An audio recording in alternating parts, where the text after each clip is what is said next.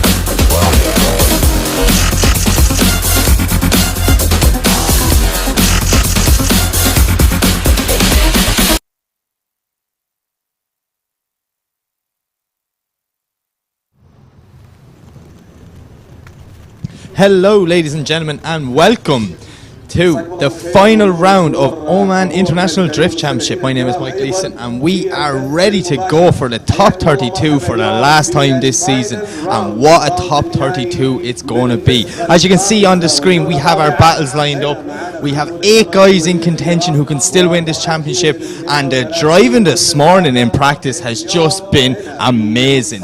It is currently 27 degrees here in Muscat in Oman. It's probably the warmest it's been so far around this time, so it's going to be interesting to see what way the cars and the track conditions come into play.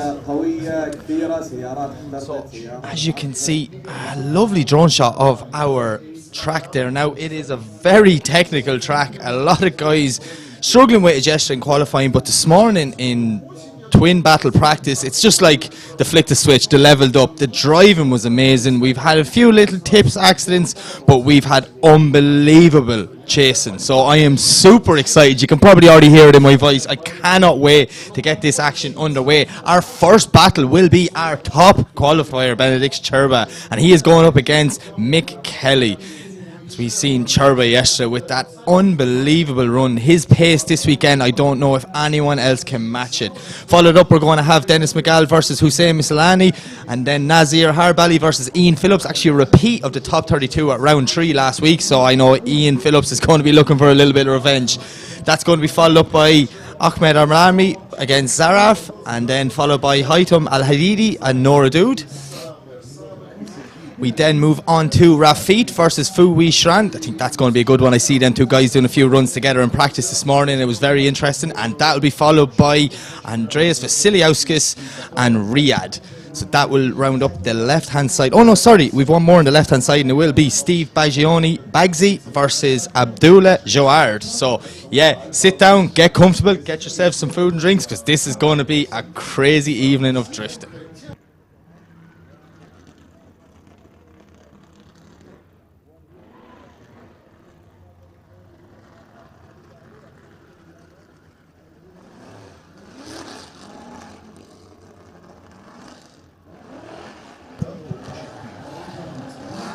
So yeah, temperatures are really high here, but that is not going to stop the drivers. It's going to be a brilliant afternoon of drifting here for the final round, round 4 of the Oman International Drift Championship. It's a season 5 coming to a finale, and we are all dying to know who is going to be crowned champion. Can Ali Maxid hold on to that top spot?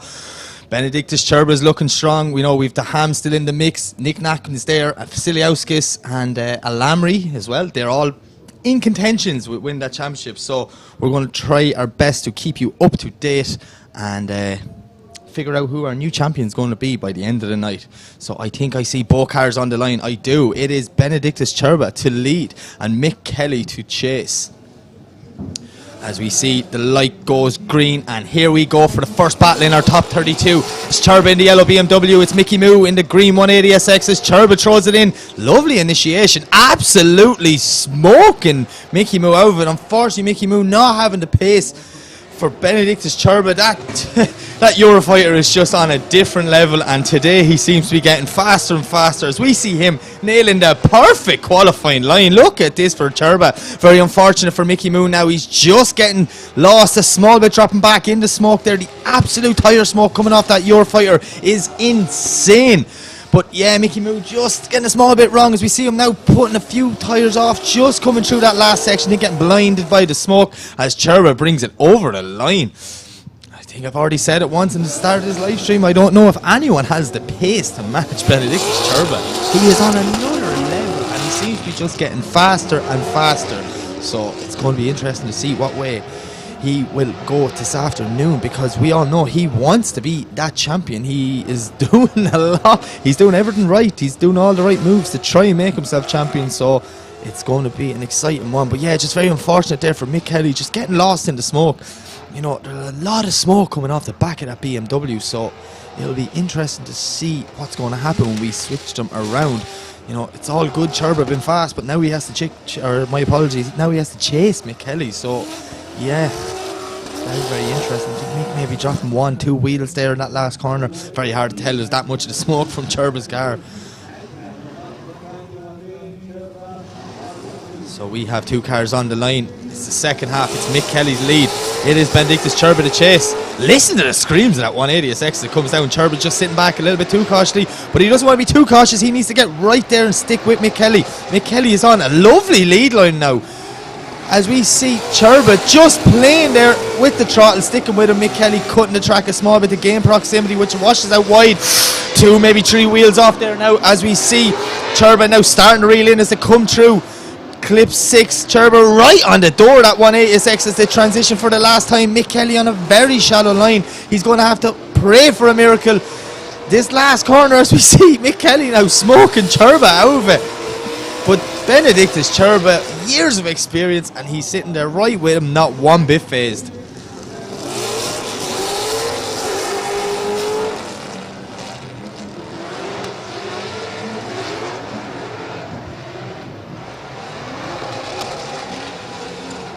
So yeah, we just watching the replay there. Kelly, unfortunately, just making 1 or 2 little mistakes there as he's coming through. The most technical part of this track, as our judges keep calling it in the divers briefing. And yeah, Mick just very shallow there, not entertaining zone 5 at all, which did give Cherba lots of opportunity to get right back up on the door. As we say, and clipping points are there for a reason. The judges want you in them. You're expected to be in them, so Cherba doing a good job not to make contact, which is very unfortunate for Mick Kelly. We see both guys out of the car showing appreciation. They're pitting beside each other, but there you have it. Your winner is Benedictus Cherba. He will move on to the top 16. I think Cherba is going to be a tough guy to beat this weekend.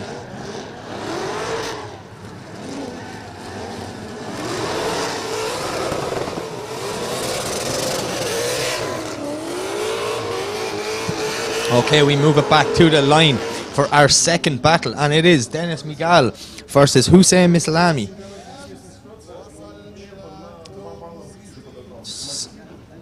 Two guys actually qualified right beside each other. Dennis in 16, Hussein in 17. So very, very similar qualifying runs, not much separating them. And it's going to be interesting to see what way this goes down. So both guys in E46. It is Dennis in the lead. It's Hussein in the chase.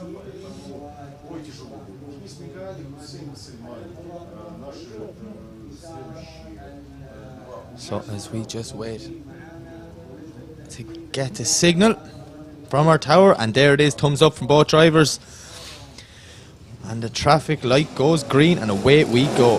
Miguel the lead, Hussein the chase for the second battle in our top 32. As we see Dennis Miguel throwing it in there, but Hussein Mislami's right there with him. We see Dennis now on a nice first zone, absolutely ticking the boxes perfectly. But look at this, Hussein just dropping back ever so slightly, cuts the track just a little bit, but not too much, trying to get that proximity back. He knows that Dennis is fast, so he's going to have to do a lot to try and stay with him for the second half of this run, as we see them now coming through clip 6 as the transition for the second last time. Hussein making a huge dive there on the quarter panel of that BMW E46, but Dennis Miguel looking so comfortable in the lead position. You know, maybe dropping 1 or 2 wheels there at the end, but nothing too major. Really putting a foot wrong. You see the replay here now, maybe just 1 wheel there in initiation, he might have dropped off, and I think Hussein did the same just as they're coming up here to clipping point 3. Yeah, see that 1 wheel on the inside as well. So it's going to be interesting to see what way our judges will score this one.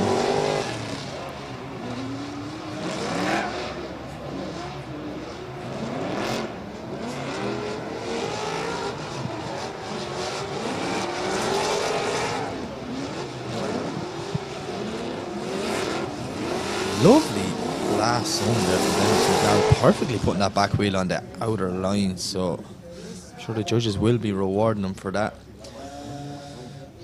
So as we wait just to get our second car back on the line. Oh, that's not good. I don't like to see a bonnet open with a fire extinguisher, but then the starlight marshal is closing it, so obviously it's not that big of a deal.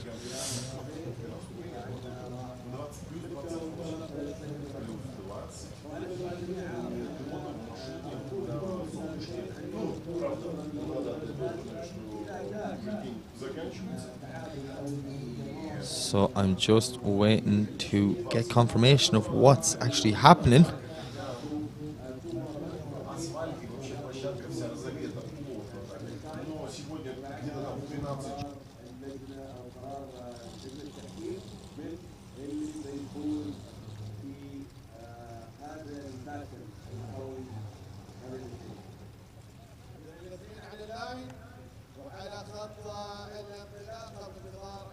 Okay, so we have Hussein back on the start line. So our marshals are just saying it looked like there was a small fire, but obviously it wasn't that big because he's lined up and ready to go again.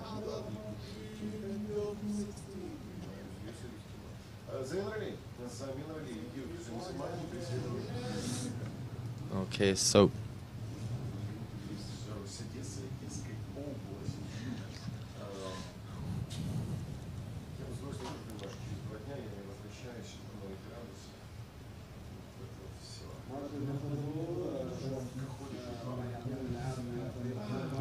okay, thumbs up from our start line marshal. It is Hussein to lead. It's Dennis Miguel to chase. See, all cars leave the line. Look at this, Hussein coming down. Nice flick early, big brave initiation. Dennis Miguel unfortunately just getting it all wrong. End up on the inside of the track, dropping one wheel there now as they come through, aiming for clip 3. He is right. He's used a small bit of track to cut it, but he's got right there back on the door of Hussein. Hussein's on a lovely lead line.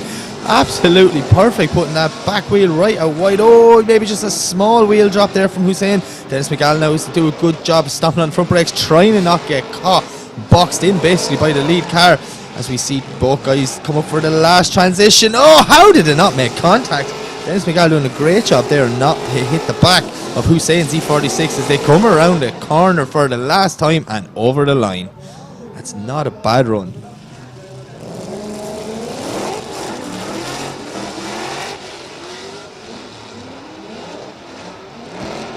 So yeah, we just see Dennis just ended up a little bit too much on the inside there for initiation, so it's going to be interesting to see what way our judges look at that one.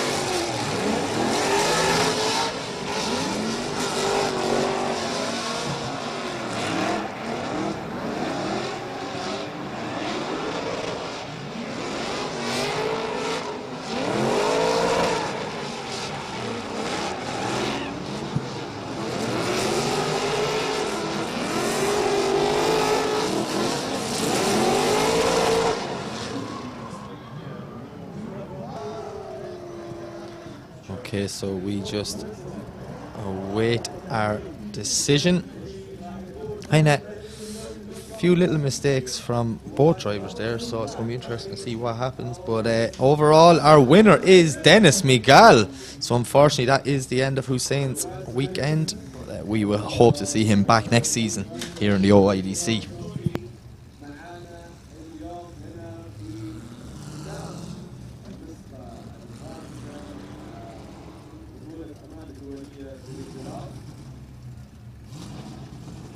Okay, so we moving on, and this one, it's a repeat of top 32 at round 3 last week. In the lead, it is Nazir Harvali versus Ian Biz Phillips. Nazir from El Salvador, Biz from the UK. As we see a drone shot there of our top 32 lined up, and we have some good battles to come. Really excited for this. But for now, we've got this one right here. Two cars, two guys know each other very well. Two identical cars, to be fair. Very, very, very similar cars, as we see Nazir throwing it in. And look at Ian Phillips there. Very brave initiation, but unfortunately for Biz, he just had to back out to avoid contact. Now we see Nazir putting the foot down, starting to reel a bit of a gap. Biz now is doing anything he can to try and close that gap, but Nazir's 350Z is so fast, as we learned last week, taking it to second step on the podium. So we see them now come through, transition for the second last time. Biz still can't close that proximity, but doing a good job to stay on the qualifying line. He's not really sacrificing much track, but look at this from Nazir.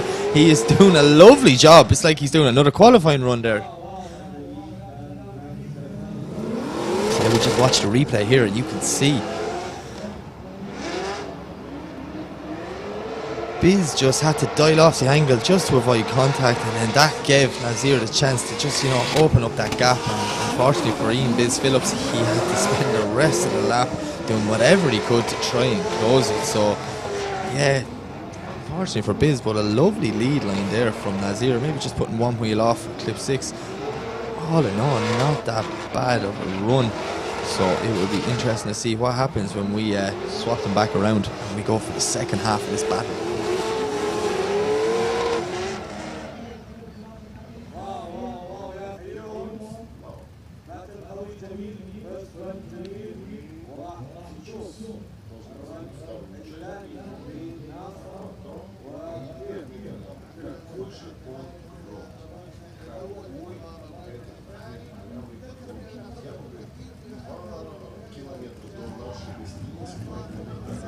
As we see a drone shot of the rest of our top 32 bracket lined up and ready to go.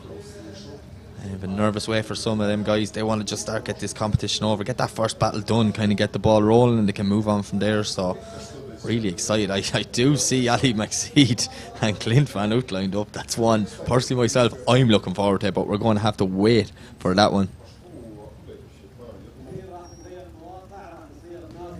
Okay, so we have both 350s back on the line, and look at this, our drone is going to follow them for this one. It's Biz to lead, it is Nazir to chase. UK versus El Salvador. So we just wait for the signal from our head marshal. Comes up from both drivers. The light goes green, and away we go.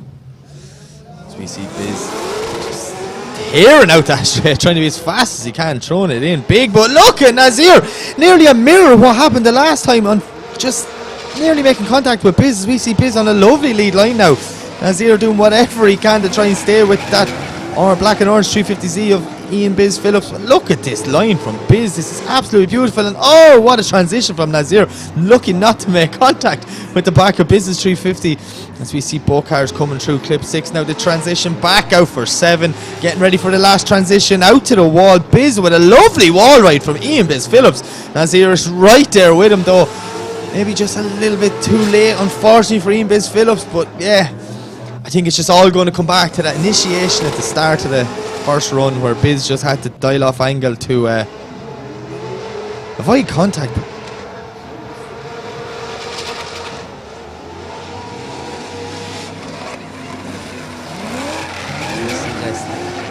Nearly mirrored first run at the start there, so it's going to be very interesting to see. Nasser was well able to keep it the proximity though, and unfortunately Biz dropped back on his lead, so I would think it could be an advantage to Nasser. But yet again, I always say it, and I'll say it for the rest of the night, I am just a commentator, I'm speculating like everyone at home. As we see Biz getting out of the car, big round of applause, one of the nicest guy here. But there you have it, your winner is Nasser Harbali. So he will move on to the top 16, and unfortunately that is the end of Ian Biz Phillips' weekend here and his OIDC Championship in 2023, but we hope to see him back again.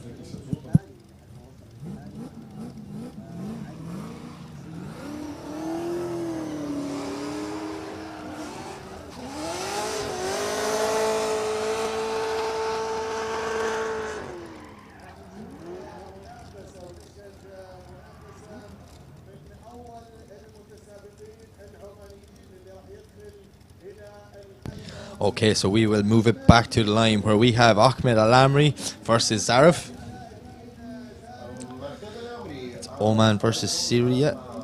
Al-Amri is looking so good this weekend. Really good in qualifying last night. He ended up qualifying in 9th position, but the chasing he has done in battle practice this morning has just been amazing. We saw Zarif in that lovely E30 there. Look at this from Al-Amri, lovely initiation. Zarif though is right with him. As he see now, Al-Amri doing whatever he can to pull the gap. Zarif just washing a bit too wide there at 3. He has to end up on the inside of the track where Al-Amri is on a lovely lead line all the way through 4. Nice and wide out to 5. This is exactly what he was doing this morning in practice. This is a beautiful lead line. As we see Zarif now just cutting the track ever so slightly, trying to gain the proximity.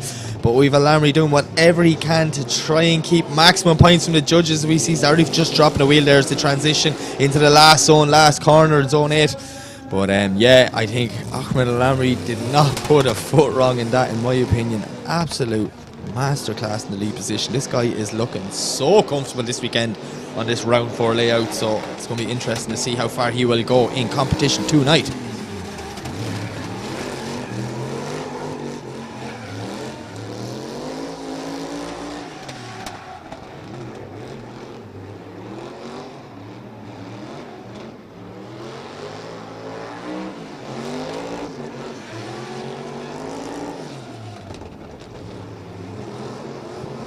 just there it is, Zarif at the end, just dropping 2 wheels, unfortunately, just getting it all wrong, maybe a little bit lost in the smoke as he came in hot into that final section. So it's going to be interesting to see what way our judges will look at that, but I think there should be an advantage to Ahmed Al-Hamri, because that is one of the best lead lines I think I've seen so far today.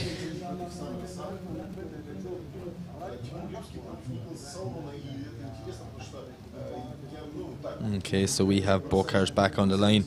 Zarif to lead, it's Al-Hamri to chase. We see Al-Hamri just sitting back ever so slightly, just to get as much of a run in and try and be as close to that E30 and the initiation point, but they get the green light and away they go. So look at this, Zarif coming in, Al-Hamri is right there with him, throwing it in. Not that deep from both cars. Al-Hamri has to kind of sit on the brakes a little bit more just to steady up that car and not make contact with Zarif, but Zarif is putting foot to floor, maybe a little bit of a wobble, ending up very shallow there coming into zone 4, which will put him off for the rest of this track as he transitions back not deep into 5. I feel Al-Hamri's just doing whatever he can just to stay behind him and try and be as close as possible without getting himself into a tricky situation as we see them transition for the last time out to the wall around the final corner. Look at this from Al-Hamri, he's right there just proving a point, sticking it on the door of Zarif, but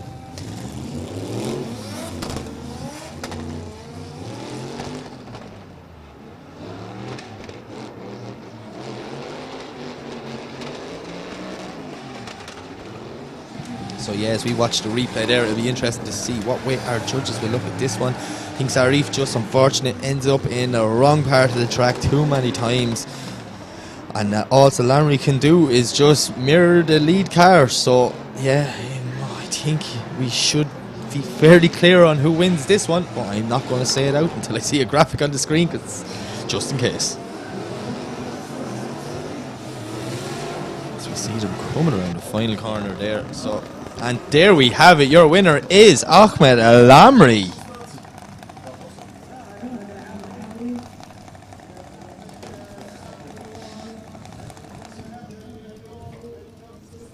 So we will see Al-Hamri move on to the top 16. Another guy that really does come alive in battle action. We see the back of that S15. It's had a hard season so far, but there's only one more night it's needed to keep going. But look, we're back to the start line, and it is the local guy, Haitham Al Hadidi, versus our only female competitor, Nora Dude. Nora representing the USA. As we see Nora this morning in practice just had one or two small little issues, little clutch issues, but nothing major. She got it sorted, got it back out there. That E46 is one of the craziest engine setups I've ever seen in my life. I was mesmerised when I was looking at it. But Haitham in his S15 this weekend, back in his S15 should I say this weekend, and he is looking so comfortable out there. Definitely one to watch. But can Nora Dude stick it right on the door as we see them coming in? Haitham with a lovely initiation. Nora now just slowly letting that car steadied up as we see Haitham putting foot to floor, starting to pull a massive gap. So we see Nora now coming on the power, but maybe it's too little too late, unfortunately.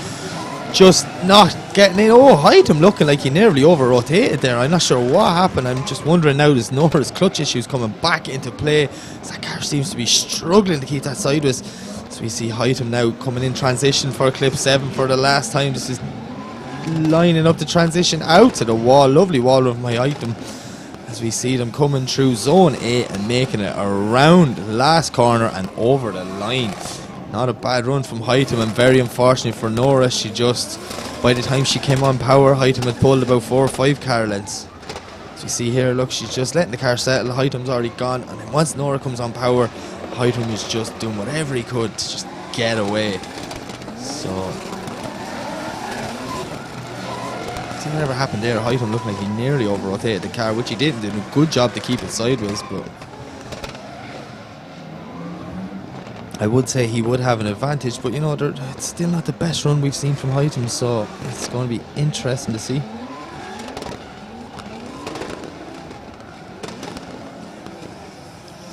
As we see him coming around the last zone and over the line, yeah. It's going to be interesting to see what happens when we swap them around and how Haitham will get on in the chase following in Nora.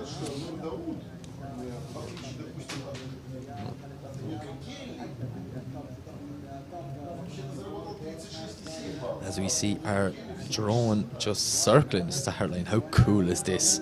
I think drones coming into drifting is probably the best thing that's happened to the live stream. It looks amazing, especially with shots like this. Look at that. That is absolutely beautiful.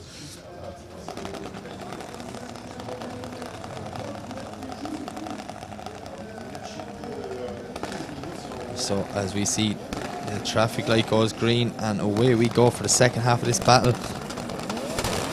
So Nora very slow going through the chicane. Hytham just kind of has to stall up to let her get out there, but we see them now throwing it in. Hytham just holding back ever so slightly. Nora on a wide line. We know the judges want them on a mid line there, so I wonder will that come into factor. Well, look at this as they come into zone 4. Hytham making a huge dive. Very brave that is, as we see Nora lovely right out on the back of that zone 4, doing a brilliant job. She has proven a point that she can still hang with the big boys, but look at this from Hytham. He is right there with them, stuck to the back of that E46 BMW as we hear the bangs of both cars coming around the last corner and over the line.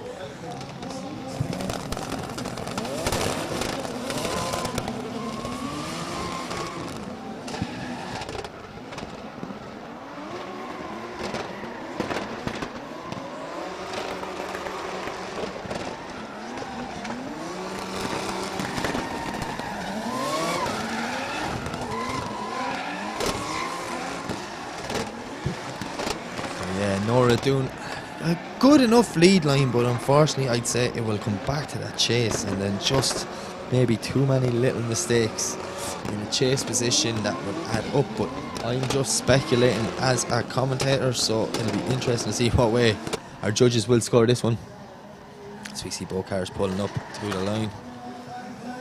And your winner is Hytham Al Haididi.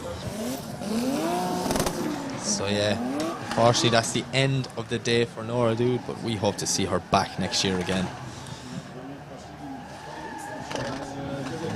Okay, so we move back to the start line, and in the lead position it is my boy, it's Rifat, and he is up against Fui Shran. It is Oman versus the Middle East. Rifat, the local guy here, helping everyone out, especially all the international drivers, having his shop so close to the track, and you know, he even brought us off quadding the other day. He was our tour guide and he cooked the barbecue at the end of it. That's a sound guy in my eyes. So Fu is a really good driver. He is so aggressive in the chase position. I know these guys were having some issues with the car, trying to get it sorted during the week, so let's hope this car plays ball as we see Rifat throwing it in. Absolutely beautiful, maybe a bit too wide, dropping one wheel there as he comes up to two. Fu has to dial off angle now not to make contact, as we see a little bit of a gap formed by that, as we see Rifat now absolutely throwing it backwards into zone 4, pushing wide. But look at this from Fui Shang, doing a great job not to make contact there in the chase position as they come around now, lining up for clip 6, getting ready for the second last transition on the track. Out to 7, Rifat doing a nice job on the second half. It is absolutely on the wall, opens up the boot, it takes the tail light off. That is what we came to see. What a wall run from Rifat. That was amazing. I cannot wait to see that on the replay again. But yeah, we see Rifat here now. He gets very wide, like very wide, as in dropping a wheel wide, where the judges want him on a mid-line, so that will affect the score. And we see Fu has to just dial off a bit of angle, kind of hold back to let him get back into position. So it'll be interesting to see what way the judges will bring that into consideration with their scores. So yeah, I'm just getting really excited here now, waiting to see Rifat's wall run. No, my look now, they'll probably cut the camera angle before it happens. So as we see, ready, bang, oh, deadly, fiberglass boot lid, flexes, doesn't affect his line, gets a small bit wide, but savage wall run.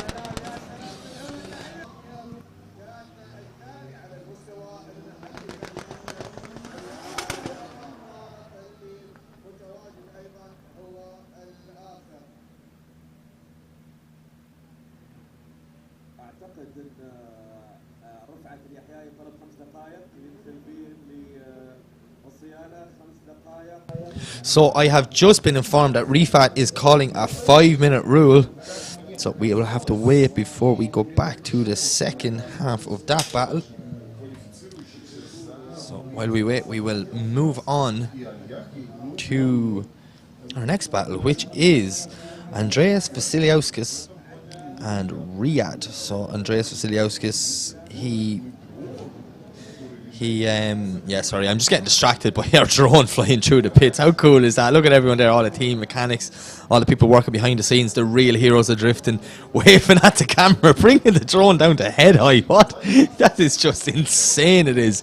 The skill these drone flyers, drivers, whatever we call them, what they have is just amazing. But yeah, we will be moving on to our next battle, which will be Vasiliauskas versus Riyadh, Eurofighter versus Mark IV Supra.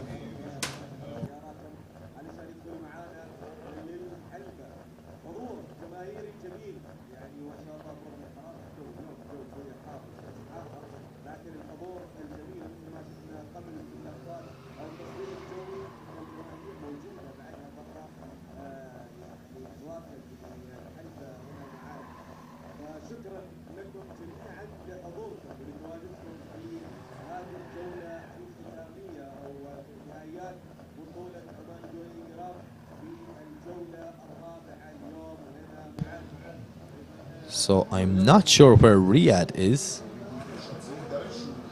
As we see Vasiliauskas, I don't think he's saying hello. I think he's trying to get our start line marshal's attention. Not sure what's going on there. Just seen a little hand come out the window.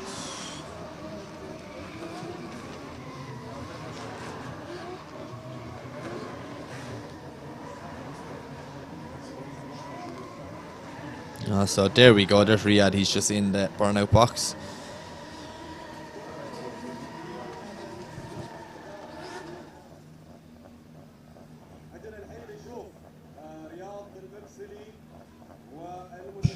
So yeah, we have both guys on the line. It is Vasiliauskas from Lithuania and it is Riyadh from Oman.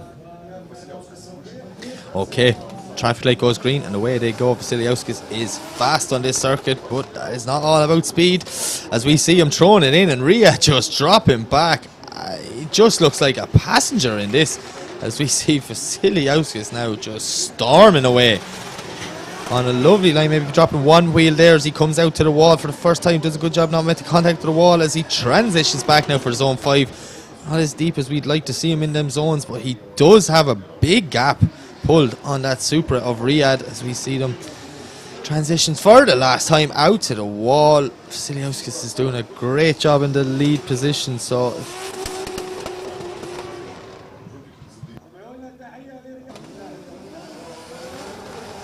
okay, so I'm just been informed that Riyadh's power steering stopped working in the burnout box. So yeah, very unfortunate for him because even I was surprised by that. He was driving so much better this morning in practice.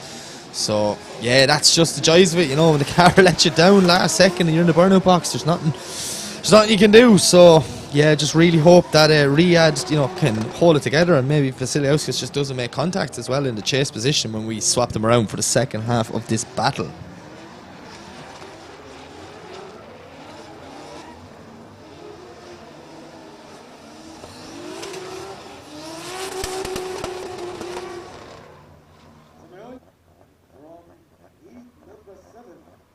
As we see the crews there spraying a bit of water on the cars, you know, it's very warm today. I'll put it this way, I am absolutely delighted there's air conditioning in my commentary booth because I was overheating all morning.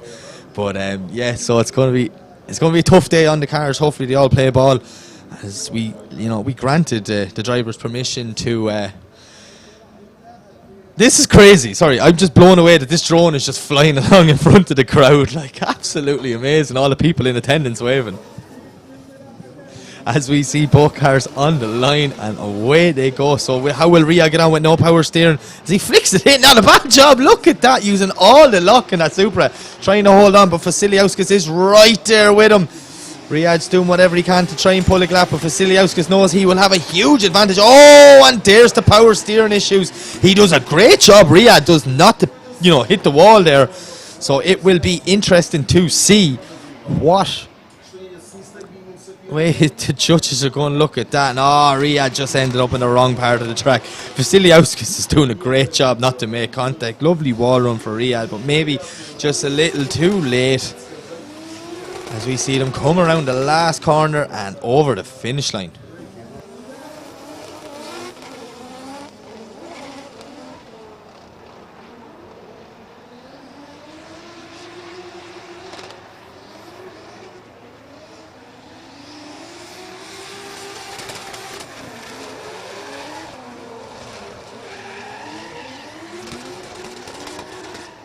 So yeah, watching back in the replay there, Ria doing a great job not to make contact with the wall.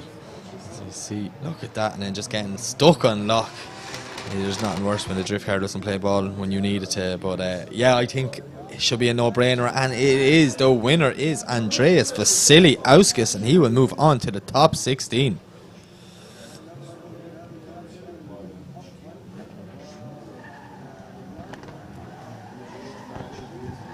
So we're just going to figure out where we're going next. Is it back to the second half of Rifat and Fouy Shran, or will we move on to Bagsy versus Abdullah Jouard? Oh, I see Fou coming out as we see Riyadh here doing absolutely crazy donuts in the centre of the track there.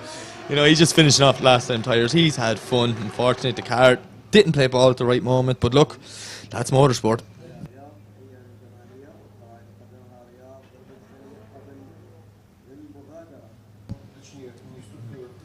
Okay, so we're back to the second half of Fouy Shran versus Rifat. It will be Fou to lead and Rifat to chase.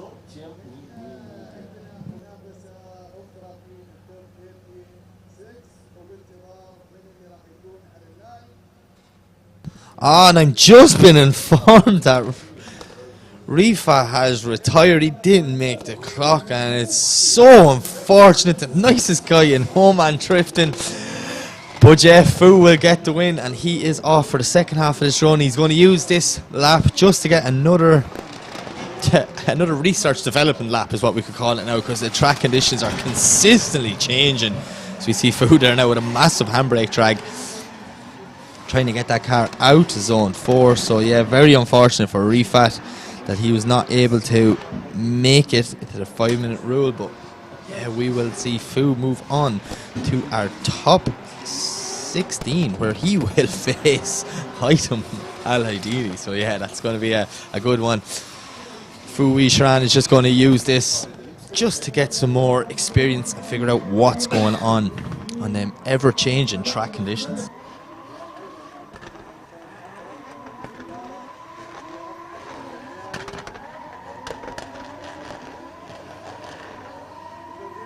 Okay, so we move on to our next battle, and it is Bagsy versus Abdullah Jouard. As we see Bagsy in the lead in the PS13, Abdullah Jouard in the chase.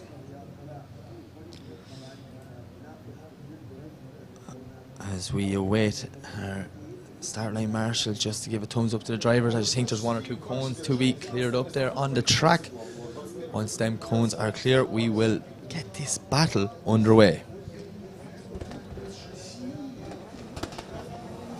Okay, so here we go. Bagsy the lead, Jouard the chase. As we see Steve coming down, absolutely ripping that PS13, throwing it in. Big angle from Bagsy, but look at this from Abdullah Jouard. Throwing it in, trying to match pace, but he can't keep up with the pace of Bagsy. Bagsy is absolutely pulling a massive gap here now as we see them come up through zone 4. Jouard ended up a small bit on the inside of the track, but Bagsy on a lovely lead line out right wide, hugging his back wheel along that white line.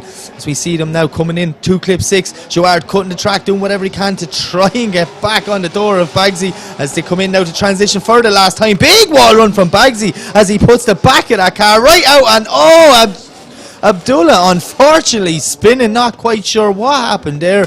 He just spun through in my smoke, but we're going to have to watch the replay to see.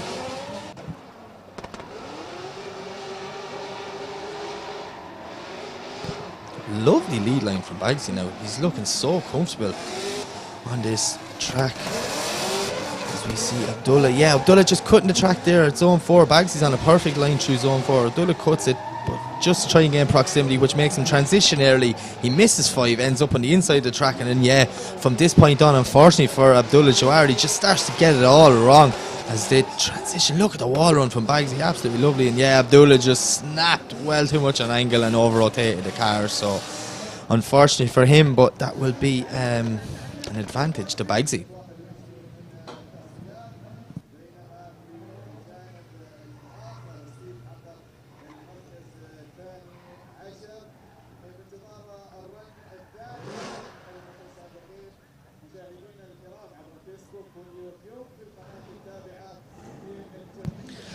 As we see our drone, look, just literally going along, having a look at the cars, it's that low. As as we see all our drivers there. A lot of guys sitting up watching the live stream as well, just enjoying the weather. Absolutely beautiful there here in Muscat. But back to the track we go, and it is Abdullah Jawar to lead, and it is Bagsy to chase, as we see Abdullah coming down. Bagsy knowing he will have an advantage with Abdullah spinning that first run, as we see Abdullah throwing it in. Now Steve is right there with him, doing whatever he can just stick with that 180 SX of Abdullah. Abdullah now dropping wheels just he's up zone 4. Bagsy's doing a great job. You know, he's not too close, but he's not too far away either. He's been a little bit cautious as we see them transition there now, nearly making contact. Bagsy starting to reel him in as they come through now. Clip 6 getting ready for the second last transition on this track. Lovely transition from both guys as they come up now, lining up for the flick onto the wall. Bagsy putting the back of the car to the wall as Abdullah on a lovely lead line as they put foot to floor around the last corner and over the line. So yeah, I would say you don't have to be a professional judge to see that one, because unfortunately that spin for Abdullah would mean a 10-0 on the first one.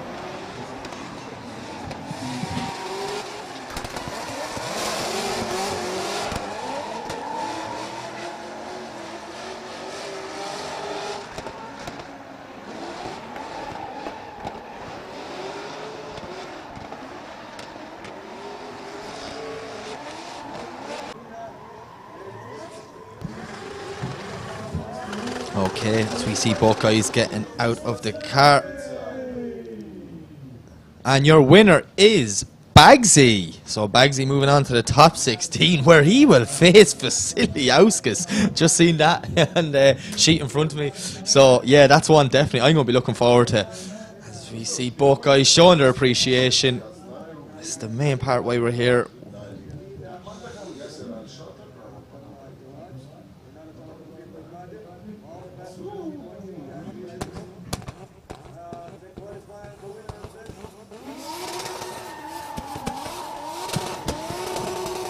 Okay, so we will move it on to the second side of our top 32 bracket. And our first battle is Ahmed Daham versus Yazir Arshatar. Yazir, unfortunately, in that YS15, he went into the wall this morning.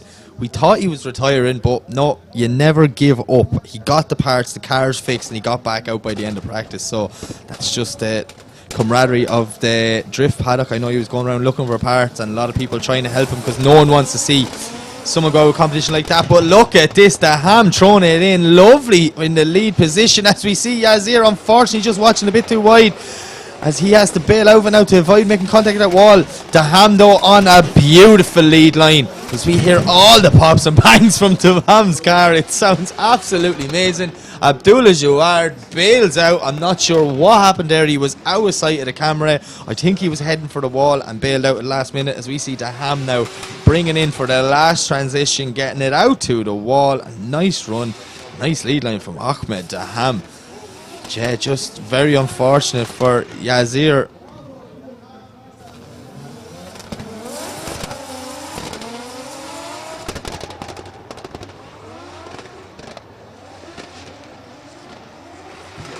So, yeah, sorry, we were just confirming with my other commentator here to see what happened.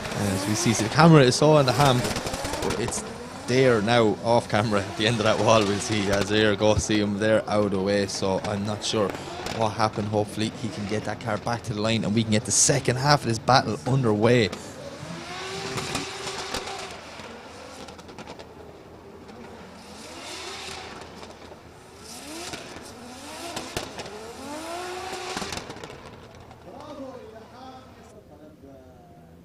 Okay, so I'm being informed that Yazir has called a 5-minute rule, so obviously some gremlin following back from that accident this morning in that car, so we will have to wait for the second half of that battle. But for now, we will move on. And this is one I was talking to Nicholas Solomon last night. I said, oh, who are you up against? He tells me he's got Tinner Lipsky. And I smile from ear to ear. These are two guys who are just absolutely killing it this weekend. I'm not going to lie, Timur Lipsky, he wasn't really on my radar before last round, last weekend. And I definitely will never forget this young man. 16, 17, I'm not quite sure, but he's very, very young. But he has so much experience in that E46, and he is ridiculously fast and so aggressive in the chase position. But Nicholas Sullivan, my boy Nick, he will always bring it. He goes 110% every time. So this is definitely a battle that should be one to watch.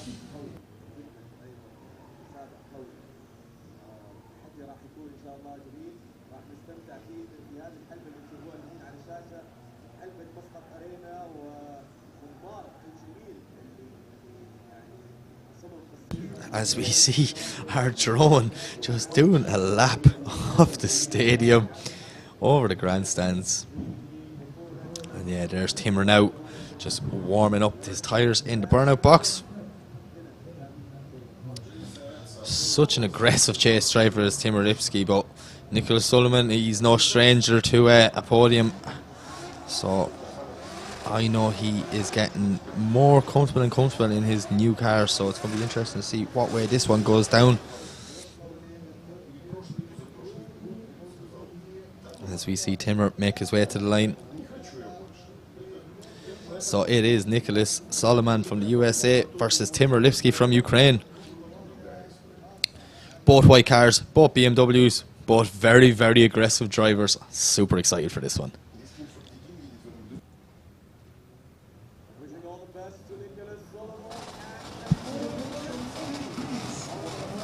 Okay, so away we go. It is Sullivan to lead. It is Lipski to chase as they come tearing down the straight. Look at this from Nicholas Sullivan thrown in, but Timmer Lipski's right there with him as they come through the first corner. Whoa, how did he not make contact with the back of Nicholas Sullivan? So we see Nick on an absolute lovely lead line, but Timmer Lipski is right there with him. Just stalls the car up ever so slightly to avoid contact, but does a great job. Now look at that transition through the smoke. It ends up a small bit on the inside of the track, but Nicholas Sullivan is on a lovely lead line as they transition for the second last time into that touch and go clip 7 as they flick back now further. Lovely wall run from Nicholas Sullivan, but Timmer Lipski is right there with him as they come through the final section and over the line. Wow.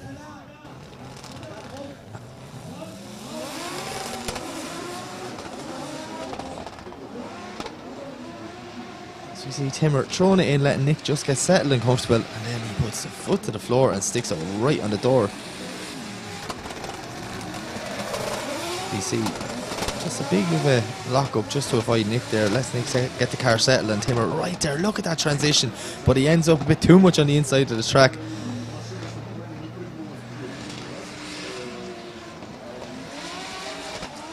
Yeah, I can't really see much wrong with that lead run, maybe just bar that one wheel drop, but yeah, very, very good run from both guys, so I'm super excited to see what Nick can do in the chase position, and we don't have long to wait.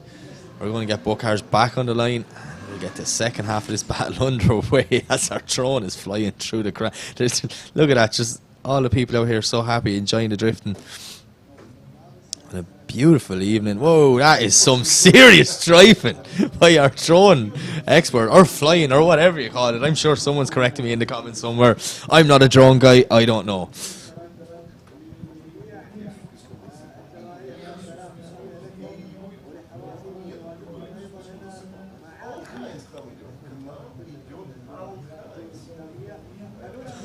Okay, so both cars back on the line. It's Timmer Lipski to lead, Nicholas Sullivan to chase. As we see Nick just giving Timmer a little bit too much room on initiation, and Nick washing very wide. Oh, unfortunate, just getting it all wrong in the chase position as Timmer puts the foot to floor, doing a beautiful lead line as he comes in on a what? What? Wow, okay. This is where the inner judge of me is going to have to come into play. So I'm not 100% sure how many wheels Nick Sullivan put off in that first corner, but it definitely wasn't 4. And unfortunate for Timmer Lipski, he is still not going. He is still just sitting there right outside our window. Oh, we have the car moving now, so I don't know what happened. We're going to have to look back. So we see Timmer Lipski he seemed like he had it all done and an easy run to the top 16, and just there, very uncharacteristic. Whatever happened, he just stopped drifting in the middle of the track. Nick Sullivan doing a great job not to make contact. So it's going to be interesting to see what way our judges will score this one. And the winner is Nicholas Solomon. So yeah, another big upset there, unfortunately for Tim Lipsky, but you have to complete the lap to try and get it done. So Nicholas Solomon moving on to the top 16. Okay, we're going to go back to the second half of this run, and it will be Ahmed Daham and Yazir. Or did Yazir make the 5-minute rule?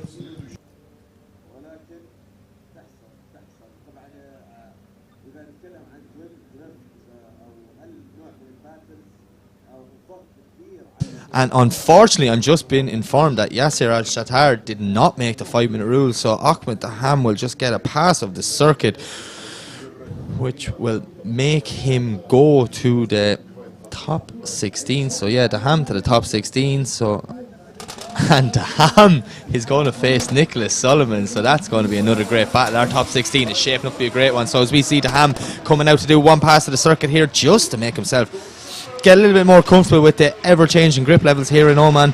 So we see, look at this from Daham. He's on a lovely lead line, coming right through into zone 4. Absolutely smoking them rear tyres off that S14 as he transitions back out nice for zone 5. This is a beautiful line from Ahmed Daham, looking so comfortable on this circuit. It's going to be very interesting to see what Daham and Nick Sullivan is later on. I'm really excited for that battle. They're two guys that know their driving style very well. They've battled many times before, and it's going to be interesting to see what way it goes down.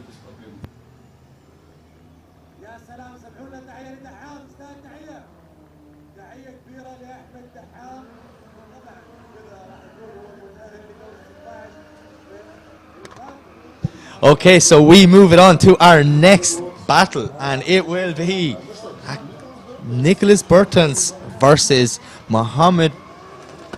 Oh, my apologies. My apologies, I didn't have it wrote down. It's wrote down different on my sheet than normal. It is Bullseye from Malaysia. As we see Bullseye in that S15 and Nick Nack in that E36.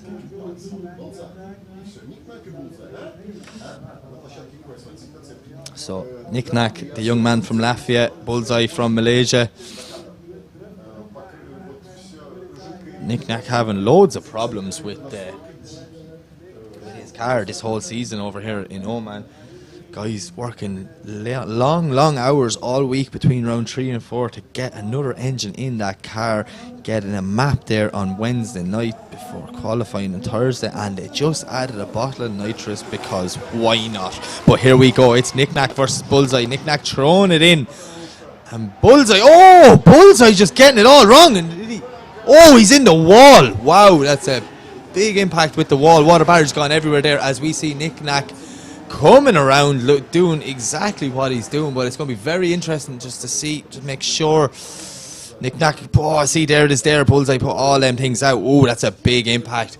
So we really hope that driver is alright, and we see Nick Nack, for a young man doing such an intelligent thing to bail out of it there, you know, the water barriers on the track, he could have just ended up in on top of Bullseye. So as we see the replay, we're going to try and figure out what happened here. Nick Nack threw it in, Bullseye just locked it in. It just seemed like he lost all grip in the front of that car. I'm not quite sure what happened, but a big impact with the wall. So really hoping that driver is alright. It is water barriers, tyre bales behind the water barriers, and then concrete blocks, so there is, you know, some cushion room, so it shouldn't be too bad. But will he be able to continue the second half of his battle? That is the question. So as we see even Nick Nack out there just over to make sure he's alright. At the end of the day, we're all friends, we're in this together, and we don't want to see anyone get hurt or go out of competition like this. You know, guys want to win it on the track, so it's very unfortunate. Nick Nack even picking up bits of the car, just showing it's a credit to that young man. But yeah, we have recovery trucks all out there now. Bullseye, unfortunately, he just went in full side on and spun the car around. So yeah, big impact with that wall. That poor S15 is going to be looking very tired when it goes back into a container tomorrow to head back to Malaysia. So Let's just see if he is able to continue. التصادم ما بين المتسابقين، ولكن اهم شيء ان شاء الله ان يكون الامور كلها طيبه وكلهم خير. فخلينا ننتظر.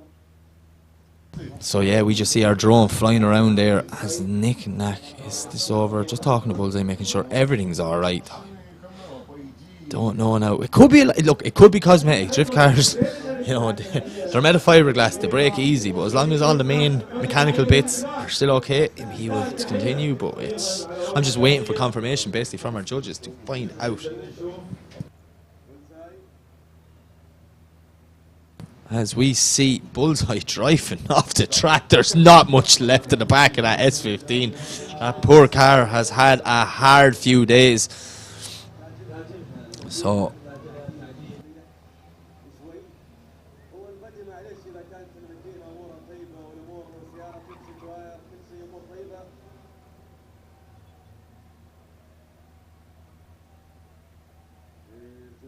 الجمهور وتفاعلوا مع طائر الدرون، يعطيكم العافيه يا شباب.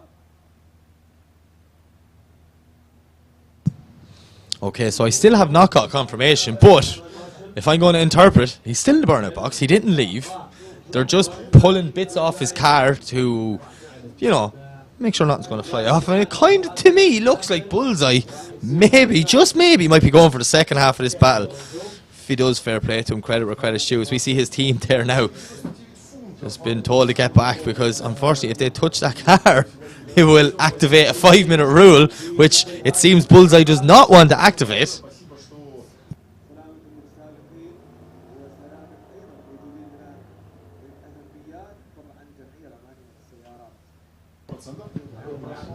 So yeah, we just see the guys just making sure anything that's hanging off the car. There's Bullseye's teammate Fu Wei Shran just coming over, making sure he's alright, giving him some bit of advice, going, look, all you can do now is throw absolutely everything at it and see what happens. But he knows he's up against Nick Nack, and that young man from Latvia, he is so good. اليوم الاخير ختاميه ان شاء الله راح تكون جميله، ختاميه كذا حلوه مثل ما يقولوا ختامها مسك مع المتسابقين اللي معانا. طبعا احنا So yeah, we see all our marshals just around pulling off the last bit of fiberglass. The poor body kit for that S15 is, that car's seen better days, but mechanically it looks like it's fine, and mechanically he looks like he's ready to go again. So we see just our recovery jeeps just there in position. Bullseye turning the steering wheel, just making sure everything is right before he throws it into that first corner again. Fair play to him. That was a big impact with the wall, so credit where credit's due for going back for the second half of this run.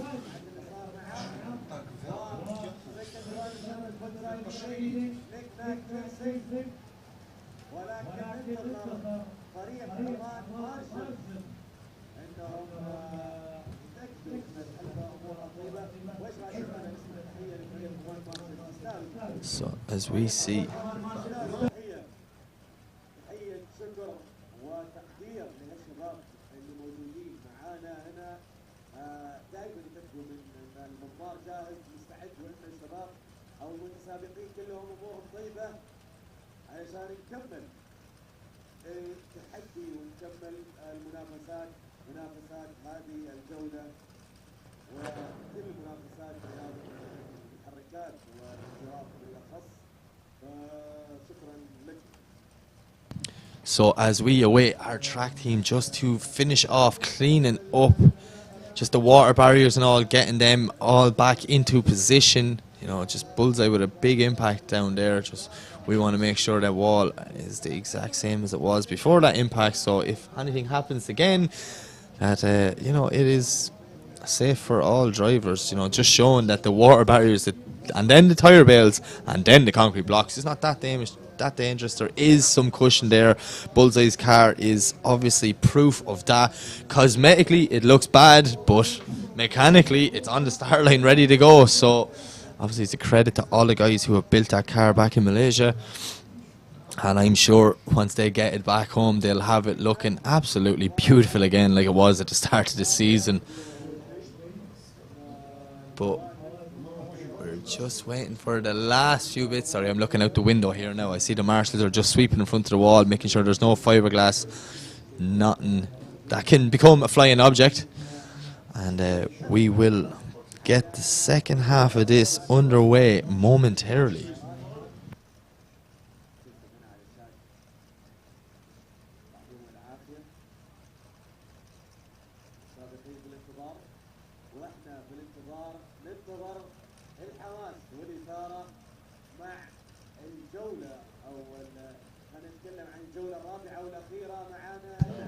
As we go back and we see our drone flying down to Alan Hines and Clinton Bagsy and the boys there just in the pits chilling, getting ready for Clint's battle. This flying drone is absolutely brilliant in my eyes. So yeah, here we go. We get the second half of this underway, and so we see Bullseye, credit to him, coming down the window on his door. That poor car. He's gone to the inside. I think he just does not want the same thing to happen again. Knick-Knack is sticking right there with him, but Bullseye, yeah, just dropping wheels. Look, it's a credit to him after the impact he's after having with the wall to come out and just get that second run done. You know, many other guys would have just said, yeah, I'm done, and go home. But yeah, look, even you see his rear wheel there. I think the alignment's off on that car, everything. It's just, wow, he's really doing a good job pedaling this, but Knick-Knack is just sticking right there with him. He knows he has an advantage, so it will be interesting to see.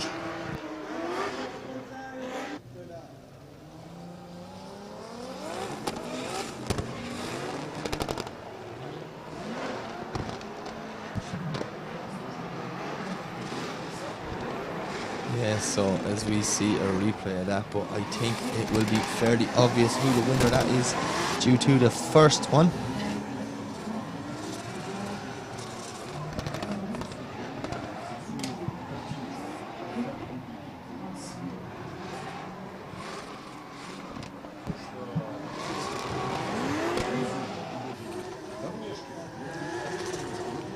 And the winner is Knick-Knack, but absolute credit to Bullseye. Fair play to him for coming back out after that accident. And we definitely hope to see him back here again in the Oman International Drift Championship.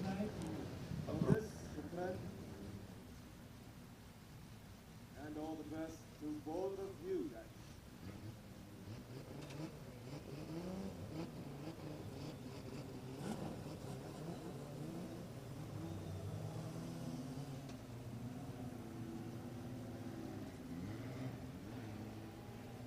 Okay, so we head back to the start line for our next battle.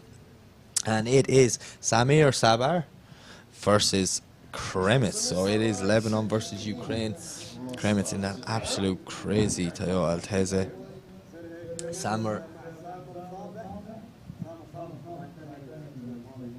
Samir in that V8 E36. So it's going to be interesting to see what way this goes. Samir, I know, I seen him coming in earlier on with like a diff problem or something like that. So the guys, I know they were trying to fix it on the brake before battle. So let's figure out how they got that BMW fixed.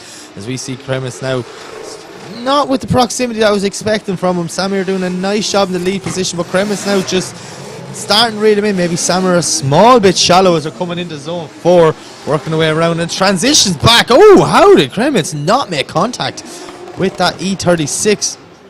As we see both cars flicking around, transitioning for 7, lining up for the last transition on this track, out to the wall. Samir not deep, but Kremitz just a little bit too deep. Oh, both guys dropping wheels as they come over the line.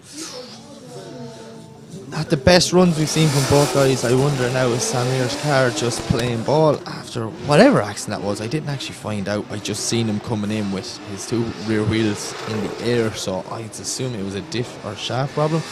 But yeah, Kremitz cuts the track here to gain proximity. I think then just from this point on, it kind of goes a small bit wrong for Samir. He's just dropping one wheel there, and now he comes up. Kremitz doing a great job to get back on the door as they transition for the second last time, flicking back out to the wall.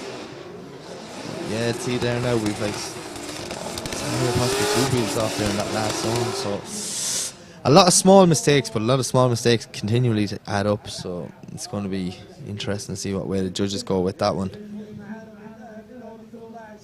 So we have both guys back on the line. It is Kremitz from the Ukraine to lead. Samir from Lebanon to chase. Both cars leave the line, and here we go. So we see Kremitz tearing down the straight, throwing in, but look at Samir, he is right there with him. Absolutely glued to the side of that Toyota Altezza, as he does a great job not to make contact. Has to bail out a small bit to avoid making contact. But now we see Kremitz doing whatever he can, working his way back. Oh, and Samir just getting lost a small bit in the smoke, dropping a wheel now, and does a great job not to make contact with the lead car as they transition further last time. And Kremitz not that deep, he's shallow as zone 8, as we see Samir just doing anything he can to try and stay in the fight. Yeah, that's kind of a scrappy battle from both guys, a lot of mistakes, so you know, it'll probably come down to who made the least mistakes, because they're all just little small niggly mistakes, that's what I'd call them.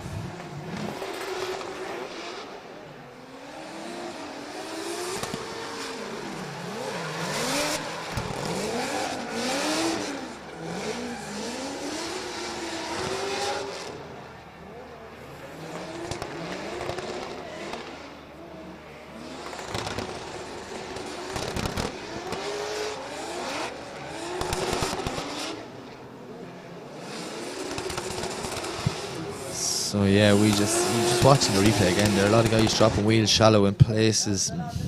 Both cars making mistakes on both sides, so it's going to be a tough one for our judges.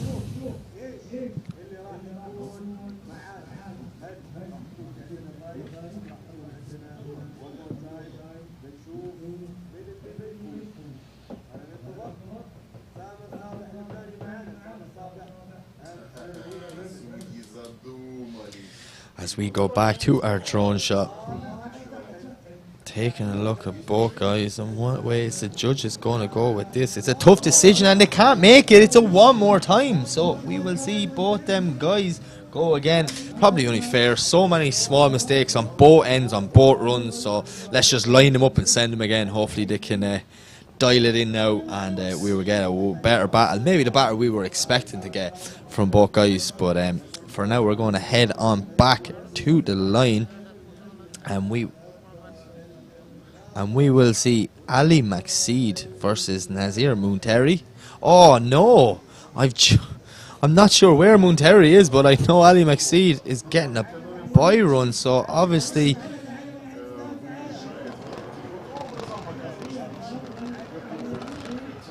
yeah, Ali is just obviously getting the by run. I'm not sure. I'm going to just go try and figure out real quick what happened in Nazir there. That is not what we're expecting, but we know Ali is leading the championship and he's on for the win, so he's saving that car. He's not even risking putting any strain on it and one more lap, so maybe doing the intelligent thing there is Ali Maxid. So we will see Ali Maxid move on to the top 16.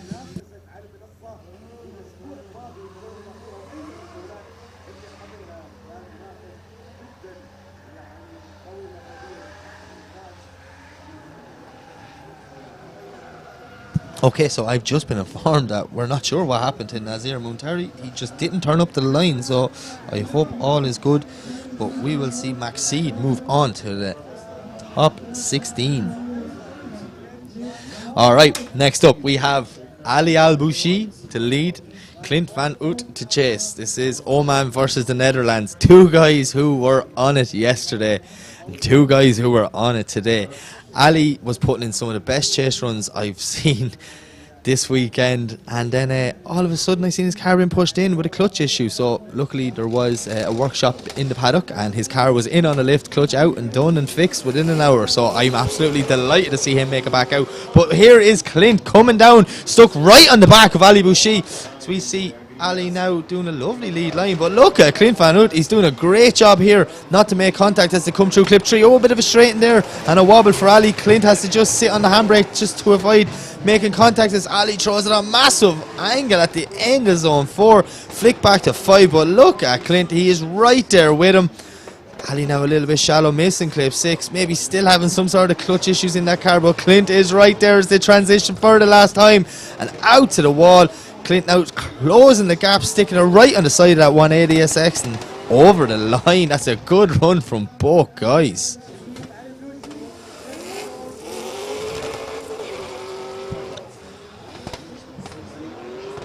You see Ali maybe a little bit more on the inside than the judges would like to see for that first corner. Clint doing a great job not to make contact and not to go off track. But there, that little bit of a wobble from Ali.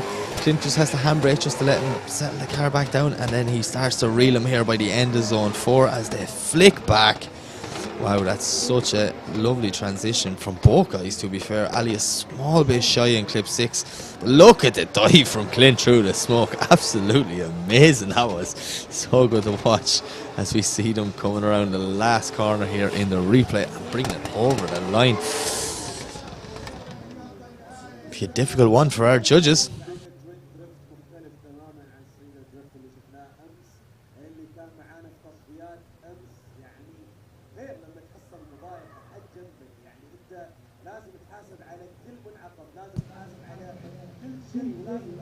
As we see Clint just taking a little bit of a cool down lap on his way back down to the start line.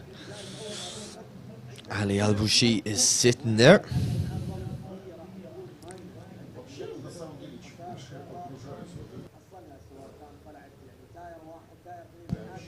We see Clint's team just run out, give it a quick spray. Just, you know, it's just ridiculously hot on all these European cars. I don't know if they're built for this weather. It's currently 27 degrees here in Oman and it's 20 past 5. It's the warmest it's been this hour of the day that I've seen anyways in the past 2 weeks. So very, very tricky conditions. But look, that's drifting. You just have to get on with it. We're all playing in the same conditions. So we swapped them around. It is Clint to lead. It is Ali to chase.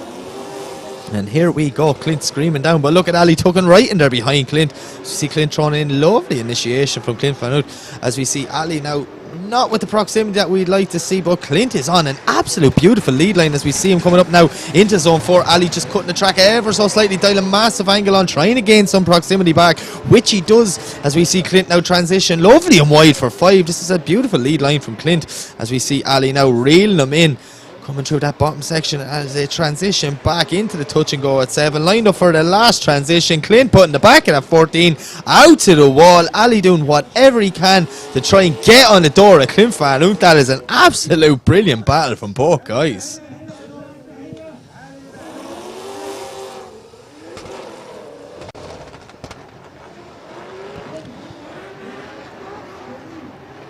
As we see Clint on a lovely lead line through that first section. Ali, from here now, you watch, he just dives a little bit on the inside to try and gain the proximity.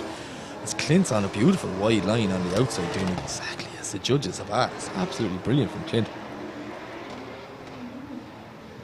But yeah, it's going to be very interesting to see what way the judges think of that one.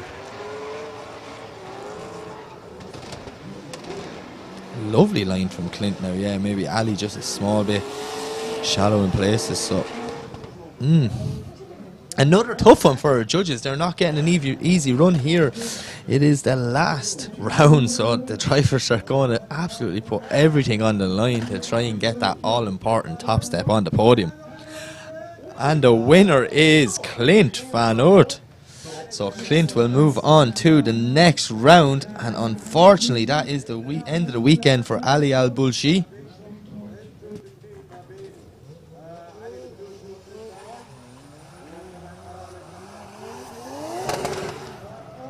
Okay, so up next we have a boy run.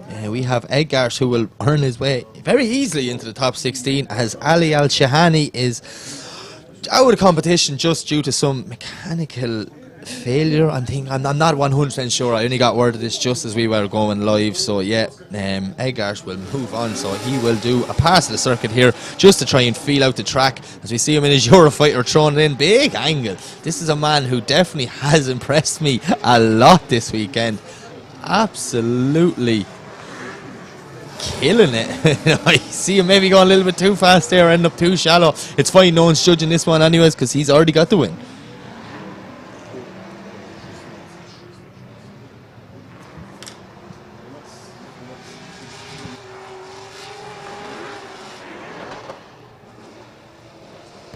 Lovely transition from Edgars as we see him.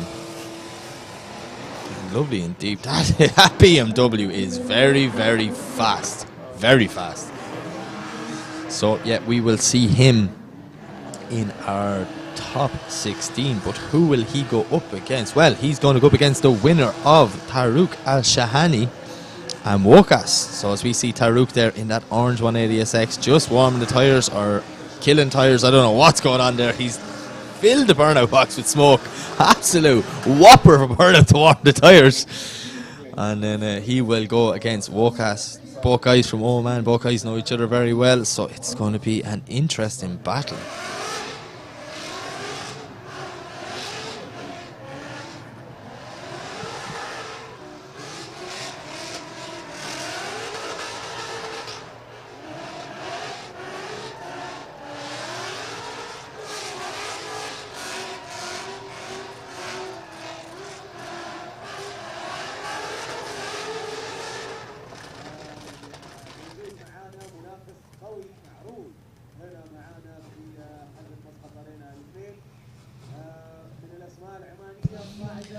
Okay, we have both cars on the line. It is Tarouk Al-Shahani to lead, and it is Wokas to chase. 180SX versus Ford Mustang.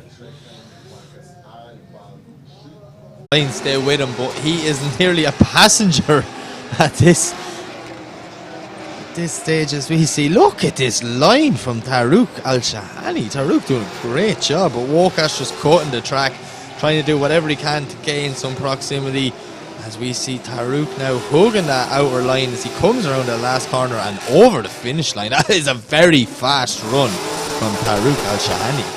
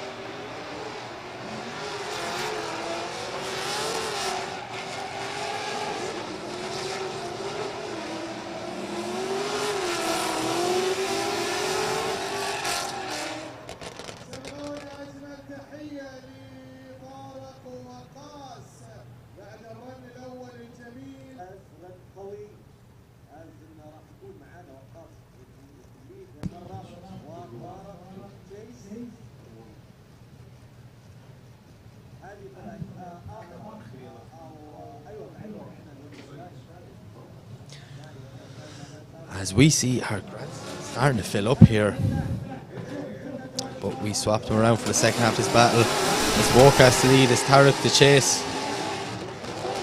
Oh, Wokas thrown in very wide there, just unfortunately getting it all wrong. Tarouk doing a good job not to make contact. Now he's put that 180SX right on the side of his door. Look at the, Wokas just getting it all wrong coming into his home forward. Tarouk doing whatever he can not to make contact with him. Doing a great job to avoid contact, in fact. But as we see Wokas now just struggling with this layout here, snapping huge angle, missing clip 7 as a transition back. Yeah, Wokas very shallow. Tarouk doing anything he can to come over the line. But yeah, I think that one is fairly obvious.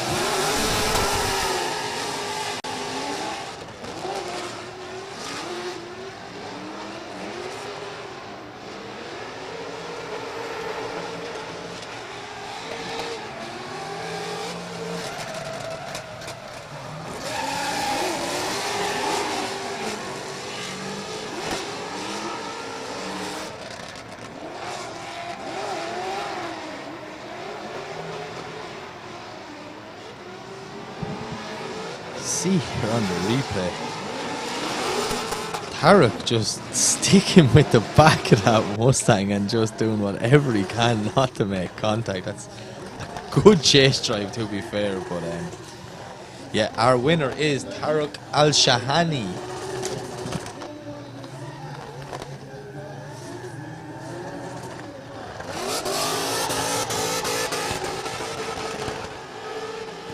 As we see Wokas just throwing it in wild in the centre there, doing a few burnouts to finish off his tyres and making his way, unfortunately, out of competition. We hope to see him back next year. But we have one battle left, and it is the one more time between Samir Saba and Kremitz.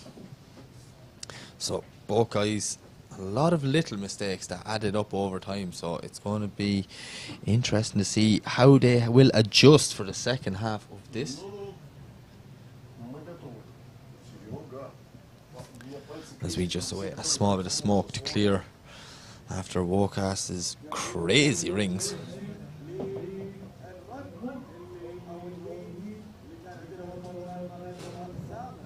Okay, the traffic light goes green, and away they go. It is Samir to lead, and it is Kremitz to chase. As we see Samir throwing it in, Kremitz not as close as we'd like to see him, but he's not too far away either now, putting foot to floor, starting to reel him in as they come through clip 2, working away into 3. Oh, Samir just a small bit. Oh! Safe. Not sure what happened, if that BMW just gripped up or what it was, but we were lucky to avoid contact there.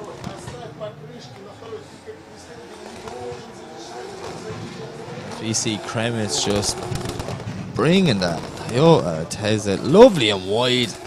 Look at that for a lovely line. And yeah, just unfortunately that Samir just getting it all wrong.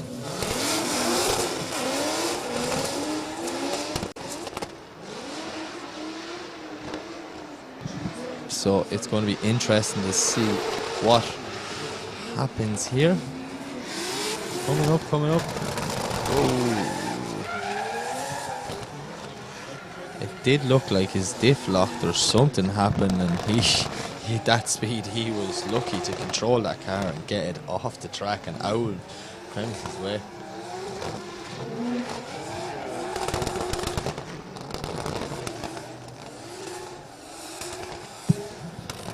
As we see Kremitz doing a lovely job, you know, getting so comfortable on this round 4 layout here in the Oman International Drift Championship. So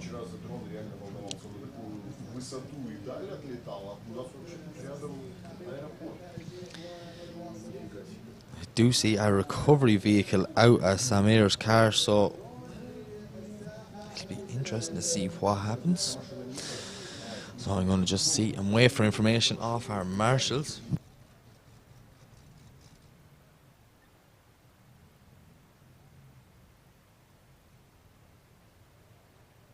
طبعا كذا خلصنا تصفيات التوب 32 معانا. انتظار اول شيء النتيجه ونشوف من اللي راح يتاهل معانا، وبعدها راح يكون عندنا كذا بريك لمدة 10 دقائق ونرجع لكم مرة ثانية.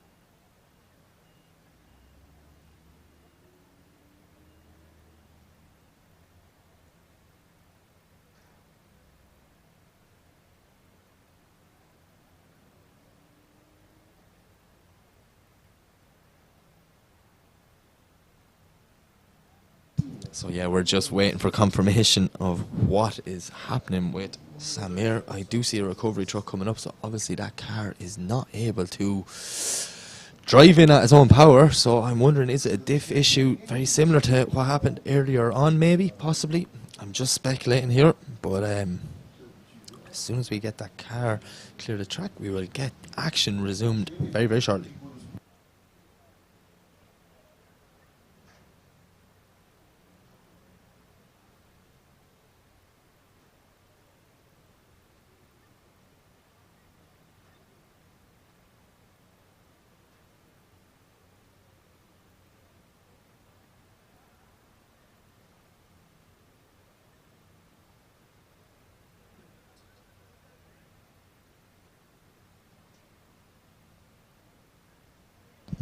It does look like it's some sort of a diff issue, but yeah, I'm still waiting on confirmation from our track team.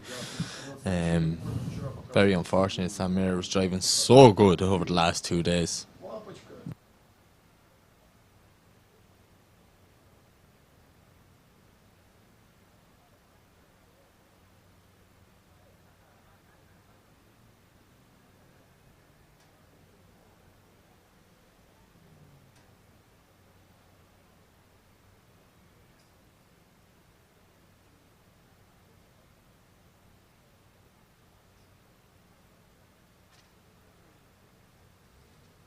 خير ان شاء الله.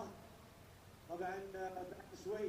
Okay, so I am informed that Samir is going to call a 5-minute rule, so we're going to have to just wait and see because we cannot move on to the next bracket until we get the previous one finished up. So before we get Benedictus Cherba and Dennis Miguel, we're going to have to see the second half or the outcome to see if them guys can get this car fixed. So we see, yeah, it looks like that back wheel, that's nearly the exact way he came in earlier on. It's like the diff is just locked solid. I'm not sure what's going on with that car. It's very unfortunate, but we do have a man in the quad. I see that here. I'm not sure what's going on, but a lot of times I do get caught out with surprise with that. It's a lovely looking quad now, in my opinion.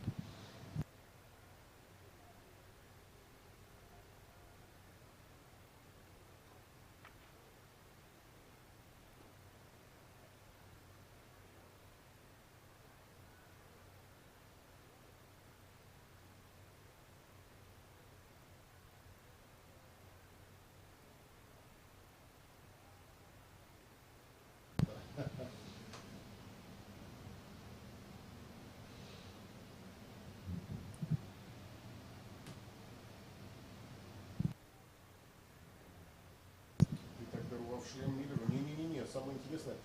Я, кстати, не целился. Не было задачи попасть кому-то в лицо. И был. Мне нужно было высказать So свой... yeah, Samir will call a 5-minute rule, and then hopefully we can try and get that car fixed and get back out for the second half of this battle. И самое смешное, что шлем настолько удачно полетел. Во-первых, слава богу, что он никому в лицо.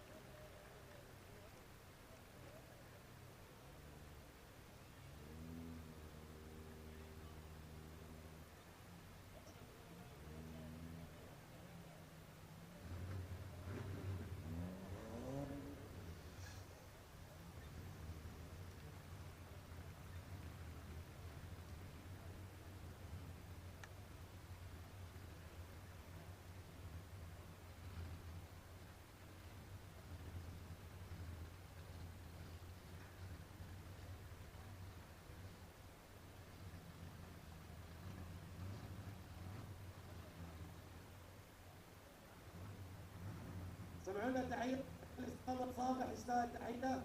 طبعا بما ان في خلل مع سياره سامر سير هيدرمتس راح يطلع الحين اعتقد معانا في باي رن. نشوف. Заканчиваем этот топ-16, топ-32, да, переходим к показательной программе перед топ-16, парад участников, все дела. So yeah, we're just going to have to wait for Samir to try and get that car fixed in that 5-minute rule before we can advance to our top 16. But what a top 16 is lined up to be. Our first battle is Benedictus Cherba versus Dennis Miguel. Second one is Nazir Harbali versus Ahmed Al-Lamri. Third is Haitham Al-Haididi versus Fui Shran. Sorry, my apologies. Just trying to follow over my bracket there.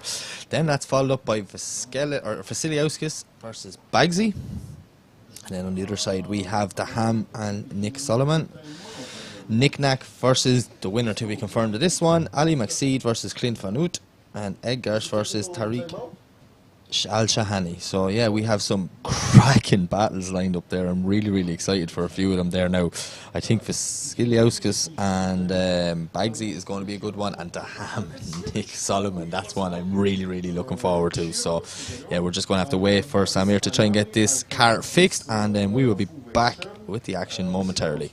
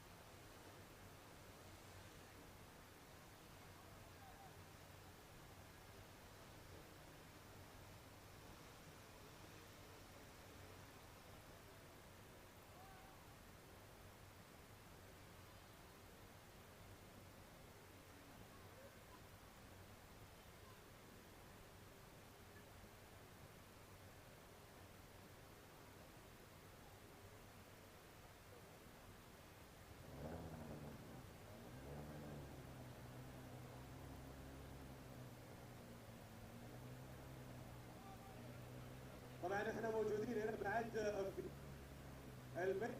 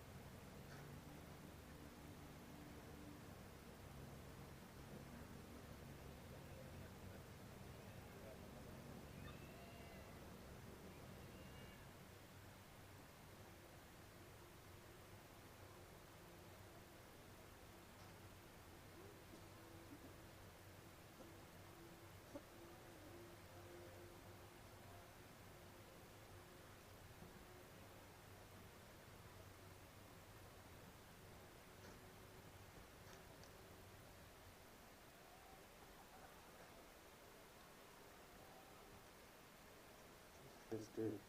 Listen, check. Check, testing.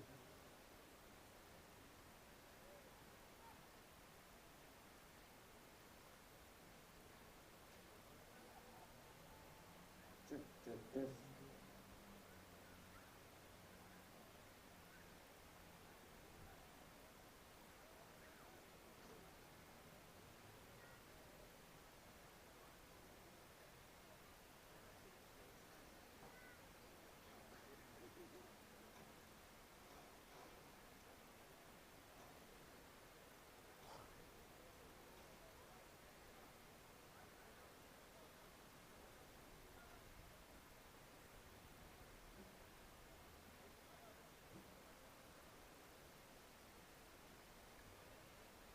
Check, check, test, check.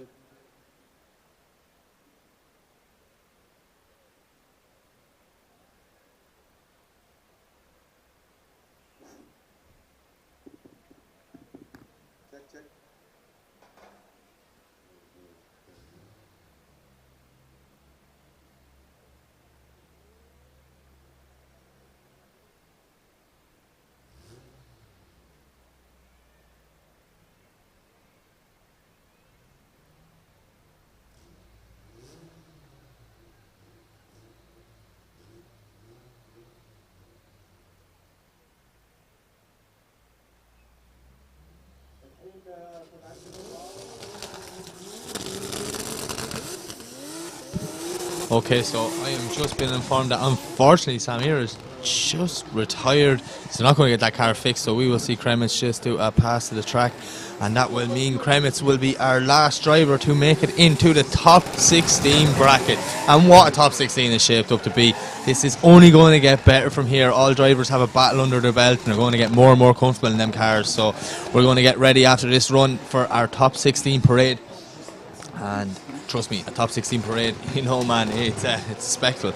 I hope you like anti-lag, that's all I'll say. So yeah, a lot of good battles lined up for this second go of battles within our top 16. And I am really, really excited to see Kremitz doing a ridiculous, backwards entry there. A bit of freestyle as is known out here. But yeah, Kremitz will get the win. The Ukrainian driver will move on to our top 16.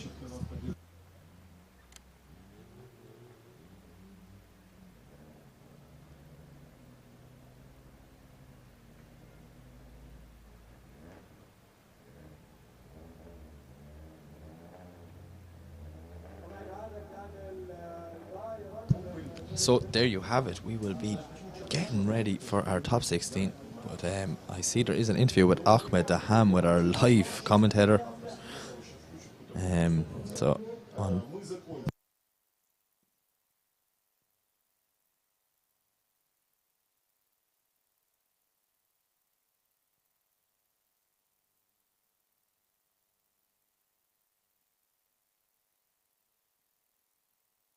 الحين عندنا هنا احنا موجودين في المينتننس اريا ومعانا دحام. طبعا دحام غني عن تعريف، الكل يعرفه. لا So yeah, we will be back in a few moments for our top 16 parade. الحضور وجماهيره اللي تنتظره دائما انه ينتظر للمضمار. احمد انت خلصنا من الراوند الاول اللي هو التوب 32 اليوم ومتوجهين للتوب 16. ايش توقعاتك للتحدي اللي راح يكون مع سولومون اليوم؟ قبل ما بدي احكي عن توقعاتي وعن البطوله وعن الباتل تبعتي مع نيك سولومون، صراحه بحب اشكر الجمعيه العمانيه على البطوله هاي اللي عاملينها. كل سنه بيبهرونا بالتطور اللي عم بيصير، بالجمهور، منظمين، ابطال عم بيشاركوا معنا جداد، الجيل الجديد اللي عم يشارك معنا هلا كمان ما شاء الله اعمارهم تحت ال20، وطبعا اللي عم بيعملوها بموضوع السيميليتر صراحه. وبس قد ما نحن مبسوطين انه هاي الجوله الرابعه، قد ما زعلانين انه بكره خلصنا. يعني لازم ننتظر السنه الجاي. وكثير مبسوط اليوم اني شايف جمهور، يعني اليوم شكله الجمهور راح يكون فل، وان شاء الله كل حدا يستمتع، ما يصير معنا اي اعطال، وبالسلامه لجميع المتسابقين. ان شاء الله بالتوفيق باذن الله تعالى. شكرا يا دحام، نشوفك ان شاء الله في المضمار باذن الله تعالى. بعد شوي راح يكون عندنا متسابق او خلينا نقول عرض استعراض للدراجه اللي راح تشوفوها الحين بعد شوي من العسائي اللي سوينا معاه مقابله قبل شويه. راح يدخل معانا يقدم لنا استعراض لمده 5 دقائق، وبعدها راح نرجع مره ثانيه هنا لمقابلاتنا في المينتننس اريا مع المتسابقين واحمد العامري بانتظارنا بعدين. خلينا نستمتع وسمعوا لنا تحيه والترحيب للعسائي. استاذ تحيه.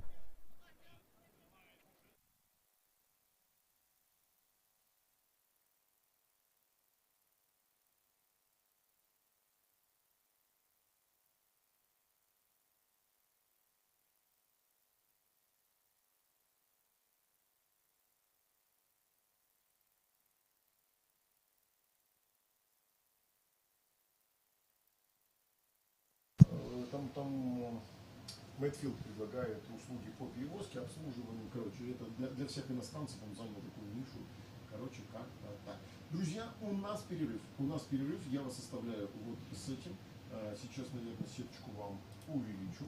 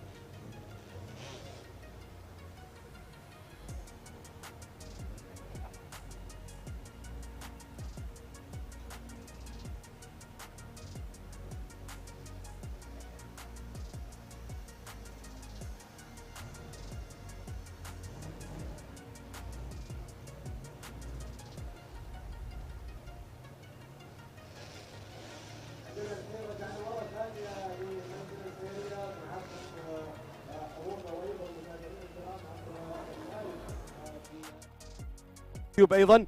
عندنا احمد العامري بطل عماني طبعا اعتلى المنصه في يعني مرات عديده ما شاء الله، الواحد يقول ما شاء الله دائما وابدا انه يعني من الابطال اللي كانوا في الجوله الاخيره اعتلى المنصه في 3 فئات مختلفه، فئه الفئه المحليه، فئه الشرق الاوسط، وايضا الفئه الدوليه هنا. اليوم احمد العامري اول شيء رايك في ختام البطوله، عن اول شيء المنافسات اللي شفناها في بالامس واليوم في التوب 32 وانت اليوم وصلت الى التوب 16. اول رايك لهذه المنافسه وهذا التحدي، ورايك للتحدي الجاي، ايش توقعاتك، ايش اللي تحس انه بيصير ان شاء الله؟ اول شيء اهلا وسهلا بالجميع. الجماهير ما شاء الله اليوم العدد كبير ونتمنى اكثر وفي انتظاركم. ثاني شيء احب اشكر جميع عمال السيارات طبعا استضافه هالجوله. الحين احنا في الجوله الرابعه وبطوله طبعا وصلنا توب 16 الحمد لله. وطبعا منافسات قويه، امس كانت تصفيات طبعا حصلنا على المركز تقريبا التاسع. ان شاء الله اليوم وصلنا توب 16 ونتمنى للمزيد وان شاء الله نوصل على البوديوم وانتظرونا ان شاء الله، ودعواتكم لنا بالتوفيق والجميع المتسابقين ان شاء الله باذن الله تعالى. شكرا كبير لاحمد العامري، بالتوفيق باذن الله تعالى، اول ذا بيست، وننتظرك في المضمار باذن الله. الحين نرجع مره ثانيه لنور. نور، هاي نور. First of all, welcome to Oman and welcome to the top 32. As you are, it's your first time, right, to be on the top 32? Actually, this is the second time, but my first time in forever. I've been here, so yeah, it's my first time competing in the OIDC. That's really nice, and nice to see you competing on the top 32 today. You are amazing. Tell us about your experience. How do you feel about being part of OIDC and especially on top 32 today on the arena itself? Hi everybody. First of all, I'm very, very happy to be here. This is a dream come true, honestly. I'm very happy that OIDC organized something beautiful here in the Middle East. We've had a lack of this here, so this is something really, I'm very speechless. I'm very excited for this. I can't wait for next year. Well, first of all, I'm gonna talk about my car a little bit. Gave me a little bit of hard time. My car, it's its first time doing this. So every time, every round I'm coming here, I am looking at this car, and every time I'm discovering something new. So first of all, next year you guys will see me way much stronger, and I'm gonna keep fighting to come to the to get my how do you say, my place on the trophy, honestly. And that's it. I just want to say thank you, and good luck to everybody. That's it. Thanks a lot Noor, and hope to see you podium next year. All the best ان شاء الله. الحين راح يكون عندنا موكب الابطال، ذا بيريد كات بيريد هنا في الحلبة. اتجهزوا نشوف المتأهلين للتوب 16 معانا في المضمار. الحين الفرد سيارات المتأهلة، جميع السيارات ال16 المتأهلة معانا إلى التوب 16. راح تكون الحين في موكب جميل، مثل ما نشوف سيارات تستعد الحين، ف بيمشوا بمروا كذا موكب جميل على الجمهور وفي المضمار. ننتظر تحيتكم لهم، فيستاهلوا على أدائهم، وإن شاء الله ختام جميل جدا راح يكون لهذه البطولة أو النسخة الخامسة من الجولة الرابعة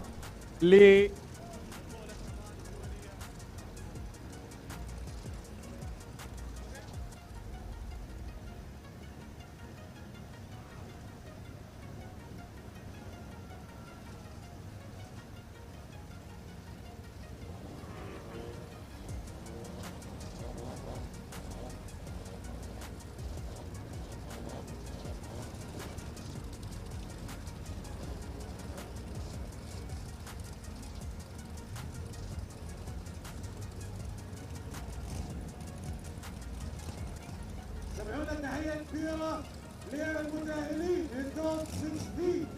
معانا يستاهلوا تحية. A big round of applause for the 16 qualifiers for the top 16 here on the final of Oman International Drift Championship.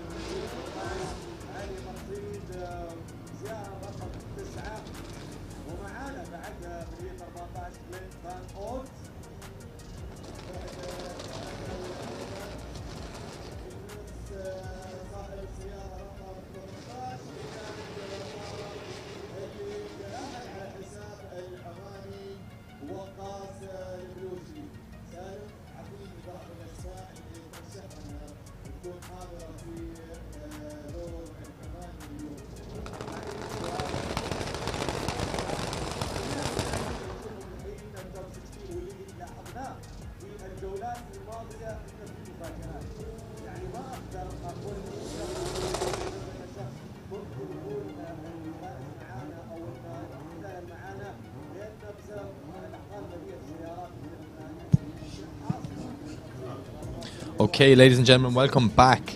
And we are getting ready to start our top 16. And this is shaping up to be an amazing top 16.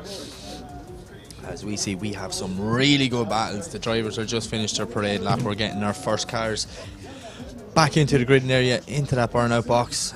And we will be getting the battle action started momentarily. And I am starting to get excited because there There's just some whopper battles to come up tonight here in Oman. The sun's starting to set, the lights are coming on. This place looks absolutely amazing at night time.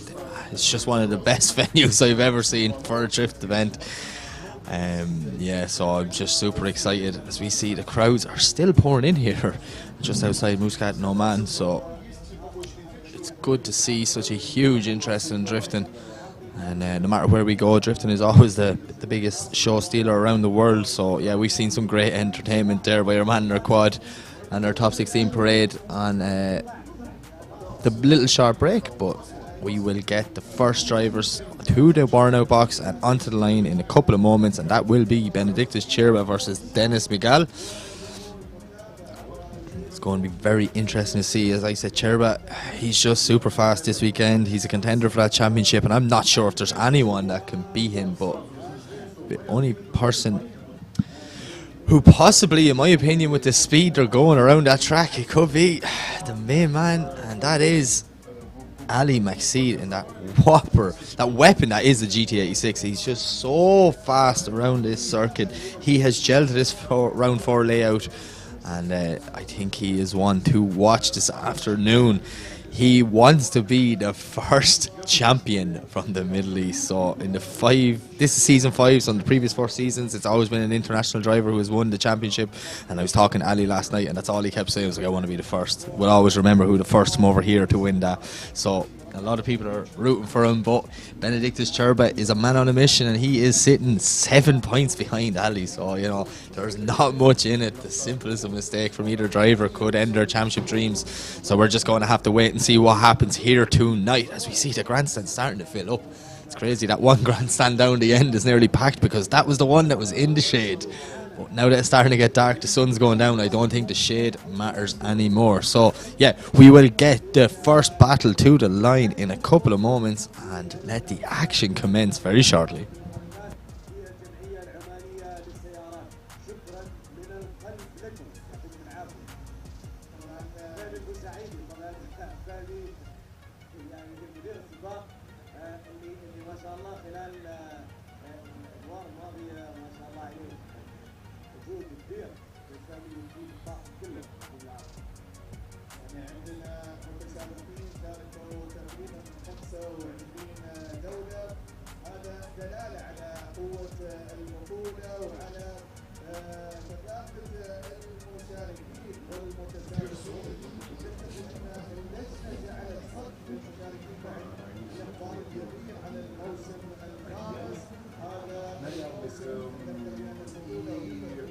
Считается, что мы на первом этаже сидим, а ребят с трансляции загнали в подвал. А судьи на втором.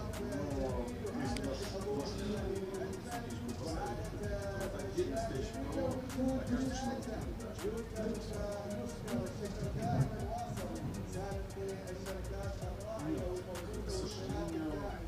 к сожалению,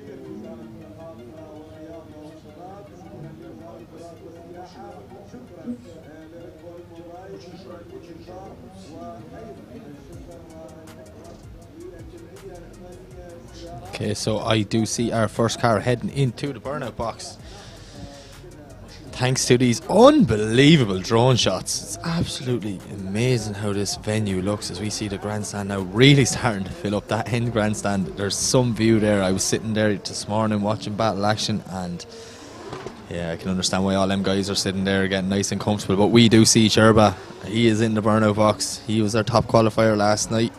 He's a man on a mission, and he really wants to win that championship. So I'm super excited to see how he gets on tonight. And he will go up against Dennis Miguel.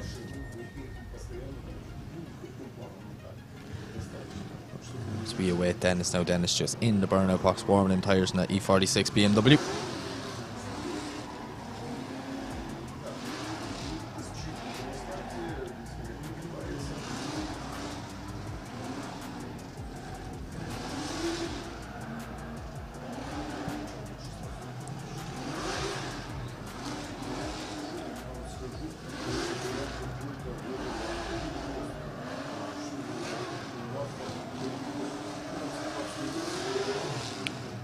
So as we await Dennis to make his way to the line. We are going to get this top 16 underway. The excitement is building here in Oman. You can actually feel it. I was just out on the break there, and everyone in the place is absolutely buzzing. It's such a good atmosphere here tonight, and we are excited for the final round of OIDC.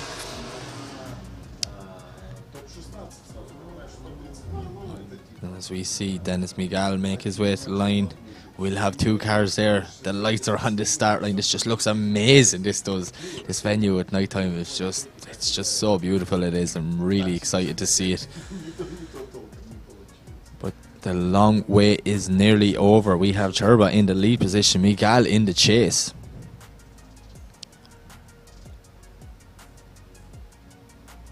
And we're just awaiting our track marshals to give the final signal to get our top 16 underway.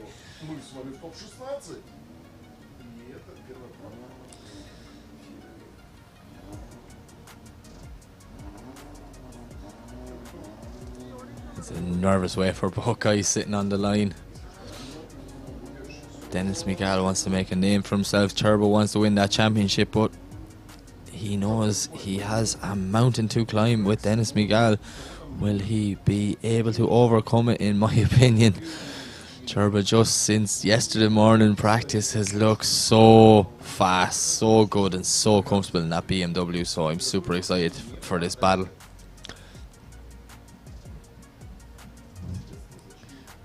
So we're getting our last bit. We see an absolute huge Lithuanian flag in the background there at the start line. Turbo has brought support with him this weekend. There's a lot of people here rooting for him, wanting to see him become the champion of the 2023 OIDC season.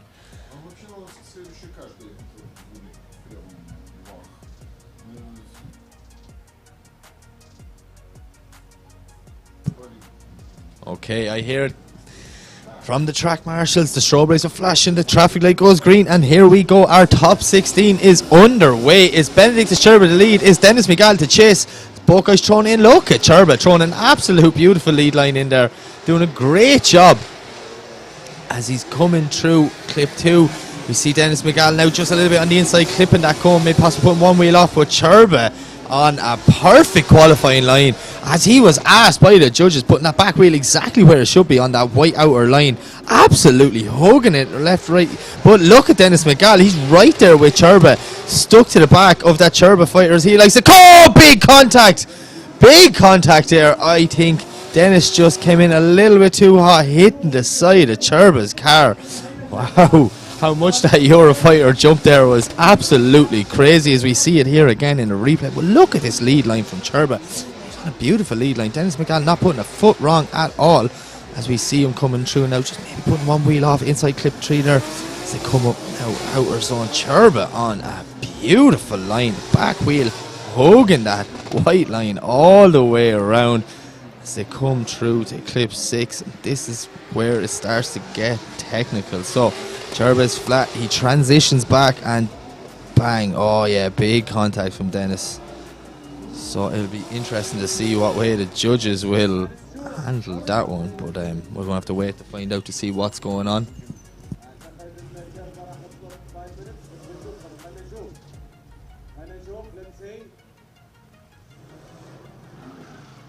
So our judges are just deliberating, watching some replays back to see what happened, and we're just going to see is Cherba okay and able to continue, or does he want to call a 5-minute rule?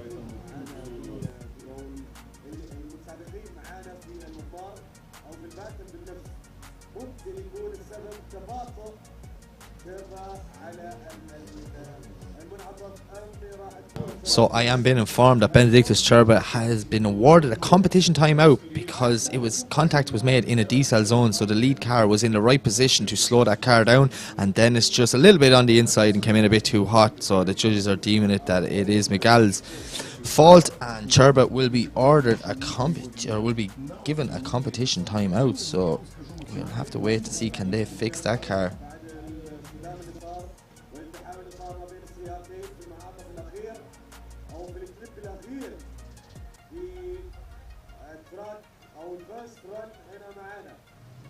راح يكون عندنا راح يكون الاثنين ومن هذا اللي يخلينا ان نروح للباتل الثاني واليوم الثاني من التوب 16 ناصر الحربلي مع احمد العاضي. انا بصراحه متحمس كثير لهذا الرد ما بين ناصر واحمد. ناصر الحربلي واحمد العاضي. So we're just waiting to find out where we go next, and I will be sure it will head on to the next battle, which will be Nazir Harbali against Ahmed Al-Amri. So there's Nazir there warming up in that V8 350Z.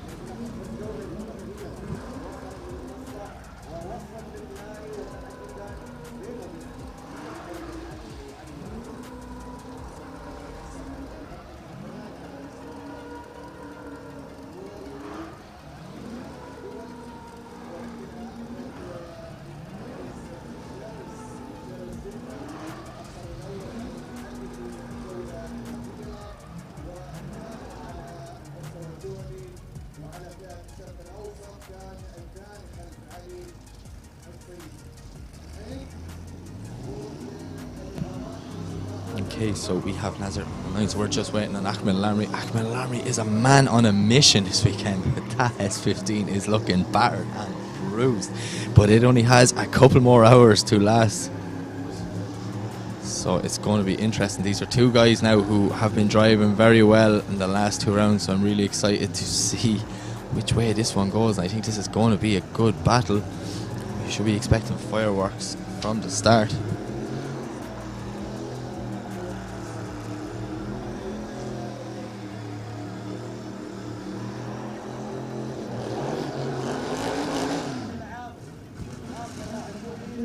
Okay, so we have Ahmed making his way to the start line, and once we get him there, we will get this battle underway.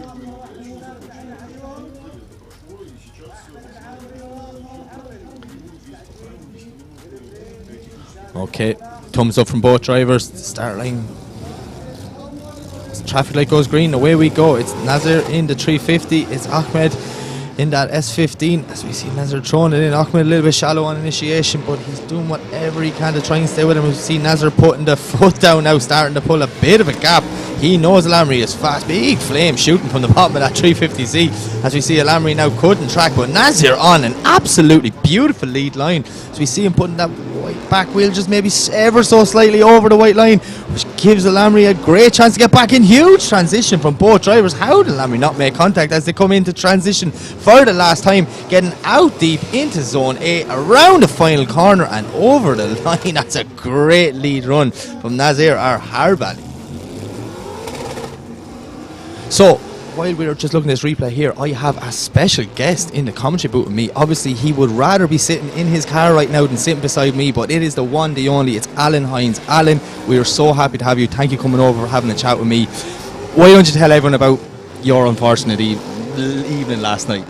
Yeah, unfortunately we had an engine failure yesterday morning, and the night before we had a bit of dyno practice, or on the dyno we had a bit of practice as well, and everything was good. So overnight, basically, the switch flipped and the car was like, nope, we don't want you to drive today. And that was basically our day yesterday. And unfortunately, we missed out on qualifying, which meant that we couldn't make it today. So it's unfortunate things, but happy to be watching the show here in OIDC. It's obviously absolutely fantastic. Amazing weather, amazing people. It's amazing times here. Yeah, I know. Well, all of us here, we're so disappointed. We know you were third in for the championship and you were in the running. Obviously, you're a strong contender, so we don't want to see anyone bow out like that. But it's very good of you to come on down here, and it's good to have an experienced driver like yourself give some opinions on watching battles like this. So, any opinion on that first run?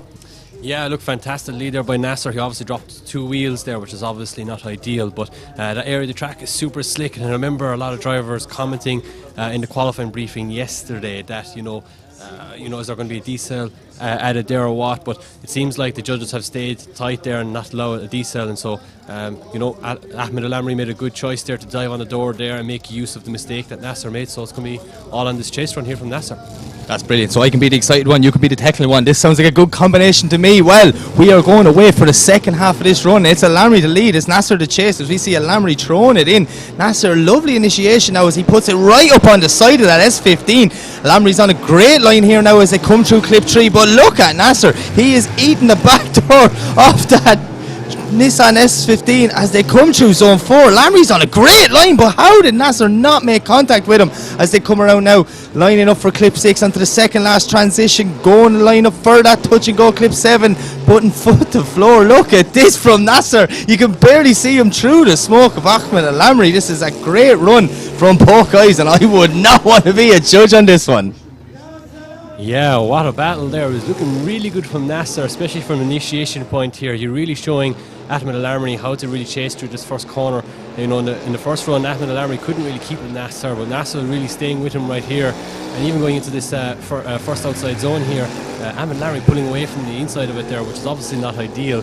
But Nasser really did a good job in the transition here, as you could see, and really stick it to him here, Ahmed Al Lamry here, handbraking here, which is not what we want to see, and obviously missing that clipping point. But this is where the chase run of Nasser sort of fell apart a small bit. So it's going to be very interesting to see how the judges look at this. Are we going to look at the consistency from Al Lamry in the chase position, or are we going to look at the aggression from Nasser? Yeah, the drivers aren't giving the judges an easy one now, and there you have it. The winner is Nasser Harbali. The 350Z will move on to the grade 8, and unfortunately that is the end of the day for the Omani driver Ahmed Al Lamry. But what a drive he's had this season, absolute credit to him, and we can't wait to see him back next year.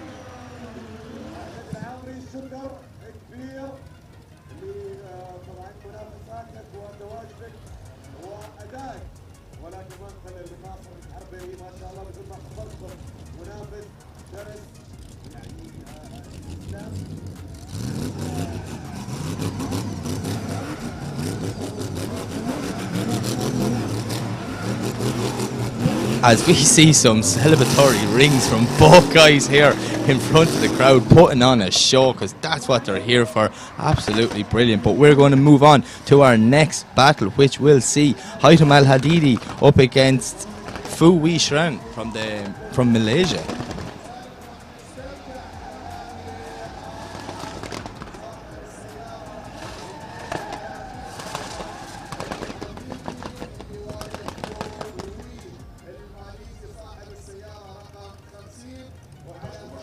Okay, so we have two cars on the line.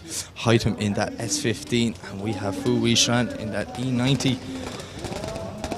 Oman versus Malaysia here at the Oman International Drift Championship, and away they go. So we see Haitham nearly drifting out of the chicane as they come tearing down the straight. Fu's really on the inside of the track here, not exactly where the judges were asking. Now he's starting to wash a bit wide, as we see Haitham starting to pull a small bit of a gap as they come absolutely tearing down into zone 4. Listen to the screams of that S15. That car is a monster, but oh, unfortunate for Fu. He just washed ever so wide. Think that possibly could have been 3, maybe 4 wheels off.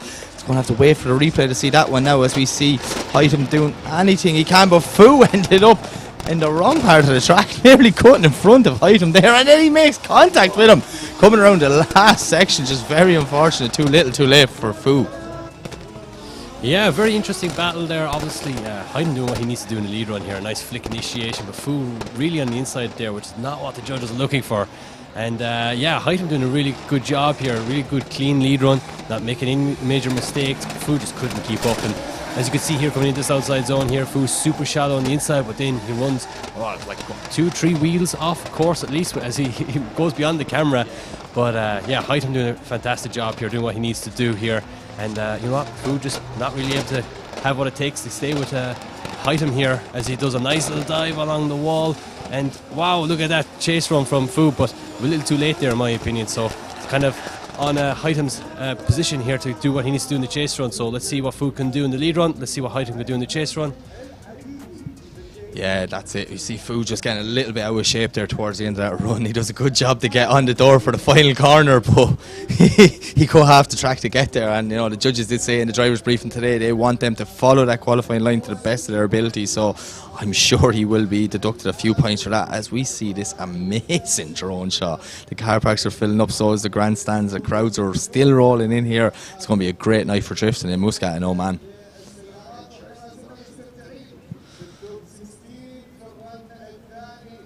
So as we await to go back to the start line to get ready for the second half of this battle, we're going to swap them around.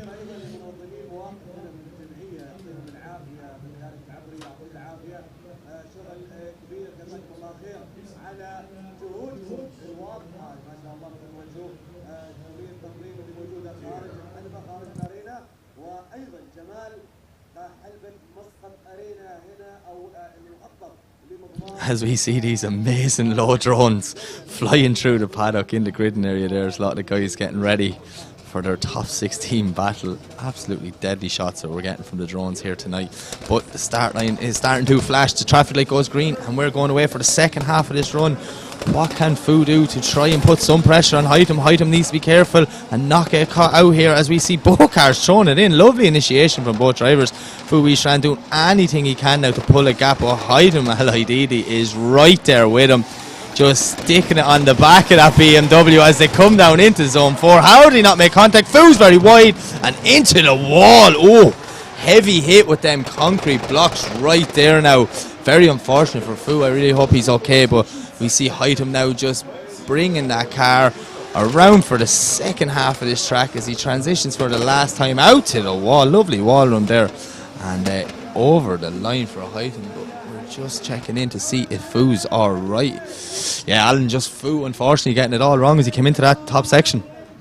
Yeah, it looked a bit unusual there. Fu doing a fantastic position in the lead run there, up into that outside zone, but I don't know what happened there. We'll have to obviously watch back on the replay as Hytham showing the aggression here on the chase run, but you can see Fu actually doing, in my opinion, a better first couple of clipping points here, giving all the opportunity for Hytham to really chase him hard. Really good here on this inner clip number 1. Let's go to the outside zone here, and it just seems like he just lost a bunch of grip and fell off the track. I don't know if the tyres died or what, but not a nice smash there, and obviously Hytham had nowhere to go but to go on the inside of the track and just finish off the run. So I think this is a pretty clear-cut call. Unfortunately there for Fu. Never want to end on hitting the wall like that, do you, Mike? No, you definitely don't, especially head on. You know, that's obviously where all the expensive bits are in a drift car, but we do see Fu out of the car. He's just checking the damage. That is a heavy hit to hit the back and it kicked the front straight back in. So yeah, very unfortunate for Fu, but I think that would be fairly obvious that we will see Hytham Al Haididi move on to the grade 8. So while we get this just cleaned up, we have a recovery truck on the way out to pick it up. For yourself, Alan, is there any big plans this year in your drift career now that your Oman season's over? What's your plan next? I know you're saying you've engine problems, so obviously getting that fixed is priority, but any other plans? Look, we'll see what we'll do. Of course, we've got many opportunities. We can obviously go off and do Drift Masters if we really would like, but I think we're going to keep it simple. I think we're going to stay in Ireland for the season and really just figure out our program and obviously work something out for 2024, whether it be out here in the Middle East, out in Europe. That's something that we're kind of prioritising right now. As you can see, my pit there on the right side with the Irish flag on the stream here, but that's basically the plan, Mike. Nothing really crazy we can really do. Obviously, the season finishing here kind of a little bit late, so it doesn't give us a lot of time to prepare for any major competitions within mainland Europe, which would be Drift Masters or something like that. So yeah, we'll just kind of see where it takes us. We'll do Ireland for sure, and maybe we might see some other events as well throughout the season. Oh, that's definitely good to hear. Well, we hope that we see you back out here in OIDC next year. We know you're a fan favourite here. I've seen it over the last 2 rounds, how many people are over in your pits, all that. Obviously all your fans, because, you know, any of you that don't know, Alan is the king of the simulator world. He's the virtual drift king in the game. So yeah, like it's just really good to see you travelling around and all like that. And we do hope the car isn't that bad. You know, you can get a few rounds of Drift Masters and things like that under your belt. I'm still just blown away by these drone shots though. Like, he's just flying over the crowd. This is absolutely amazing. I think we need more of this in drifting. You know, I completely agree. And the closer it gets to obviously poles and stuff like what he's doing right now is even better. Like there was a shot earlier, and I remember seeing the drone, and I've been seeing myself on the stream as well. And I'm not even kidding, folks. The drone was probably a metre away from me. You know, I kind of caught me off guard a little bit. So look at all the fans waving, and you might even see us here in the tower here shortly in a second. But these drone shots are fantastic, and it's great to kind of get the atmosphere of the people as Fushin's car here is getting loaded onto the recovery truck. Not looking the prettiest of E92s, unfortunately, as it obviously came here a much nicer looking car, but unfortunately leaving here in Oman, like many other cars, in a bit of misery. So unfortunate times there for Fu, but glad to see him over here, and hopefully we get to see him back as well next year as well. Yeah, Fu's such a nice guy, and he's such a good driver as well. Just, I don't like to see anyone's car going home like that, especially when you have to put it back in a container and watch it. Well, he won't see it for a couple of weeks, but when it comes back to Malaysia, he'll remember what state he left it in. And unfortunately, his teammate as well, Bullseye, the 2 cars did a hard evening this evening. Bullseye ended up in the wall as well. But look, the main thing is both drivers are okay, and that's the most important thing. The safety equipment all coming into play, making sure all drivers are okay and safe. That's priority. Cars can be fixed, drivers can't. That's exactly it, Mike. You know, the last thing we ever want to do is have someone that's hurt doing the sport that we love. And luckily, drifting as a motorsport is actually quite safe compared to other types of forms of motorsport. And we still have that excitement factor, you know, we still like to run walls, tire smoke and all of that. But yeah, look, like you look at other forms of motorsport like drift, for rallying example, you know, they're doing 120, 160, 200 kilometers down forest roads. And yeah, one hit of a tree and that's it. That car's coming to a stop pretty quickly. So we have the same safety gear in these drift cars. Luckily, we've never had any major injuries. And that's obviously a plus with drifting. But we also have a very close show with the spectators, and I think that's super important as we see goodbye to Fu for 2023 of OIDC, and hopefully we get to see him back again next year as well. But it looks like we're moving on to the next battle here, Mike. Yeah, so we're going back to the second half of Dennis McGall and Benedictus Cherba. So if you remember, contact there coming into the wall just in the last corner, just before zone 8. Dennis coming in a bit too hot into the decel zone. He hit Cherba, so the judges have awarded Cherba a competition time out. So obviously that car is fixed, and we will be going back for the second run here now, which will see Dennis to lead and Cherba to chase. So it's going to be interesting to see what Cherba can do, and hopefully there's not too much damage to that car. As we see him in the burnout box with no bumper. Look, we'll accept him not having a bumper in that absolutely beautiful car as long as it's mechanically sound in his, as is now known, a Turbo Fighter. I like the name, really like the name.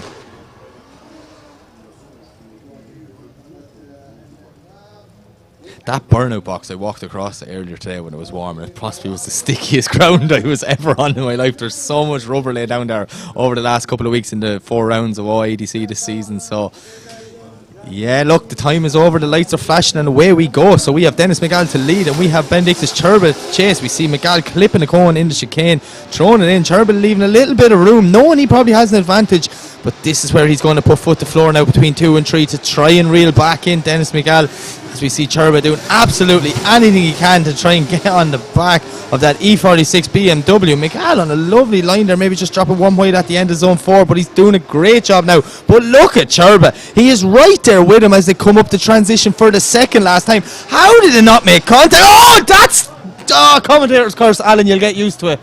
I do this all the time, I just say something and then it goes wrong. But yeah, unfortunately from Cherba, he just made a massive dive a little bit too early, and it's going to be interesting to see what the judges think of this one. Yeah, I'm not really sure what happened there. Obviously, Dennis hitting the corner on initiation. The judges allow that. They don't restart the run. They'll take in consideration. But, you know, Dennis here cutting the line here a tiny bit, but he seems to be doing a good enough job. Cherba keeping the gap. He doesn't really need to attack here. But as you can see, he starts to close in on Dennis. And I think that was a smart move by Cherba. But maybe from this point on, he seems to be a bit of contact right there. You know, is maybe Cherba pushing too hard? Is he feeling like he has to push harder? Are we seeing something in the first run that maybe, you know, I don't know. Maybe is it possible that maybe Cherba felt that he was at fault at the first run and decided to push way hard on the second run? But that contact, it's going to just see what the judges say about that one. I would like to have seen Dennis to try and at least finish the run. He kind of seemed to fall off the track pretty quickly. But, you know, you never know. When you get hit in the wheel like that, wheel-to-wheel contact, it can take the wheel out of your hands, and that could send the car off the track. So let's see where this one goes. Yeah, from my opinion now, like, it just looks like Cherba maybe a little bit too much on the inside, not giving Dennis room to transition back around. So that'll be an interesting one for the judging, because there's contact on the first run and then there's contact in the second run with both drivers to blame. So the issue is, I can hear the judges in my headset, Alan. There's big conversations going on upstairs. I'm sure there is, Mike, and you probably hear more than what I can hear. But from my perspective, I suppose just because... Oh, one more time. Okay, one more time. That's interesting. I was going to say there, you know, just because Cherba got a 10-minute timeout doesn't necessarily mean that he was at fault for that first run. And so obviously they viewed Dennis at fault for the first contact in the first run, and Cherba was at fault for the second bit of contact. So one more time, I think seems pretty fair to me. Well, at least both guys get a fair shot of going back at it again. So yeah, definitely Cherba possibly through a lifeline there now. His championship dreams are still alive. But we will move on to our next battle, and it will be Andreas Vasiliauskas versus Bagsy, and this is going to be a good one. So we see two guys that are very fast. So yeah, we have Vasiliauskas on the line. We're just waiting on Bagsy to make his way out of the burn-off box. As I see Bagsy stop there in the back left. Not sure what's going on. I know the guys were having some battery issues with that car. Is it not starting? Oh, they have a tow strap hooked up, Alan. Looks like Bagsy's been towed out of the burnout box. Well, I do know that if your car shuts off in the burnout box, you're technically, heading for the line. So if the car hadn't started before then, it's possible that they would have given him a shot. But now that he's in the burnout box, he has to call a 5-minute rule if he wants to get that car started. And I guarantee you, the second this tow strap gets pulled, that car will lease into life. And obviously he'll lose his 5-minute rule. So let's see what happens here. You can still see in the corner on the top left of the screen. And we're hearing here is a 5-minute rule, Mike. Am I hearing that correctly? Yeah, so the judge is just confirming with me there that Bagsy's going to have to call a 5-minute rule. So we're going to have to come back to that one. As we see, car just been towed out. I wonder, they were having battery issues and electrical issues, that car starting. I wonder, is it something to do with that? So we're just going to have to wait till we get confirmation. But that means we're going to move on to the second side of our top 16 bracket. And hopefully we're going to this one, because this is one that I have been excited for the minute I see it line up. It's going to be Ahmed Daham versus Nicholas Solomon. Two guys that know each other really, really well. Drove together a long time over here. And it's going to be interesting to see what way that one's going to go down.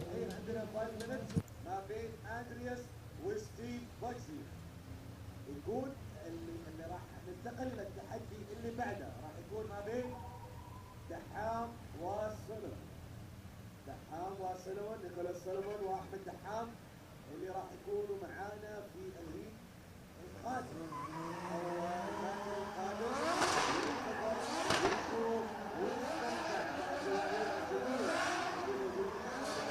Okay, so I have been told we're going to move on to the next battle, and that will be Ahmed Daham to lead in Nicholas Solomon. Daham qualifying in second and Nicholas Solomon qualifying in 15th. So yeah, them two guys will just take a minute now to get their tyres warmed up and ready to go. But this is going to be a great battle. Both guys are absolutely on a mission this weekend. Daham is looking so good out there. He's still in contention to win this championship, but he has to go through Nicholas Solomon, and Nicholas is no easy task. And these two guys have been in the Middle Eastern drift scene for many, many years. I remember watching Nicholas in his BMW 30, and obviously Daham as well, and he's S13.9, I suppose you could call it. And these guys have been battling for many, many years. Obviously, Nicholas building his BMW E92 LS single turbo. And this car, he said to me in person that he was kind of struggling, kind of getting traction out of it. But it seems like in the last event or two, he's really after picking up the pace here. And we'll have to really see against Daham if he can really stick it to him. But we'll kind of have to wait for Nicholas to come to the line here to see what happens next. Obviously, Daham leading in, so he's got to do what he's obviously been doing very good, which is his lead run. And Daham obviously doing a good job in qualifying as well. Obviously Solomon is going to have to chase him pretty hard as he finish up his burnout box. So we have to wait and see Solomon come back up to the line here, Mike. Yeah, Nicholas is just getting stronger and stronger every lap he does in this new build. He told me that his problem at the moment is he pushing a little bit too hard, and he has to learn when to tone it back and stop creating it off the wall. But he is going to have to give it absolutely everything to try and beat Ahmed Daham. As we see the strobe lights flash on the start line, the traffic light goes green, both cars leave the line, and away we go. So it's Daham to lead, and it's Nicholas Solomon to chase, as we see Daham throwing it in. But look at Nick Solomon, he's right there with him as they come through the first section. Lovely line from both drivers now. Daham putting the foot down, trying to pull a bit of a gap. Nick maybe washing a small bit wide of tree, but Daham is on an absolute beautiful lead line, as we see Nick now doing whatever he can to try and close that gap as he comes through zone 5. Daham though putting the car exactly where the judges asked, and Nicholas Solomon doing a great job not to make contact as the transition there for 7, lining up for the last transition out to the wall. Huge dive from Nicholas Solomon, but Daham is absolutely smoking that last corner over and bringing it over the line. A whopper run from both guys. Wow, wow, wow. Yes, Solomon really sticking it to Daham. Obviously not the proximity we'd like to see, but had glimpses of aggression. I think this is what Solomon needs to really kind of say to Daham, look, I'm here with you, you're going to have to push a bit harder in your chase run. But obviously Daham doing what he did exactly yesterday in qualifying, really sticking it to the qualifying line, doing a really, really good job. And I also want to point out, look at the glow underneath the hood of Daham's car. You can see the exhaust and his turbo manifold glowing crazy. It's almost nearly on fire. I want to say that it's on fire. It's probably, look at it. It's glowing like crazy. That was distracting me more about the battle itself. So obviously Daham leashing fire tactics, I feel like there. But yeah, for a fantastic battle. So let's see what Sullivan could do in the lead run, and let's see if Daham could really push it, because we're here for proximity, Mike. That's exactly it. We want to see door-and-door action. Don't worry, you'll understand. When we get a good battle, I'll be jumping around here like a lunatic. You want to be careful, put a helmet on and all. As we see the Hams team just giving a quick spray there to cool it down. Temperatures are very warm here tonight in Muscat, so we're giving the cars every opportunity in between runs. Just a quick spray there now, and we'll get both cars back on the line. Daham knows Nick was close, but he wasn't consistently close, so he's going to have to stick it on his door all the way around. And to be fair, if anyone's going to do it, Daham's going to do it. He is a master in the chase position, so I'm super excited for this one. The traffic light goes green, and away they go. So we see Nicholas Solomon in the lead and Ahmed Daham in the chase. Daham tucked right in behind that E92. Nicholas Solomon's watched him wide and in the wall. Oh no, what happened? They're very uncharacteristic from Nicholas Solomon. As we see Daham now bringing that car lovely through clip 4 and doing exactly as he's asked, and he's pulling off the track because the track loops back, and look at Daham, he's heading straight over there to make sure Nick is okay. These guys are two veterans of Middle East drifting. They know each other very well, they're good friends, and obviously they don't want to see a battle end like this. Yeah, and obviously that contact there with the wall for Sullivan, not ideal. That car is gorgeous, and to see that happen, you never want to see that happen, but I'm kind of curious what happened there. It was like as if he initiated a little bit too late, but maybe, I don't know, it's like as if his tyres or something like that just didn't really have what I needed. Look at the front of it. Sullivan, give it off Nicholas Sullivan. Absolutely nice to see him out of the car, safe and sound, waving and hugging Daham as well. So that's obviously a good sight to see. But that car, man, that's probably one of the worst crashes we've seen this last couple of weeks here in Oman. So I'm hoping that car is okay. We'd love to see it back on track again. Obviously that won't be happening tonight by the looks of it. But we'd love to see another replay of that initiation for Sullivan to see what happened. Maybe is it possible something broken initially? Wow, look at that. The whole rear of the car absolutely destroyed. Looks like a few toe arms and the multi-link suspension there of the E92 absolutely screwed on the back right hand side. And I suppose there's some damage on the front as well. So hopefully that's not too bad. But it only looks to be suspension damage. But look, regardless, that's Sullivan out for tonight anyway. And look, high fives there from Sullivan and Daham as Daham gets back into his Red Bull S14. And I'd say we'll have a bit of a clean up here on aisle number 5 as we have to clean up Daham's car. Yeah, big damage there to Nicholas Sullivan's car. Obviously front, back, all sides getting that. It's just very unfortunate. Nick, one of the nicest guys in the paddock. He's always helping everyone out, but we just don't want to see anyone's car going home like that. But at the end of the day, we always say it's not ballet we do here. We are playing with fire with some of the stuff we do. As we see Daham giving Nicholas Sullivan a lift back into the pits. If that doesn't sum up drifting, I don't know what does. Like, the camaraderie in this pits this weekend is absolutely amazing. Everyone is here in the OIDC. It's just, we're here to put on a show. We're all here to get along. Everyone's helping each other out, and that's the best part of drifting. That's what I love about drifting anyways.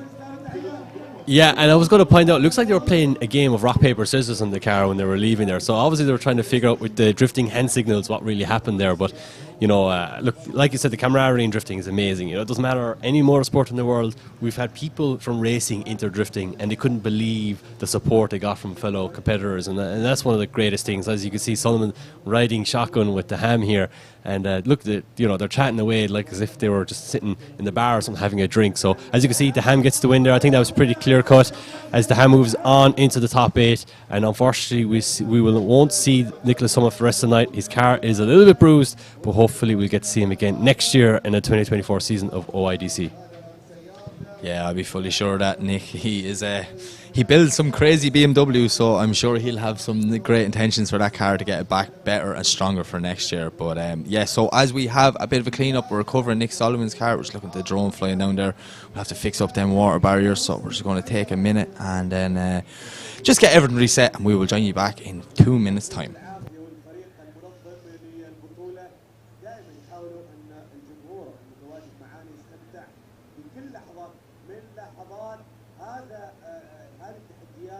وبطولة عمان الدولية للانجراف أو عمان انترناشونال دريفت.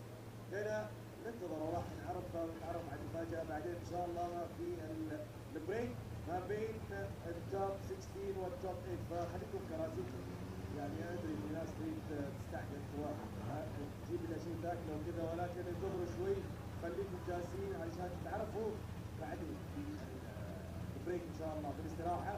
الحين خلصنا من احمد دحام ونيكولاس راح يكون عندنا هناك البطل القوي اللي تفوق في دور ال 32 في تركيا جو بصوره قويه جدا، لكن بعد ما تنقل سياره سليمان الى خارج الحلبه.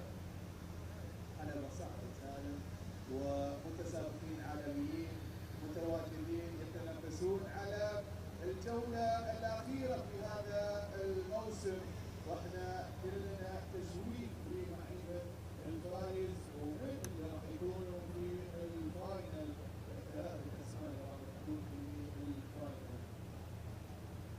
كلهم متوقعين نعرف من الاسماء اللي راح تأدي القصه اليوم في جميع الفئات مثل ما خبرنا لكم. ثلاث فئات في المسؤوليه فئه الشرق الاوسط وايضا الفئه الانترناشونال الفئه الدوليه. باختصار كنا نشوف ان شاء الله بعد لكن قويه تكون ان شاء الله تكون عندنا الشخصيات القويه ما بين المسابقين الموجودين معانا هنا والمتبقين في توب 16 معانا توب 4 معانا راح نعرف ايش صار في المقابله الحين راح يكون عندنا بعد ما سيارة بلوز راح يكون عندنا مع سيدي رمز الاثنين يعني بنقول بارتنرز اسماء قوية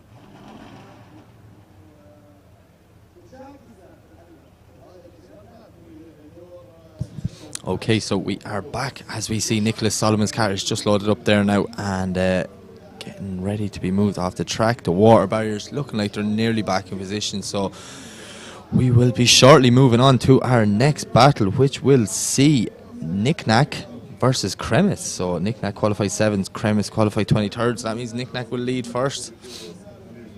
That young man has definitely impressed me. What's your theories on Knick-Knack? As a driver, as two young drivers, go on, give me an honest opinion. Am I even young anymore? Yeah, I'm 26, so is that even considered young anymore? Probably still is. In the drift scene, not anymore, per se. Yeah, I've like nearly 10 years over Knick-Knack, I believe. I could be wrong, though. No, obviously, look, Knick-Knack, fantastic driver. And yeah, I've battled him before here in Oman in 2020. And yeah, even then, you know, he was one of his first pro seasons and he was absolutely fantastic. So, you know, he's really stepped up his game. He's had a very successful European season last year. He was doing a bunch of events around Europe, so it was great to see. But actually, no, sorry, I'm wrong. I think we're moving on to that one more time battle. Oh no, the 5-minute call battle with Bagsy. Yeah, of course. So back to Bagsy. Obviously, Bagsy had a 5-minute rule call. So let's see. We can hear. Oh, there he is. There he is doing his burnout. Oh wait, it's after shutting off again on him, is it? Oh no, this is not what we want to see, Mike. Oh no, wait, it's going again. What's going on with Bagsy? Yeah, I don't know what's going on there. Bagsy's car obviously having some serious electrical gremlins tonight. Car's been not really playing that much ball with him this evening, but look, he has it going in the burnout box. This is a run. This is a battle now, Alan, I'm excited for. These are two guys who are going very well today in practice, so I'll be excited to see how this one goes as we see huge flames coming out of the back of Bagsy's car there as it backfires. But yeah, Vasiliauskas, he is so fast. The only issue with Vasiliauskas being so fast is he's wild. He's dropping wheels left, right and centre, and if he could tidy that up, I think he could be someone that could do a bit of damage. But we have both cars on the line.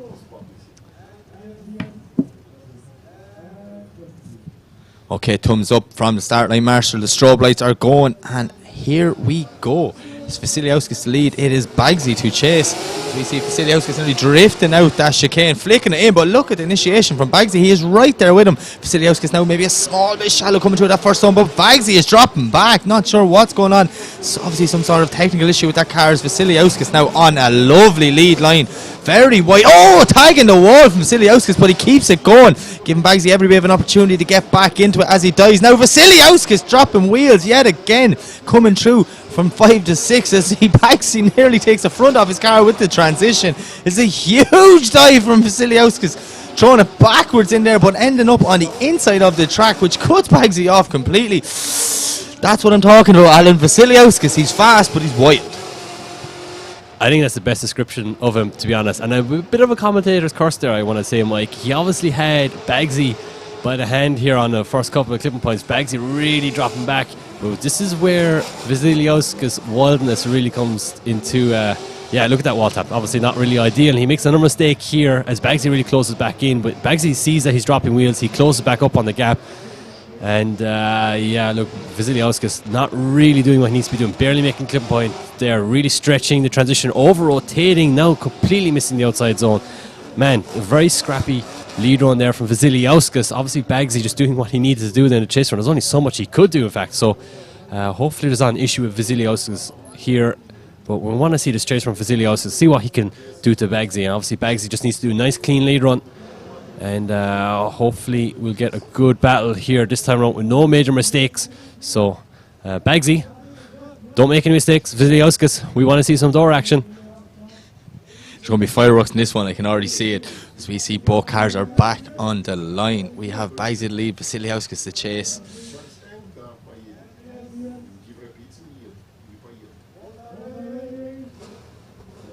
So the strobe light is flashing and away they go. It is Bagsy the lead as they come tearing down the straight. What can Vasiliauskas do in the chase position? Is Bagsy lovely initiation, but now Bagsy's gone wide. And very wide, dropping 2 wheels. Vasiliauskas is just following him, mirroring the lead car as we see the both cars now trying to get it back online as they come into zone 4. So you see Bagsy now doing absolutely anything he can to try and salvage the rest of this room. Vasiliauskas is just sticking there with him. No matter where that PS13 goes, he is putting it right on his door and following him around. So we see them now transition for the second last time into touch and go clip 7 as they line up for the wall run. Bagsy putting the back of the car out to the wall. Lovely and wide to that zone on the outer line, but Vasiliauskas is right there with him. A little bit of contact just as they come over the finish line. I see bits of fiberglass. Something went flying there at the end, yeah. Not the battle I was expecting, Alan. Yeah, what was going on initiation here? I'm actually starting to question whether Bagsy's car is underpowered. He doesn't seem to have the same go or the light up of the wheels that he had previously. So maybe are all these gremlins actually more than what we actually know? You know, is there a bigger problem here? He seems to really struggle to do the track. Obviously, the temperature has dropped. Maybe the track grip has increased more than what he was expecting. But this battle is super messy. This is not what we want to see, but obviously it's a battle of mistakes, and whoever makes the least amount of mistakes is the person who moves on. And so obviously this last one here is a bit interesting too. Bagsy on throttle, seems to be doing everything okay, but then Vasiliauskas hits him on the door. Very messy. So it's going to be a tough call for the judges. Let's see what they come up with, as Mike, obviously not the greatest of battles there. No, definitely not. We've seen better driving from both guys this season, so it's going to be interesting to see what way the judges will go with this one. It's a nervous way for both drivers there. They're sitting patiently trying to figure out who will move on to the Grade 8. And the winner is Andreas Vasiliauskas. So that means, unfortunately, that is the end of the weekend for Bagsy. As we see Vasiliauskas very excited. Jez, oh, very excited there now, jumping around. But yeah, we will see Vasiliauskas move on to the next round of the grid.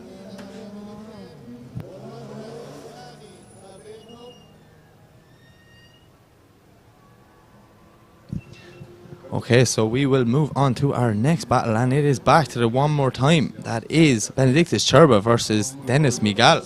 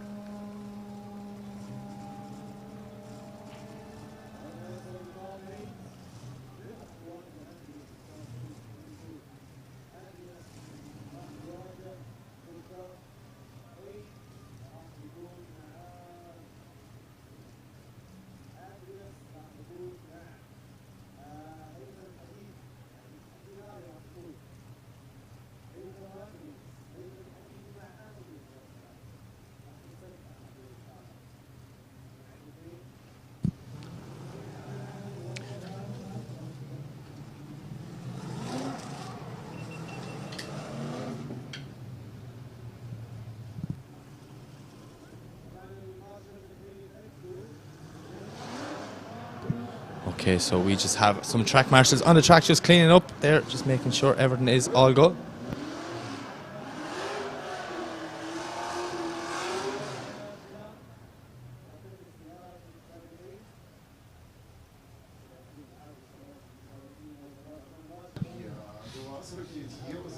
So our marshals are just out having a quick look for oil, just making sure there is nothing on the track. So we will just make sure all conditions are the same for all drivers, and then we'll go back to the one more time. That is Benedictus Cherba and Dennis Miguel.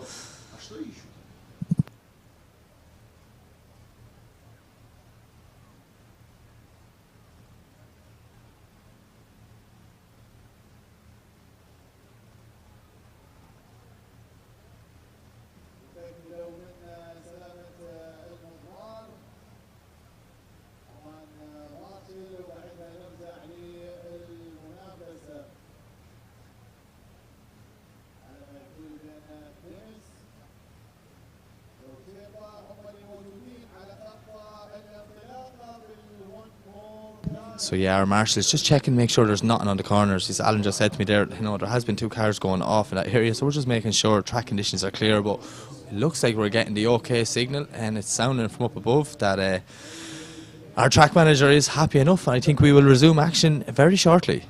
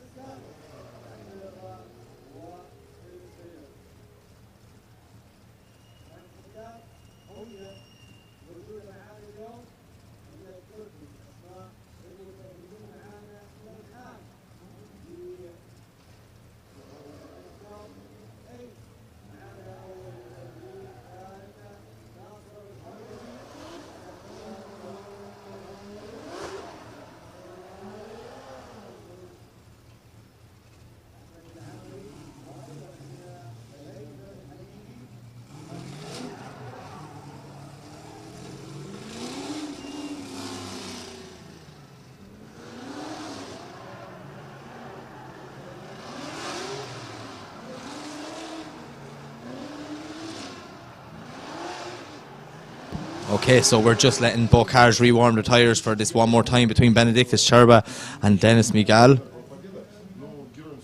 Okay, so we have 2 cars on the start line.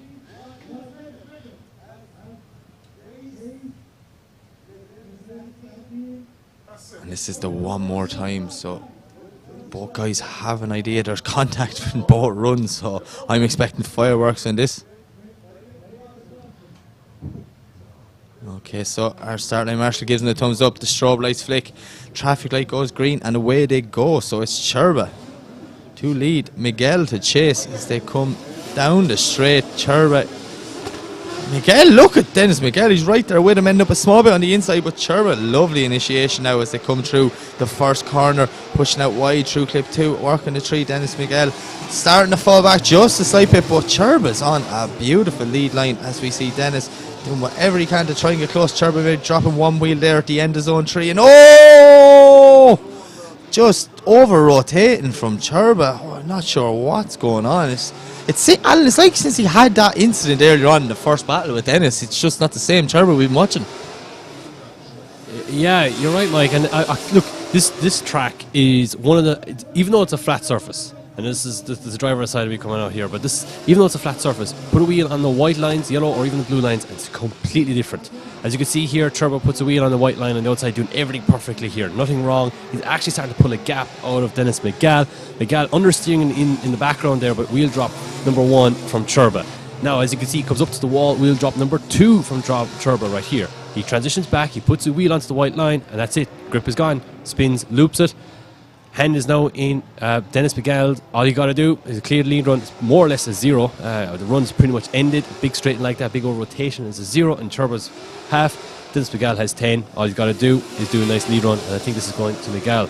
So let's see what happens in the next run. Last time this happened, more stuff happened. So maybe it might go one more time. Hopefully it does.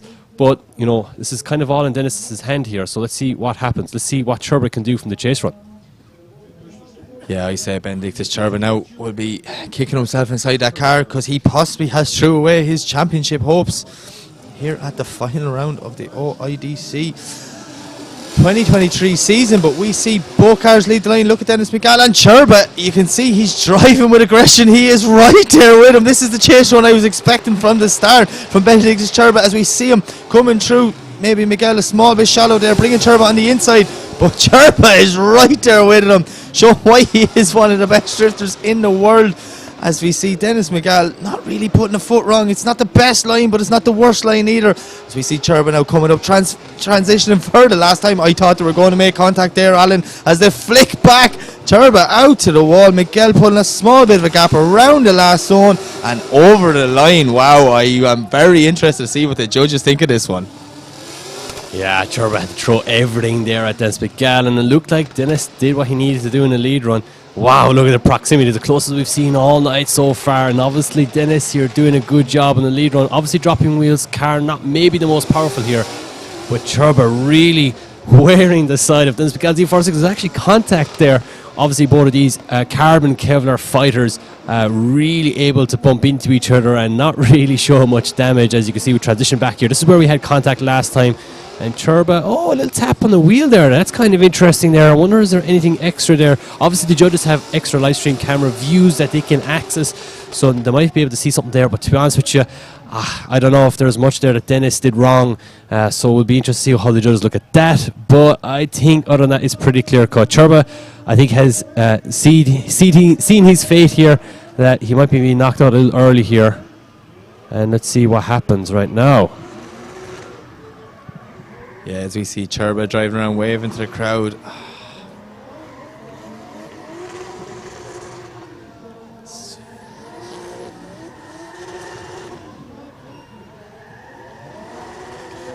As we see Cherba getting out of the car there now, waving to the crowd.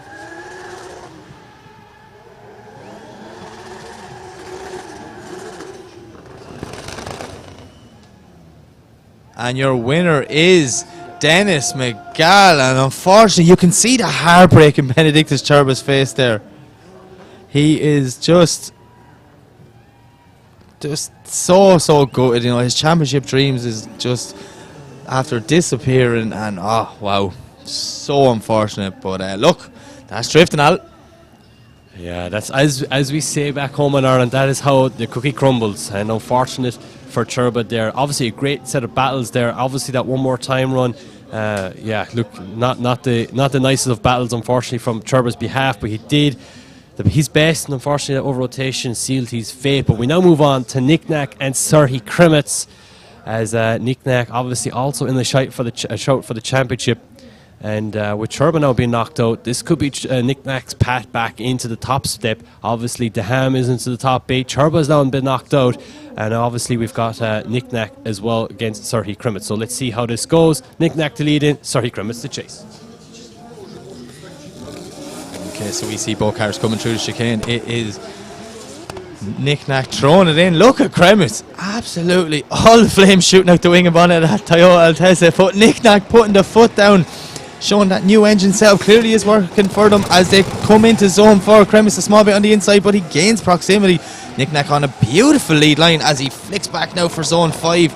Absolutely putting that car exactly where the judges asked him. So we see Krimitz though is right there with him when they transition back for the second last time through clip 7. Flicks it back for the wall. Nick Knack doing a nice job here, but look at Sergio Krimitz. He's right there with him. Absolutely stuck to Nick Knack. Wow, what a run from the Ukrainian driver. Again, another one of these battles where Nick Knack doing exactly what he needs in the chase, in the lead run, should I say, and obviously Serhii being right there with him. But obviously, when you have a very good lead run, it really opens up to the chase driver and allows them to gain proximity. And unfortunately, in areas Serhii didn't really use the opportunity that Nick Knack gave him, but really did attack in other places too. So let's see what Nick Knack can do in the chase run. Obviously, Nick Knack doing a fantastic lead run up until this point, doing exactly what he needs to do. Serhii really closes up on the proximity in the last couple of transitions, getting super close in the transitions, and especially on this last corner, doing a really good job. Again, one thing I want to mention here, it looks like, yeah, new engine for Nick Knack, but it doesn't sound to have the most amount of power. So I wonder, is the humidity, is the heat here tonight really affecting these NA powered cars? Yeah, as we see Nick Nack now, a little fist bump to his father, words of encouragement as they head in for the chase position, and it's going to be interesting. Any chasing I've seen this kid do today now has had my jaw on the floor. He has pulled off some crazy manoeuvres behind other cars, so it's going to be exciting to see what he can do when he's stuck to the back of that Toyota Tesla of Kremitz. As we see both cars back on the line. Thumbs up from the driver, strobe lights flash, traffic light goes green, away they go. It's Kremitz to lead, it's Nick Nack to chase as they come tearing down the straight. Look at Nick Nack, he's nearly beside him there coming down the straight.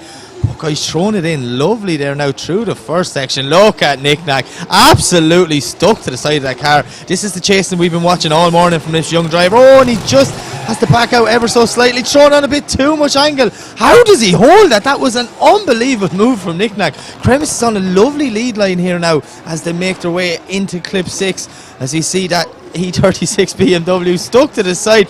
Don't know how did it make contact in that transition as they come around to flick it back for the last time. Nick Nack out onto the wall. Kremitz on a lovely lead line, but Nick Nack is right there with him. Proximity was so consistent in that run. So consistent with him all the way around. Exactly, Mike. Wow. This is what Nick Nack is known for, is these transitions, and they're absolutely mind-blowing. Obviously, Serhii Kremitz here doing a decent job in the lead run, but Nick Nack wearing wearing the door of that Toyota Altezza.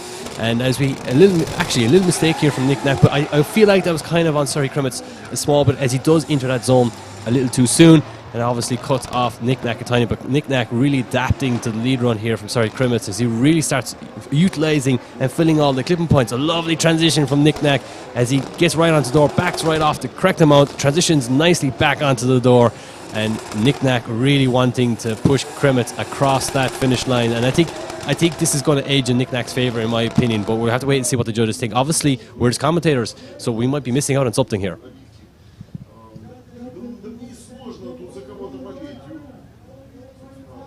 So as we see both drivers getting out of the car, and there you have it. The young man from Latvia, Nick Nack, gets the win, and he moves on to the Grade 8, where he will face Ahmed Daham.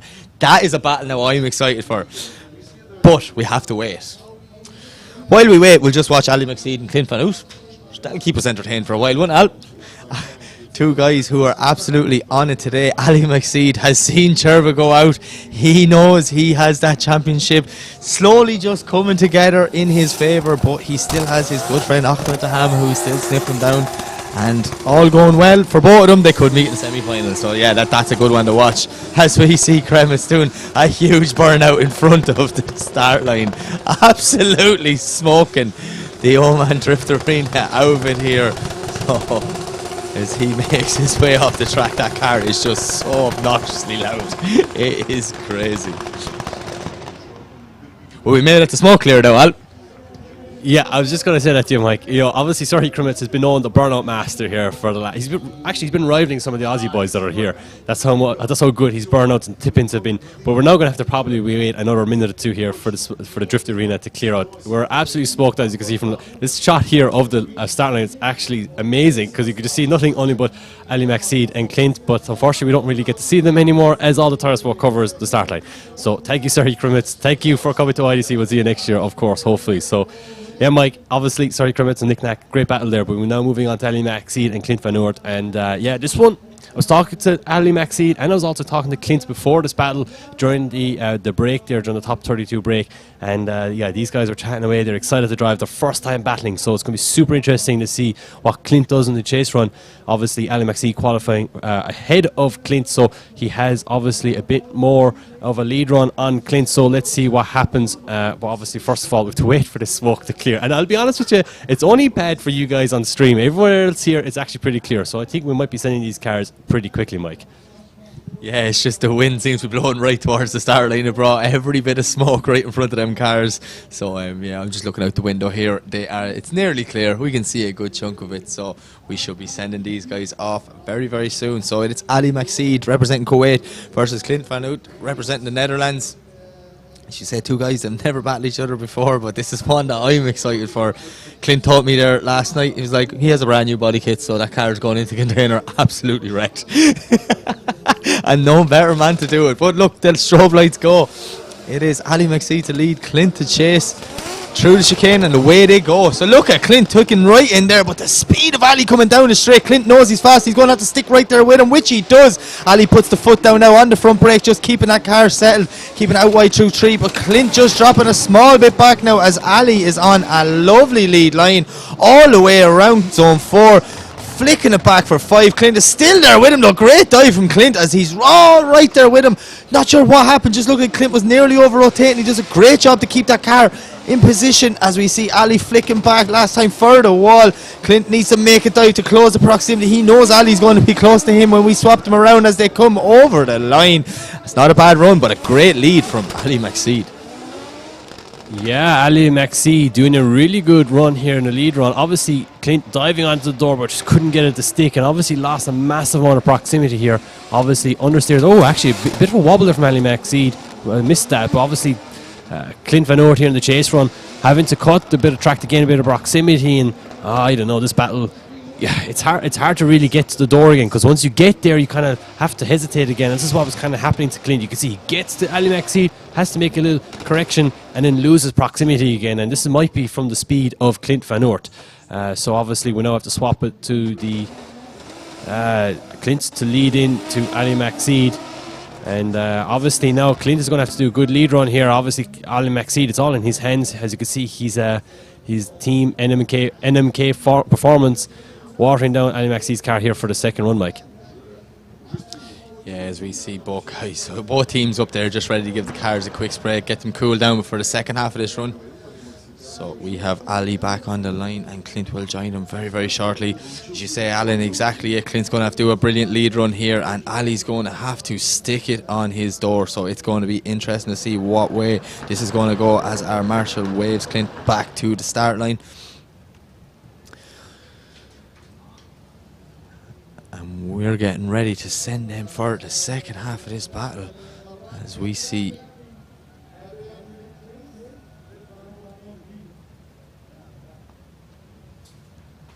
so yeah, two cars on the line, the strobe lights are flashing, the traffic light goes green, and away they go. Clint to lead, Ali to chase.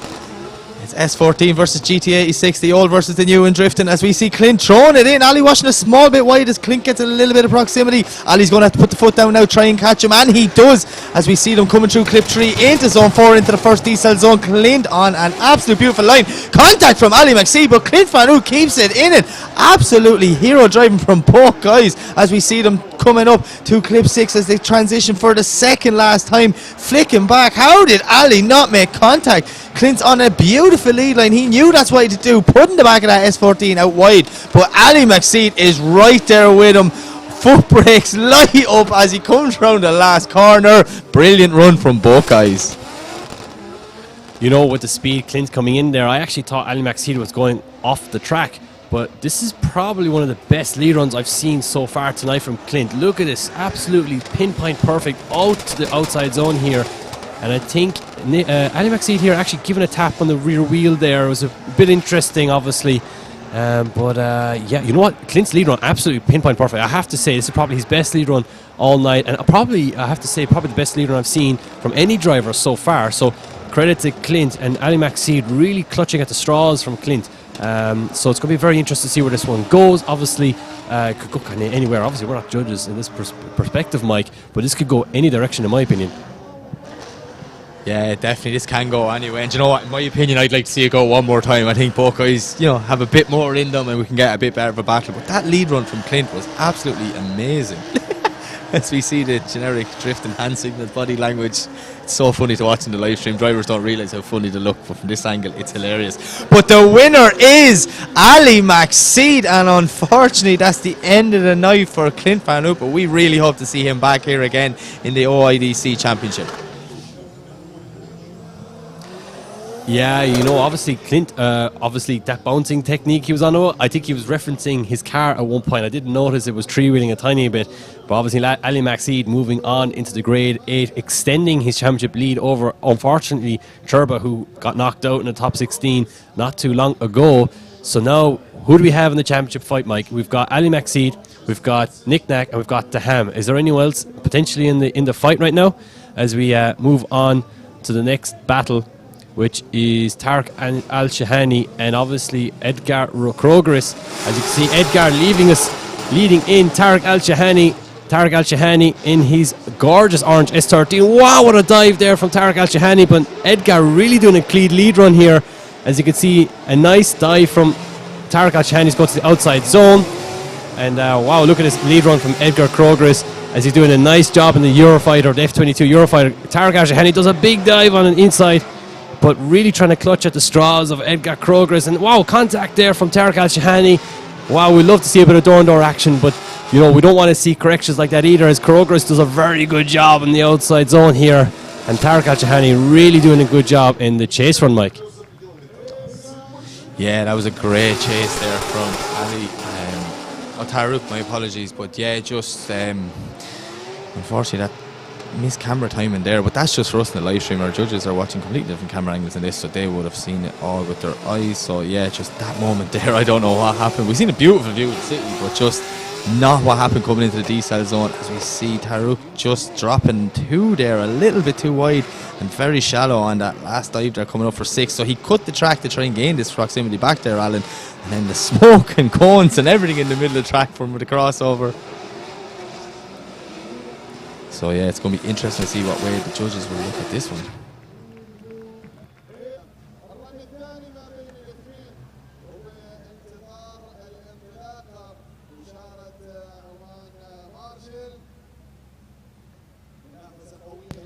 Very good lead run though for Eggers, to be fair. Like, he's just another driver who I wasn't, you know, too up on before I came out here, and he's definitely caught my attention. Absolutely brilliant driving in that crazy BMW. So fast around the circuit.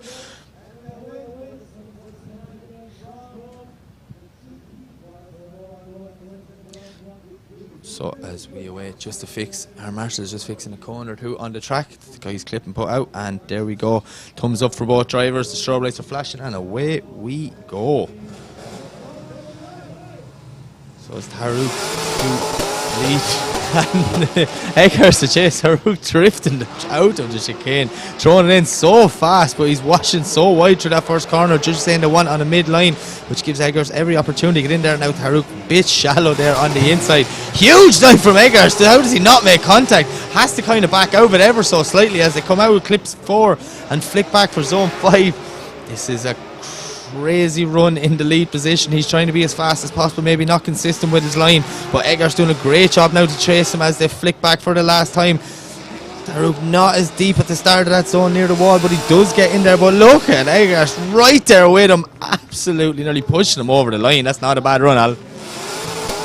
Yeah, Tarek Al-Shahani kicking the clutch, leaving the finish line, or the start line should I say, and really sending it hard into this first corner, but really not really getting the line that he needs. He barely makes his clip 2, cuts the inner clip 3 here pretty badly. That forces Krogris in the kebab fighter to make a little error, but you know what, it's kind of hard. We kind of would like to see that little mistake there from Krogris to the chase runner. Maybe that was Tarek's fault, as he completely misses the outside zone there of Tarek Al-Shahani. Krogris goes on the inside. Very sketchy battle for the last half of this run here, so it's going to be interesting to see where the judges look at this. I don't believe this is Tarek's cleanest lead run, and I don't believe this could be Krogris's best chase run either, so it's going to be very interesting to see how the judges look at this, Mike. Yeah, it literally is a battle of mistakes now, so I'm not sure what way the judges will go. I think both drivers made simple mistakes in very similar spots in both lead and chase, so it might be. I'm only speculating, but it might be one more time. I'm not sure now. That's kind of my opinion. I've seen mistakes on both sides, so it probably would be the fairest way is to just run them again and see what happens. But oh, there you have it. The judges obviously thinking the same, so we are going to go a one more time, which is only fair. Yeah, I just want to say, I think that was probably the fairest call. You know, both lead runs a little sketchy, both chase runs also kind of sketchy, and I think the judges said, look, there's a lot of mistakes going on here. We want to see them one more time, and you know, I'm not complaining. I don't know about you, Mike, but I'm definitely not complaining about that. So excited to see that go one more time, and let's see if any of these two drivers can really clean up the act and really show who's the dominant driver. Okay, so because that is the last battle in the bracket, we're going to have to wait. So we're just going to take a quick break, and we will be back in few moments, just let them guys get new tyres and fuel, and then we will be running back there one more time between Taruk and Egas to see who gets the last spot in the Grade 8.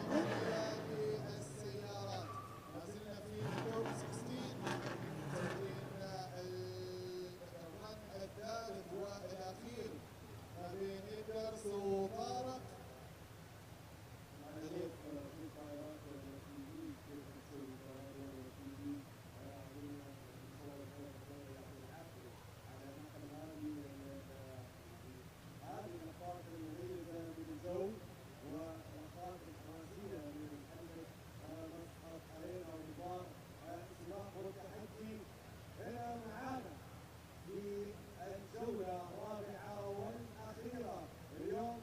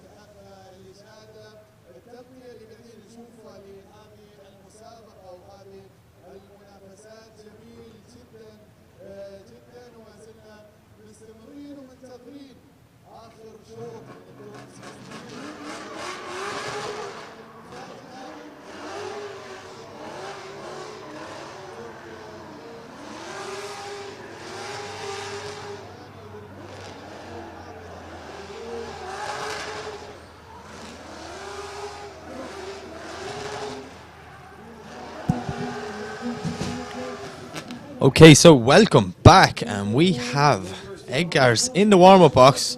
So he is making his way to the line, and he is going to go against Tarouk Al-Shahani for that one more time for the last spot in the grade 8. So while we're waiting on Tarouk, so far in our grade 8 we have Dennis Miguel versus Nazar Aharbali, and we have Haitham Al-Hadidi versus Andreas Vasiliauskas. We also have Ahmed Daham versus Nick Nack. That's one I'm really excited for. And then we have Ali McSeed against the winner of this battle. Alan, what a grade 8 is shaping up to be.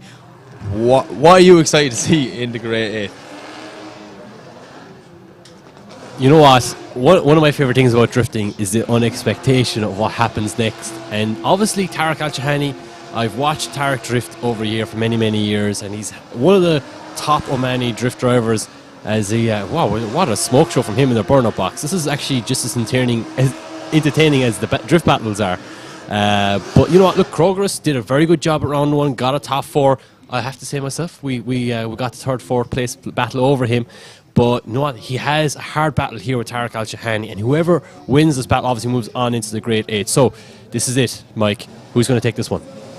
Well, we're about to find out. So we see Eggers to lead, we see Tarouk to chase as they come tearing down. Both guys already know each other, they've been once, so they're going to try and not have a repeat of the last one. But look at this from Tarouk Al-Shahani. Oh, and a big opposite drift from Eggers. Unfortunately, he has to kind of bail out of it a small bit. Luckily, he didn't end up going off the track. Tarouk doing a great job not to make too much contact with him. It was only a light small rub on both sides of the car as we see both guys bringing it around. That was a big opposite drift. Now I'd be wondering, Alan, is that going to be a complete zero for Eggers, or will there be some sort of points? But what's going on? Tarouk ending up completely on the inside of the track, just getting it all wrong in that last corner, Alan.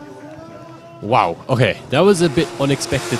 This is kind of referencing what I was on about earlier, the unexpectation. And as you can see, obviously, Kroger's initiating. Look at that from Tarek Al-Shahani. 2 taps on the wheel, but it kind of... What was going on here? Obviously, it looked like to me that Edgars was not going to make that next corner, so decided to hesitate, do a little mangy to try and get back going again. So I'm not sure how the judge is going to look at that. Could Kroger's link those 2 corners together? We have to wait and see. Obviously, Tarek Al-Shahani tapping on the rear wheel there was obviously not ideal, but as you can see, they finish off the run here. And Edgar is doing a nice job in the lead run here. Nice job running the wall. What was Tarek doing here? I'm not really sure what's going on. He's stuck on the inside here. But this, I know. I don't even know what to say, Mike, to be honest with you. That's just one of them scenarios that you're like, I'm not sure. I've seen both guys do amazing runs this weekend, and I don't know what way the judge is going to look at that one. But we have 2 cars back on the line. We are just waiting to get the signal from our head marshal.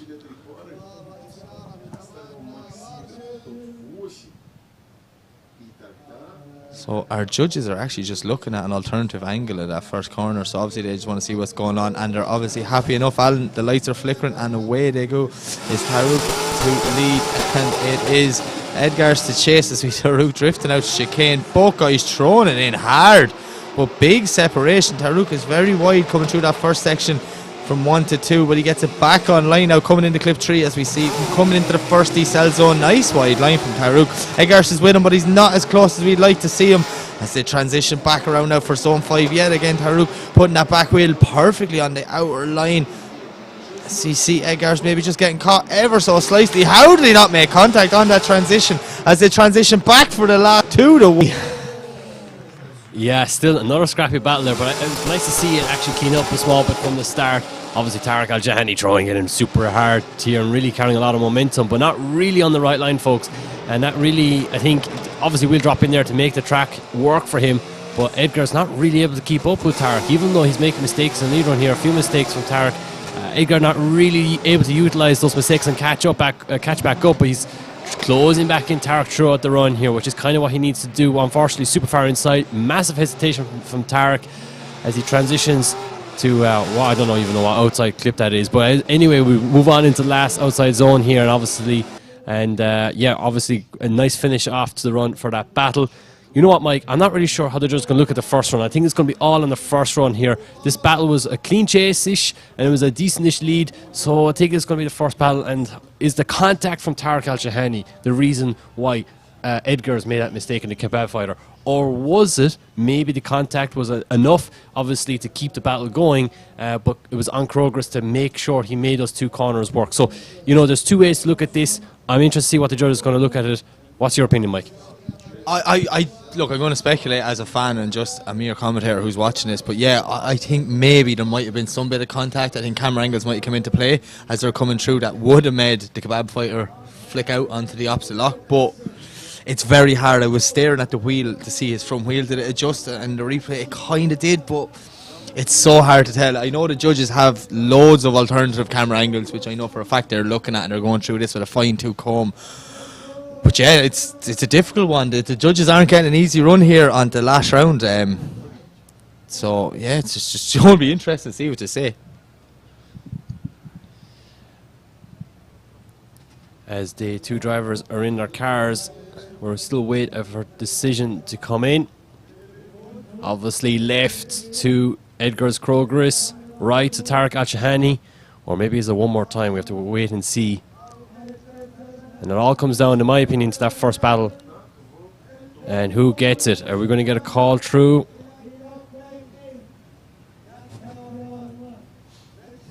So yeah, I was just listening to the judges there. So they're looking at multiple camera angles of that first run really and back to that contact. And I think that is going to be the make or break factor in this decision. So as we patiently await to figure out who wins, it's a nervous way for us, Alan, but it's worse for the two guys sitting in that car. Look at them, they're dying to know. There's a spot in the grade 8 at stake here, and both of them want that position. So yeah, I wouldn't want to be sitting there like that. No, and from my perspective, being a driver, this is one of the most nerve-wracking moments, actually, because you're sitting in the car, you've had a battle that wasn't possibly the cleanest or your best driving, and you're waiting to see, because at the end of the day, when you're in your car, all you see is the lead driver in front of you. When you're in the lead run, you don't see what the guy behind you is doing. And so you're sitting there, you're not really sure what really happened. You did the best that possibly you could at that run, and I'm sure the nerves that these guys are receiving right now must be through the roof. But like we said already, it comes down to that first corner. Tarek, obviously, maybe a little bit of contact. We've yet to see a replay of that. And obviously, look, the marshal pointing at the front wheel there, from where that wheel would have actually touched contact with the back of. Yeah, look at the scratches there on Tarek Al-Shahani's wheel. That car is absolutely mint usually, so to see marks on the wheel means that there was a bit of wheel contact. Obviously, that's only speculation on my behalf, so we have to wait and see what the judges see if maybe they might have a different angle. And is there any marks on the back of that F22? There's one there on the door, as you can see on the front before the K. But is there any on the back? That could have been from a previous battle. It's kind of hard to really tell about that because those tire marks are impossible to remove, Mike. I've tried to remove tire marks from my car and it's not a nice job. So we have to wait and see how the judges look at this. Obviously, they're taking their time with it. Yeah, the judges are looking at multiple camera angles here now. They're not going to make a quick decision here. They're going to get every bit of information and factor that into their decision-making process. But it's yeah, as you say, Taruk's car was mint, because I was admiring it all weekend, how mint this car is. That wheel, the paint has gone completely off it.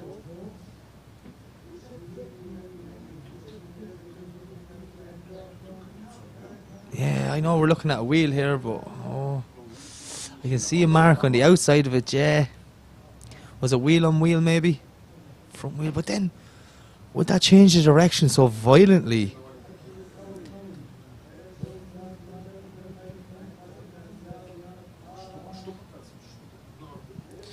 So while we're waiting, I'm just going to speculate here. Let's just say, let's just consider there was wheel-to-wheel contact. And multiple. Are we going to get a call here? Is going to call coming to come through? Oh, Edris Kroger's gets the win. So obviously they viewed the contact from Tarek Al-Shahani on Tarek Al-Shahani, and Kroger's gets the win, moves on. They obviously felt that the contact was too much. Kroger's had nowhere to go only but to try and link the two corners together doing a manji, which we've never seen here before. I don't even think there's any manji's been implemented in the IDC layout before. So obviously Kroger's moves on into the grade 8, Mike. Yeah, there you have it. A tough decision for our judges, but Kroger's is moving to the grade 8 in that kebab fighter, which means we have our 8 cars, and now we're going to start the grade 8 competition. So our next battle will be Dennis Miguel versus Nazir Harbali, and that's going to be a very fast battle in my opinion.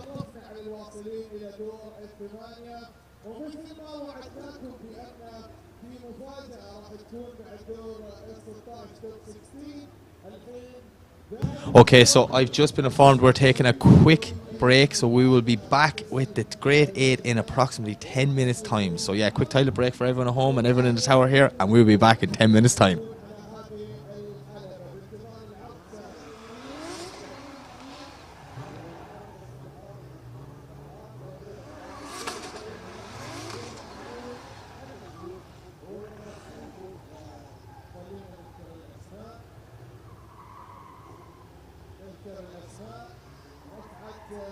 أول الأسماء اللي راح يكون حاضر في هذا العرض موجود، وأيضا راح يكون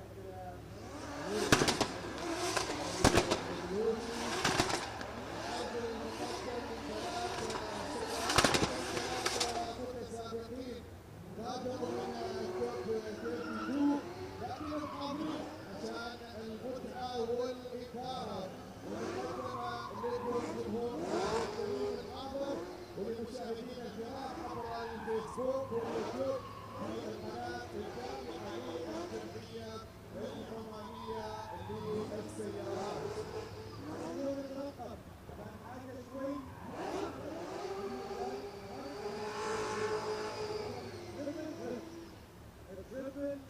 الدريفت راح يكون معانا اليوم في الحفلة. الدريفت عرض الدريفت قابل 3 متسابقين هو أخوه الصحراوي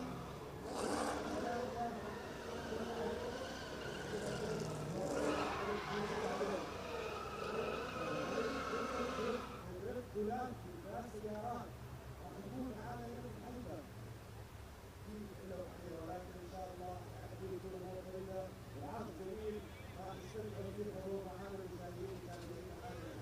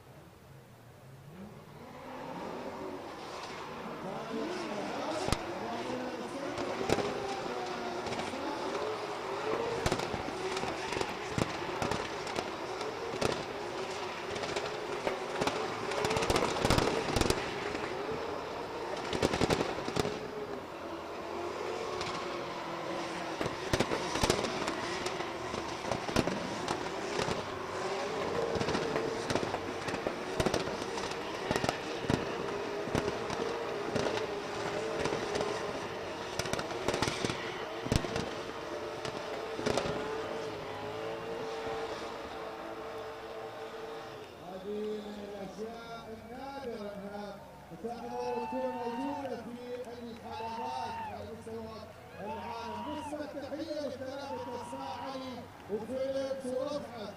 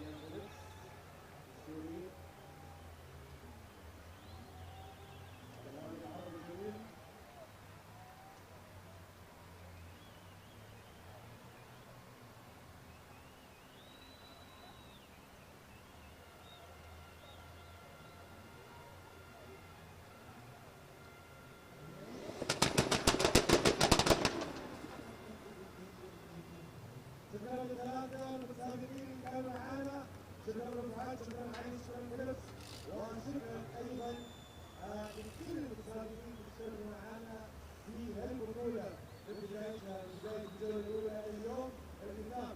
الحين تفضل معانا 8 متسابقين. We still have the top 8 to go and to see who will be the final 4. From the top 8 of the 8 qualifiers as we see on the screen. Hayden Al-Habibi, Nasser Al-Habili, Dennis Megan, Andreas, Ahmed Daham, Nick Nash, Ali Maqsi, وإيجن. All the best players in Romania. Okay, so welcome back, and we are getting ready to start off our top 8 in a few moments, and as you see, our drivers are there. So our first battle will be Nazar Harbali versus Dennis Miguel. Our second battle will be Haitham Al-Adidi versus Andreas Vasiliauskas. Our third battle will be Ahmed Daham versus Nick Nack, and our fourth battle will be Ali Aksid versus Edgar Karogis. Alan, this event, I don't know, it's the event that keeps on giving, in my opinion. Absolutely everything's happening. It's just gone out of control at this stage. What's your thoughts on it? Yeah, look, it's been an eventful, to say the least. But you know what? Usually the final rounds of every championship, we want it to be spectacular. And sometimes it can be spectacular from the driving perspective, but it can also be spectacular from the entertainment on the track. And whether if it's mistakes or chase driving, proximity, it doesn't matter. We want to see it all. And I think we got a bit of flavour of everything. And we're not even finished yet. We're only at the top 8, Mike. We still have, some of the championship contenders still in for the fight. We've got Ali Maxid, we've got Daham, we've got Vasiliauskas, we've got some people still left in the fight. So it's going to be a matter of who's going to come out on top here. And obviously this first battle, we've got Nasser Al-Habri and Dennis Miguel. So this is obviously obviously Dennis Miguel taking out Cherba in the top 16. A big upset there. Cherba was second in the championship, only a couple of points behind Ali Maxid. Ali Maxid obviously moving on to the top 8, and we will see him a little bit later on. And Ali Maxid probably has one hand on the trophy right now, but we don't want to get ahead of ourselves. We don't want the commentators curse, Mike, right? You've made that mistake already, so I can't make that mistake just yet. So we have to wait and see what happens next with Dennis Miguel and Nasser Al-Harbi. Yeah, I put a lot of curses on a lot of drivers this weekend, which I'm afraid to show my face in the paddock now after that. Nicholas Sullivan came up to me last night. He said, you kept telling me I was doing good, and then you said on the live stream and I didn't do that good. But it's been a cracking event. This is exactly what you want for a last round in a championship. All the drama, absolutely everything happening at one time. So it's going to be interesting to see, and I feel whoever gets the top step on a podium tonight is going to truly deserve it. And yeah, as you say, Ali Maxid, that championship's getting ever so closer, but his good friend Daham is still knocking around, and we cannot rule out Ahmed Daham or this guy. Now, I'm not sure. I'm not getting into the maths. I know he is still knocking around. He was joint 7th coming into this event, so anything can happen. And yeah, we're going to have to wait at the podium to find out. I ran upstairs to see could anyone do it. There was so many calculator abacuses, everything going on doing them maths. I was like, whoa, this is well too complicated for me. I just get excited when cars are on track, so I'll just leave it at that. But as we see, Nazir warming up, absolutely scrubbing them tyres in, making sure to get all the heat in it.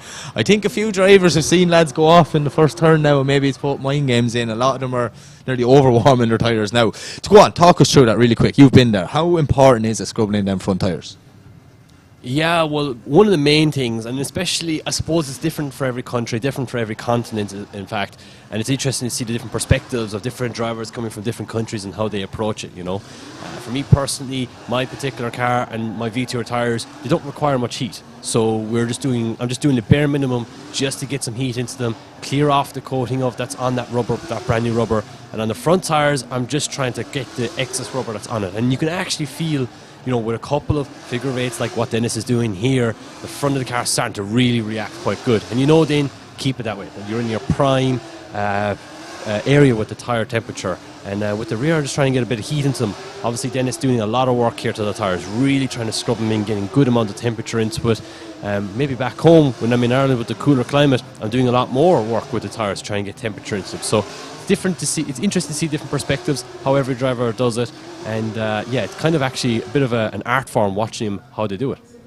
Yeah, it definitely was something I was intrigued by, with so many drivers from so many different countries and people doing different things. You know, I was wondering what's the right and wrong, but at the end of the day, drifting, there's no right or wrong. It's just getting that car sideways and getting the judge's decision. That's all that matters. But look, here we go. It's the start of the Great 8. The traffic light goes green. It's Nazar to lead. It's Dennis Miguel to chase. Both cars leave the line.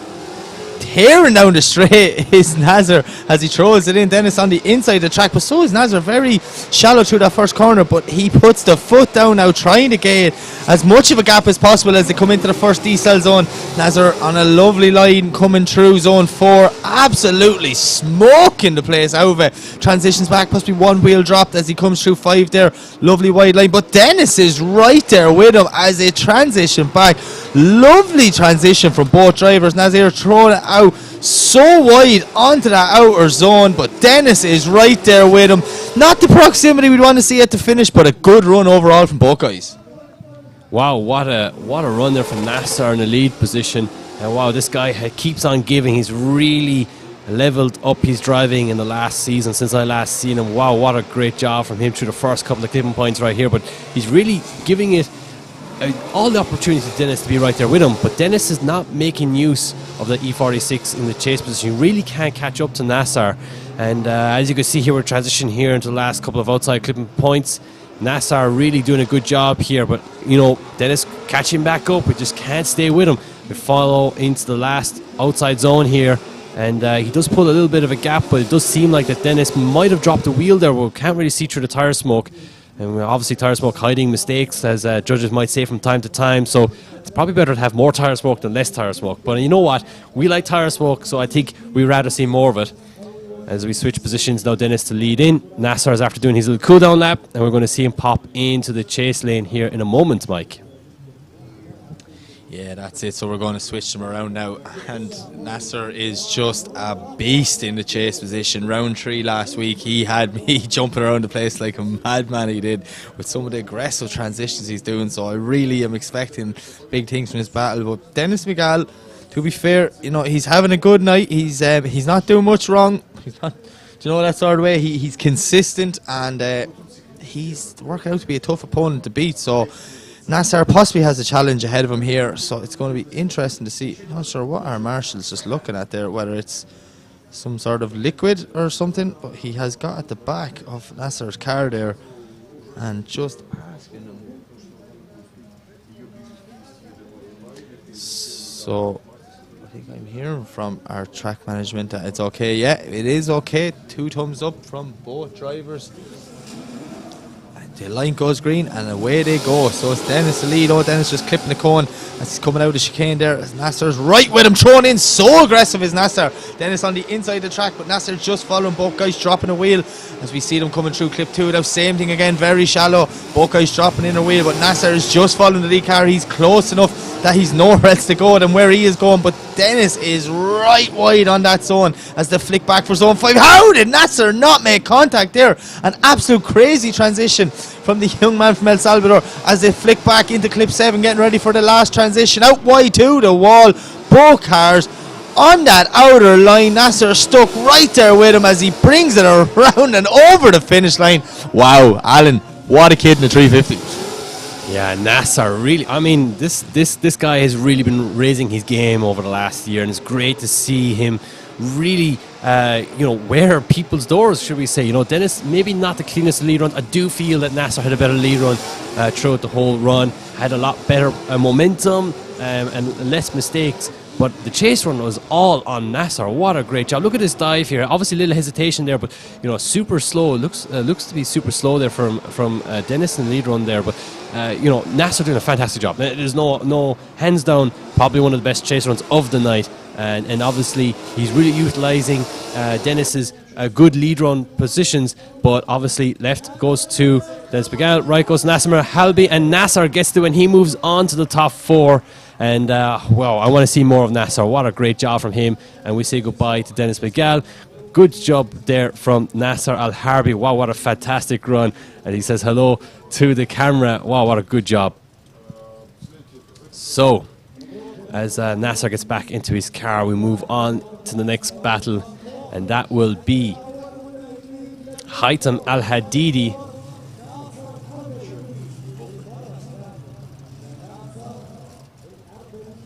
That will be Haitham Al-Hadidi and Mike. Oh, we have... Yeah, so I'm just been informed that unfortunately Andreas Vasiliauskas has had mechanical issues and has to bow out of competition. So yeah, Haitham will get a bye run. It's not what we like in the top 8, but look, that is drifting when you're pushing cars further than they should be. So yeah, Haitham will make it into the top 32, which will see Haitham and Nasser in a semi-final. Alan, that's a semi-final I want to watch. Yeah, this is shaping up to be a great top 4. Obviously, it would have been nice to see Vasiliauskas and Haitham Al-Hadidi battle there. I think it would have been absolutely crazy. It would have been 2 wild drivers battling it out, one from the Middle East, one from Europe. But unfortunately, we're not going to see that, and we will see Haitham Al-Hadidi do a bye run here. And I don't expect to do anything crazy here. But one thing I want to mention, you said you were going to have Nasser in the top 4. We also have Haitham in the top 4. So we have one driver from El Salvador. We have one driver from Oman. Okay, and the next couple of battles, we have one driver potentially from Kuwait, from Ali Maxid. We have one other driver from Daham, right, from Jordan. We have another driver from Latvia. And the last... whoa, what just happened? Right, okay, why can't we just have a normal conversation and not something like this happen? We were just having a normal conversation about what was going to happen next. Have I just... And I've never seen this happen before. He probably should, to be honest with you, Mike. Yeah, he should definitely stop driving. Like, it's a bye run, man. Alan, is that the centre of his wheel after braking? I think that's exactly what's happened, Mike. But the thing with the OIDC rules, is that you need to complete your bye run. And that's why he drove across the finish line, to make sure he guaranteed his spot into the top 4. Could you imagine? Your wheel falls off, you stop, right, during your bye run, and that's it, you were out. That's why that is probably one of the craziest, Mike's, situations I've ever seen in a drift battle. In a bye run of all runs. Alan, his wheel didn't fall off. It snapped the centre. The wheel is still bolted on. What? I genuinely am speechless. And you know me, Alan, it takes a lot to keep me speechless. But that there, I am done very confused after that. That is crazy. He gets out of the car, all smiles. And to be honest, I can't even remember what we were talking about before that, but they can actually literally take the 5 bolt off the wheel of the car. That's a souvenir and a half right there for Haitham Al-Hadidi. Wow, that is... I've never seen it happen before, especially during the bye run. Could you imagine if we had a battle like that? What would Vasiliauskas done in that situation? What he would have probably... okay, it's too hard to speculate. But fantastic. I think we're getting confirmation there. Haitham does move on into the top 4 regardless, as he does technically complete his bye run. But he's got a bit of work there. As you can see, the whole Wisefab arm sitting on the ground, Mike. That's not obviously ideal. was sparks everywhere. I want to see a replay of that, Mike. Yeah, the Wisefab would have been dragged the whole way for about half a lap there, Alan. So it's gone. I'd say it's more than just change a wheel now at this moment in time. I'd say there's a good bit of work to be changed in the front steering kit. Look, them guys in there, they're a great team. I know for a fact. Hytem has some good mechanics in the pits with them, so I'm sure they will be getting all the bits and pieces ready to try and get that car fixed. But what? It just doesn't make sense. You may talk for a minute. I'm broke. As Mike is now broken. As you can see, the marshals are now trying to recover Hytem's car. This is the thing, right? So it seems like it was resting on the lower bolt of the Wisefab arm. So if there is damage to the Wisefab, are they even able to take that arm off? You know what I'm saying? They might have to cut that arm off. So that's crazy. That's so wild. I've never seen that happen before. Obviously, Hytem and his team, like you mentioned earlier, Mike, 300 Performance, fantastic group of people there, encyclopedia of knowledge between all of his crew. So I'm sure they'll have that figured out pretty quickly.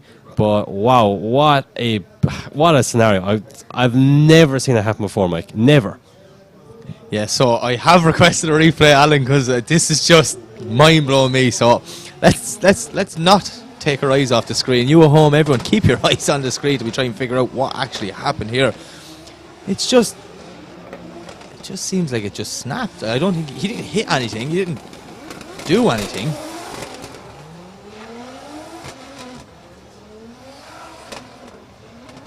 We're not gone. Me and Alan are just. Oh, it just. Just like that. That is very scary. If you were on the motorway and you were just driving along, you know, just tipping on the motorway and that happened, that's a scary scenario that the wheel just snapped. He continues his run. What a guy for continuing his run. He absolute legend, but do you know what? I've seen a lot of things in drifting, but that is a first. I've seen wheels break from contact and hitting walls and things like that, but not from a transition, Alan. No, I don't. How they even have to put? Oh, they actually have a jack out right now to stack the car, to jack the car up to bring it back into the pit. So I think we might be waiting here for a moment, Mike. But what a snap! It was so weird how the car transitioned, and the wheel. It actually looked like the whole front left of the corner actually fell off the car. It didn't look like the wheel fell off, you know, or snapped. And what's even crazier is that all 5 spokes of the wheel snapped at the same position. Wow, that is absolutely crazy. That's I've never seen that happen before. Absolutely crazy. So, yeah, as you can see, we're going to have to wait here for a little bit as Hytem Al Hadidi's Red Bull S13 or S15, should I say, gets removed from the track. And we'll probably take a little minute break there while we settle our nerves, Mike. We have to settle ourselves because we're only getting started in the top 8. And yeah, we can't let this override what could happen coming up soon. So we'll get back to you all very soon.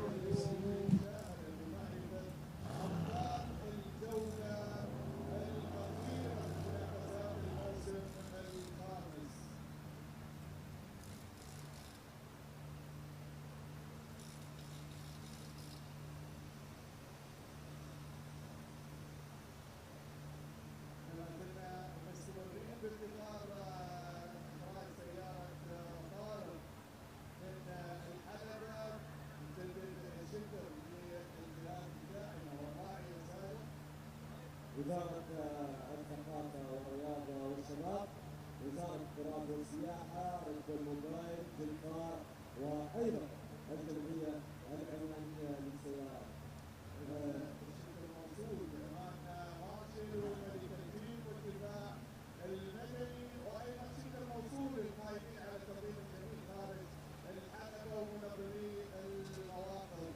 شكرا أيضا لهذا الجمهور الكبير اللي حاضر ومتواجد ومستمتع لغاية اللحظة هذه اللي شرفنا فيها رئيس مجلس جمعية عمان للسيارات العميد سعد بن علي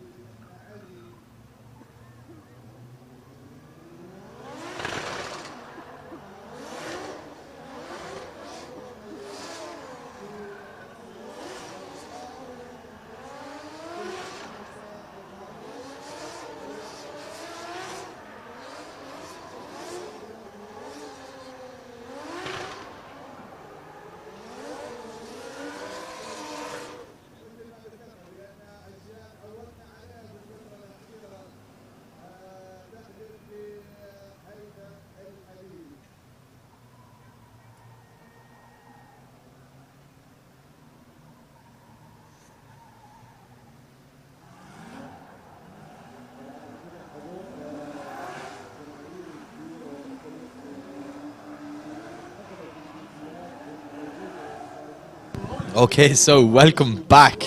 Me and Alan have recuperated. We're ready to go. And now we got Ahmed Daham versus Nick Nack. This is one I've been excited from the minute I've seen it. So yeah, we have Daham to lead and we have Nick Nack to chase. This is going to be an amazing battle. Well, I say that now, Alan, but what's happened tonight, we don't know what's about to go down. As we see Ahmed Daham representing Jordan and Nick Nack representing Latvia. This is going to be insane. Look at that drone shot right above our start line, looking absolutely amazing. As we see both cars leave the line, and here we go. So it is Daham to lead, Nick Nack to chase, throwing it in hard. Look at this from both drivers. Lovely initiation, and what a start to the battle. As we see Daham coming in, a nice lead line, but Nick Nack is right there with him. This young man is so experienced, more experienced beyond his age in my opinion, as he's nearly touching the side of Daham as they come through zone 4. Daham putting the foot down now, trying to pull a gap, but he is not able to get rid of Nick Nack. Nick Nack is stuck right there. Transition now back through to the touch and go clip 7, putting the absolute foot down. What can Ahmed Daham do? Putting the back of that S14 out wide onto the wall, but Nick Nack is right there, pushing Daham around the last corner and over the line. Wow, that was a battle to get Mike hyped. As you can see, initiation from Daham was fantastic, but look at the Nick Nack in the chase position. As you can see, Daham understeering through clip 3 here, but as you can see, Nick Nack is still there with him. And he gives a big dive onto the door of the Red Bull S14 of Ahmed Daham. Look at him, he's actually putting tire marks on the door. But Daham's leader, I have to say, you know, he's making a few errors here. He's not the cleanest that we have seen all night, but he has to be one of the better ones all the same still, as Nick Nack is really trying to stay with Daham, following, doing all of his moves, transitioning, perfect timing, running the wall from Daham. That was sick. Across the line. Wow, what a battle from these two monsters. Well, Red Bull and monsters, should I say. See what you did there. Am I correct in saying that this is the 4th time these guys have battled in the 4th round in the one season? What is the chance of that? Yeah, and the first time it was Nick Nack that got the win because Daham's engine failure. Second time it was Daham's win, I believe. And in the third time it was Daham's win again because of Nick Nack's engine failure. So this time it's going to settle the battle differences. So let's see what happens, Mike. Well, I hope it's not engine failure, Alan, that's all, because that's all I heard in them last ones. But here we go, we've Nick Nack throwing it in. But look at Ahmed Daham, he's right there with the young Latvian driver as they put foot to the floor now, making their way through clip 2, out wide to 3. A lovely look, guys, rubbing the wall. Daham is right there with Nick Nack. This is an unbelievable battle so far, as we see Nick Nack putting a lovely lead line on. Daham has to hit the brakes to avoid making contact as they transition for the last time now, out to the wall. Nick Nack in a lovely wide line through zone 4. Daham is right there with him. Wow. Mike, I want to see that one more time, I think we should. But there's a couple of things I spotted. Obviously, Daham here with understeering the lead in the chase run here behind Nick Nack. As we head now into inner clip number 3, Daham is right there with him. He does a big dive onto the door here in the outside zone. But right here, we see Nick Nack drop 2 wheels, tap the wall, and even a wheel drop here on the outside. So multiple wheel drops there from Nick Nack and a wall tap from him in the lead run, and Daham's right there with him. So finishing off this run, obviously Daham is right there with him. Nick Nack doing all he needs to do in the lead run. Fantastic wall run there from Nick Nack, doing everything he needs to do. Maybe not as close as Daham was, but Daham right there with him, making a few little dives onto the door, making a few little errors. I do think Nick Nack had a slightly cleaner lead, or chase run, should I say. I do think he had a slightly cleaner lead, but Daham had way more aggression. So it's weighing up, what do the judges prefer? Do they prefer the aggression or do they prefer the consistency? Or maybe they like to see both. And maybe this could go one more time, Mike. Yeah, that is such a good battle. It's the one I'm hoping will go again. You know, brilliant lead from both guys and brilliant chase from both guys. Like, yeah, I should say, Al, they're small little mistakes. That's little tiny details, but that is what it's going to take to separate both guys. So it's going to be very interesting to see what our judges say. Oh, I'm just hearing from the judges they want to look at a replay of both runs, so they're going to have a good look through this, Alan. Obviously, maybe they've seen something that we didn't, me and you. Just getting a little bit too excited because we are just fans, really. Of course. And the thing is, obviously, Nick Nack, when I mentioned Nick Nack's lead earlier being a little bit cleaner, I was referencing how he filled all the clipping points and how he's super smooth. However, I did forget, he did look like he dropped 2 wheels before he tapped the wall, and he dropped the wheel again after that. So let's see who it goes. Does it go Knickknacks from his just better consistency throughout the run, but even though he did tap that wall, or does it go to Ham despite the few errors he made in the first couple of clipping points on both his lead and chase run? So it's going to be super interesting. This could go one more time, but it could go in either driver's favour too, especially with versus consistency or aggression. Yeah, it's going to be really interesting to see. I'm sure it's a nervous way from both them guys there.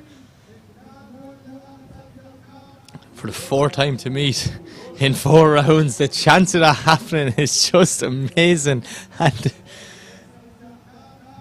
this is going to see who separates them out, and to get into the final 4 and get 2 shots at going for one of them podium steps tonight. You know, I feel both guys deserve to be there, and I think it's going to be really, really harsh on who doesn't get there, but whoever wins this battle will truly deserve it. Our judges are still looking at replays, so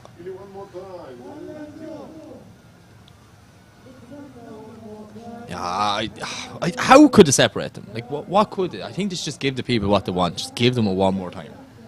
I think that would be the best way of doing it, but the judges get into all this technical stuff to talk about in briefing. I don't really listen. Oh, Alan Hines, it's a one more time. We get to see these guys go for a 5th time in one season. Wow. Actually, I think this might be a 6th time because they had one more time previously as well, Mike. And I think this is what we want to see. Obviously, you know, let's weigh it up. Obviously, we have Knickknacks' one big mistake, which is that wall tap, and he did drop a wheel coming up to it. But also, you know, that was his only real big mistake. He had the chase run, he had the good lead run, other than that wall tap and the wheel drops in those little areas. But then the Ham, he had more smaller mistakes, a little understeer here, you know, a little not filling the zones in other places. So that was literally differences. So as we see Ali Maxid here reversing back here, what's going on here? Is Ali Maxid calling a 5-minute rule, Mike? I'm not really sure what's going on here. As he's gone back to warm up again. Okay. Oh, phew, that was a good one. But sorry, going back to what I was saying. So, you know, I can see why the judges went with the Knickknack versus the Ham one more time, and I think it makes perfect sense as we now move on to Ali Maxid and Edgar's Krogris. Another NMK performance driver, you know, Ali Maxid and the Ham, NMK performance, and 2 Latvians, Edgar Krogris and Knickknack. So this is almost like a repeat of our last battle. Yeah, and just the way that Eggers and Knickknack are pitting together, and so is the Ham and Ali. It's just, what's the chance of this? But look, here we go. It's Ali Maxid to lead. It's Eggers to chase as they throw it in there. Now look at the speed of Ali Maxid, but Eggers is right there with him. As we see now, Ali putting the foot down, trying to pull a gap through 3. Eggers maybe dropping back ever so slightly, but this is the speed of Ali Maxid that we've been watching all weekend, as we see him absolutely filling that outside zone 4 as they come down now. Big transition for 5. Eggers just cutting the track ever so slightly, just trying to gain a bit of proximity, which he does as they transition back now for clip 7, getting the line up for the last transition on this round 4 layout. A huge flick there from the GT86 of Ali Maxid, and Eggers right on the outer line, but not the proximity that I was expecting from Eggers. Exactly, Mike. I think Ali Maxid is just a little bit too much pace for Edgar's, and that's obviously disappointing for him. He obviously did a nice initiation chasing Ali, but Ali just unleashes that 2J powered GT86 and sends it to the moon.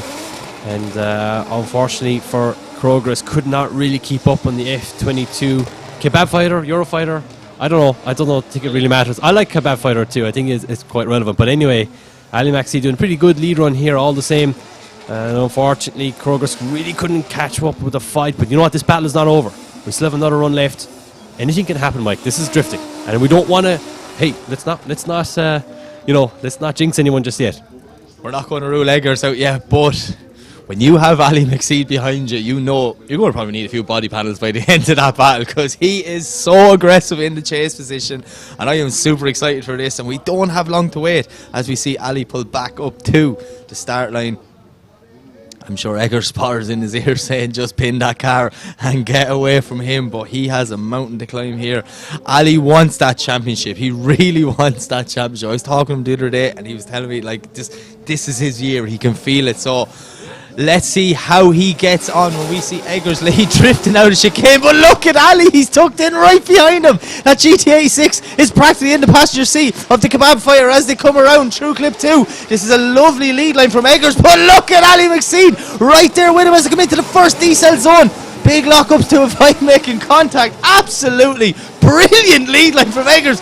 What a transition from McSeed as he does great job not to make contact. Eggers yet again, Alan, on a fantastic lead line as they come through the centre section of this track now, getting ready to flick back for the last transition out to the wall. Or both cars on the white line. Wow, what a chase run from Ali McSeed, but an epic lead run from Eggers Krogars. This is one of those battles, right? Or one of these runs where you can just stay quiet and just let it happen, right? But we can't. So I have to talk over it. And I have to say, what a great job from Edgar in the lead run. But Ali McSeed utilised every single thing that Edgar did good in the lead run and said, I can do better. And look at this first transition here from Ali McSeed. Wow, how fantastic is that? Great, amazing job from him. As obviously Edgar Krogris doing a good job here in the lead run as well. And wow, at this point I nearly want to say that Ali McSeed has one hand on the trophy here. If he keeps his performance up tonight, I can't see why he can't win the event and also win that championship. Yeah, exactly that. You can see Ali McSeed is hungry to become the 2023 Oman International Drift Champion. And your winner is Ali McSeed. A huge round of applause for Eggers Krogars. What a drive, what a lead run. That kebab fighter is nothing to be messed with, and we really hope to see him back next year at the Oman International Drift Championship. And I just wanted to say there as well, Mike, that Ali McSeed, you know, if he does win this championship, he'll be the first MENA driver to ever win the Oman International Drift Championship. Previously, 3 seasons was won by James Dean. He wins everything. Who cares about him? Second season, or the fourth season, was won by Bagsy from the UK. So, Western Europe have won it 4 times. This could be the first time a MENA driver from Kuwait could win the Oman International Drift Championship. Yeah, there you have it. So, we have 1 space left to get into our final 4. And we have 2 warriors who are going to go at it for the 6th time this season. So we are waiting for Ahmed Daham and Nick Nack. From hearing they're on their way to their burnout box, this is going to be an insane battle. What can both guys do, Alan, to just try and overcome? Like, if you have that a friendly rivalry, let's call it that. You know, the guys get along. We've seen how close they are, but, you know, they both want to win. Like, what would you do psychologically? How would you get yourself in a situation to go beat Nick Nack, or vice versa for Nick Nack to go beat Daham? You know what? It's all about looking at what each driver does better and utilising and finding a way in your own driving to understand what they do that you can do better than them. Sometimes it can just be, you have to accept the fact that you'll never beat Nick Nack's transitions in the chase run. So you just make sure that you're more consistent, you do everything better that he sometimes struggle with, and make sure that you're not dropping wheels, making mistakes, wall tapping walls, for example. Daham is similar in another way. Daham is extremely aggressive, but he's super fast. And because of that, he does tend to, you know, again, drop some wheels, but understeer in places. So he's, you know, both drivers are quite quick. They're very, very fast. They're very aggressive, but they're aggressive and I suppose in their own ways. Daham is aggressive in how fast he is. Nick Nack is aggressive just by how he transitions and how fluidly aggressive that he is. So there are 2 different types of drivers, even though you kind of have to put them in the same category as a driver myself that's chasing him and battling him. So look, so we yeah, it's just one of those battles, and battling these 2 guys are fantastic. I just wanted to point out though, how different are these 2 drivers in terms of their cars? Red Bull versus Monster, BMW versus Nissan, 2JZ versus LS. You know, you can't write this, you know. So this is one of these amazing scenarios. And yeah, look, these 2 guys, hopefully we get to see them coming to the line here shortly, and hopefully we don't skip this, because I don't want to see anything else right now. I just want to see these 2 guys battle. I don't know about you, Mike. Yeah, this is one that I am really excited for. But yeah, just when you say that there, everything that is probably the greatest arguments amongst drifters, BMW versus Nissan, V8 versus 2J, like, you know, both guys are proven. They're actually hanging for their own side here. So fair play to them. We're really excited for this. Just cannot wait. I just wanted to start now, Alan. This is not fair. Make them go. As we start to see, the crowd here are absolutely loving this event. Huge roars for each driver. Like, I can't get over how massive of a fan base drifting has out here in Oman. It's just insane. Their drift community, like, the rest of the world, it's a small thing in every country, but it's a huge thing in every country at the same time. So it's really good to see. And like just this Oman International Drift Championship, it's one of these championships that has blown my mind, bringing all drivers from around the world into one place to say, hey, let's see what's going on. And from what I'm hearing is it's only going to get bigger from next year on again. So I'm really excited for next season already. Well, Mike, you've heard something more than me because, well, yeah, I've planned on coming back here again in the future, obviously, as a driver. And, you know what, I love coming here. So I put this as my second home. You know, I come from Ireland. Ireland's a small country. And Oman, even though it's a big country, it's still small population. And, you know, they have their differences, but the people are very, very similar. And this is why I call it my second home. I love the people here. I love the country. The weather, obviously, way better than it is back home in Ireland. And there's a different greenery, too. Is back home, it's all green. Here in the Middle East or here in Oman, it's all sand gold, you know. So it's definitely they're polar opposites, I suppose, is the best way to word it. But like you said, next year is going to get better, and every single year OIC gets better. Last couple of seasons has been 3 events. Now they've upped it to 4 events. Maybe next year they might up it to 8 events. We never know. I don't think they'll do that, but that would be amazing if we could do something like that from November to February, have all drifting over the winter, because, you know, who likes drifting home in Ireland when it's raining, or home in the snow in Eastern Europe or something like that? No one likes that. We all like drifting in the sun and drifting under the lights. So yeah, this arena is fantastic. The facilities are amazing. The OAA, the Oman Automobile Association with Oman International Championship, amazing organisation here, and I love coming out here, and I hope to be back here again next year putting on a show for these amazing fans that are sitting in the grandstand. Mike. Yeah, I'm the same as that. Obviously, it's my first season out here. I've only came out for the last 2 rounds, filling in for my good friend Ian Waddington, but I really hope to come back out next year. I've had the best 2 weeks ever. As you say, yes, the place is amazing, the people are amazing. We've had so much fun. The driving has been insane. I've seen some of the craziest car builds I've ever seen in my life in that paddock out there. It's just, the things they're doing out here is unbelievable. And like, for everyone, the OAA getting in behind the whole sport and just trying to build drifting as a whole, it's just insane to watch. As we see Ahmed Al-Amri, another Ahmed Al-Amri on the left here. This is one of the OGs of drifting in the Middle East, and I remember getting a passenger spin in his GTA 6 when I was like 17 years old on Yas Marina, would you believe? Yas Marina, what an experience. It was great to see him here again, and I'd love to see him driving again as we see more VIPs here in the Oman Automobile Association section. As we see, I think Daham was in the burnout box. We saw a clip of that there. Here he is again. So we are going to see Nick Dak and Daham go at it again, Mike. Yeah, yes, we are. And do you know what? I might need to take a minute to just bring myself, you know, just calm down before I get hyped up. Seeing Ahmed Al-Amri there brought back good memories. My first ever event out in the Middle East up in Leo Festival. I think you were actually there with me.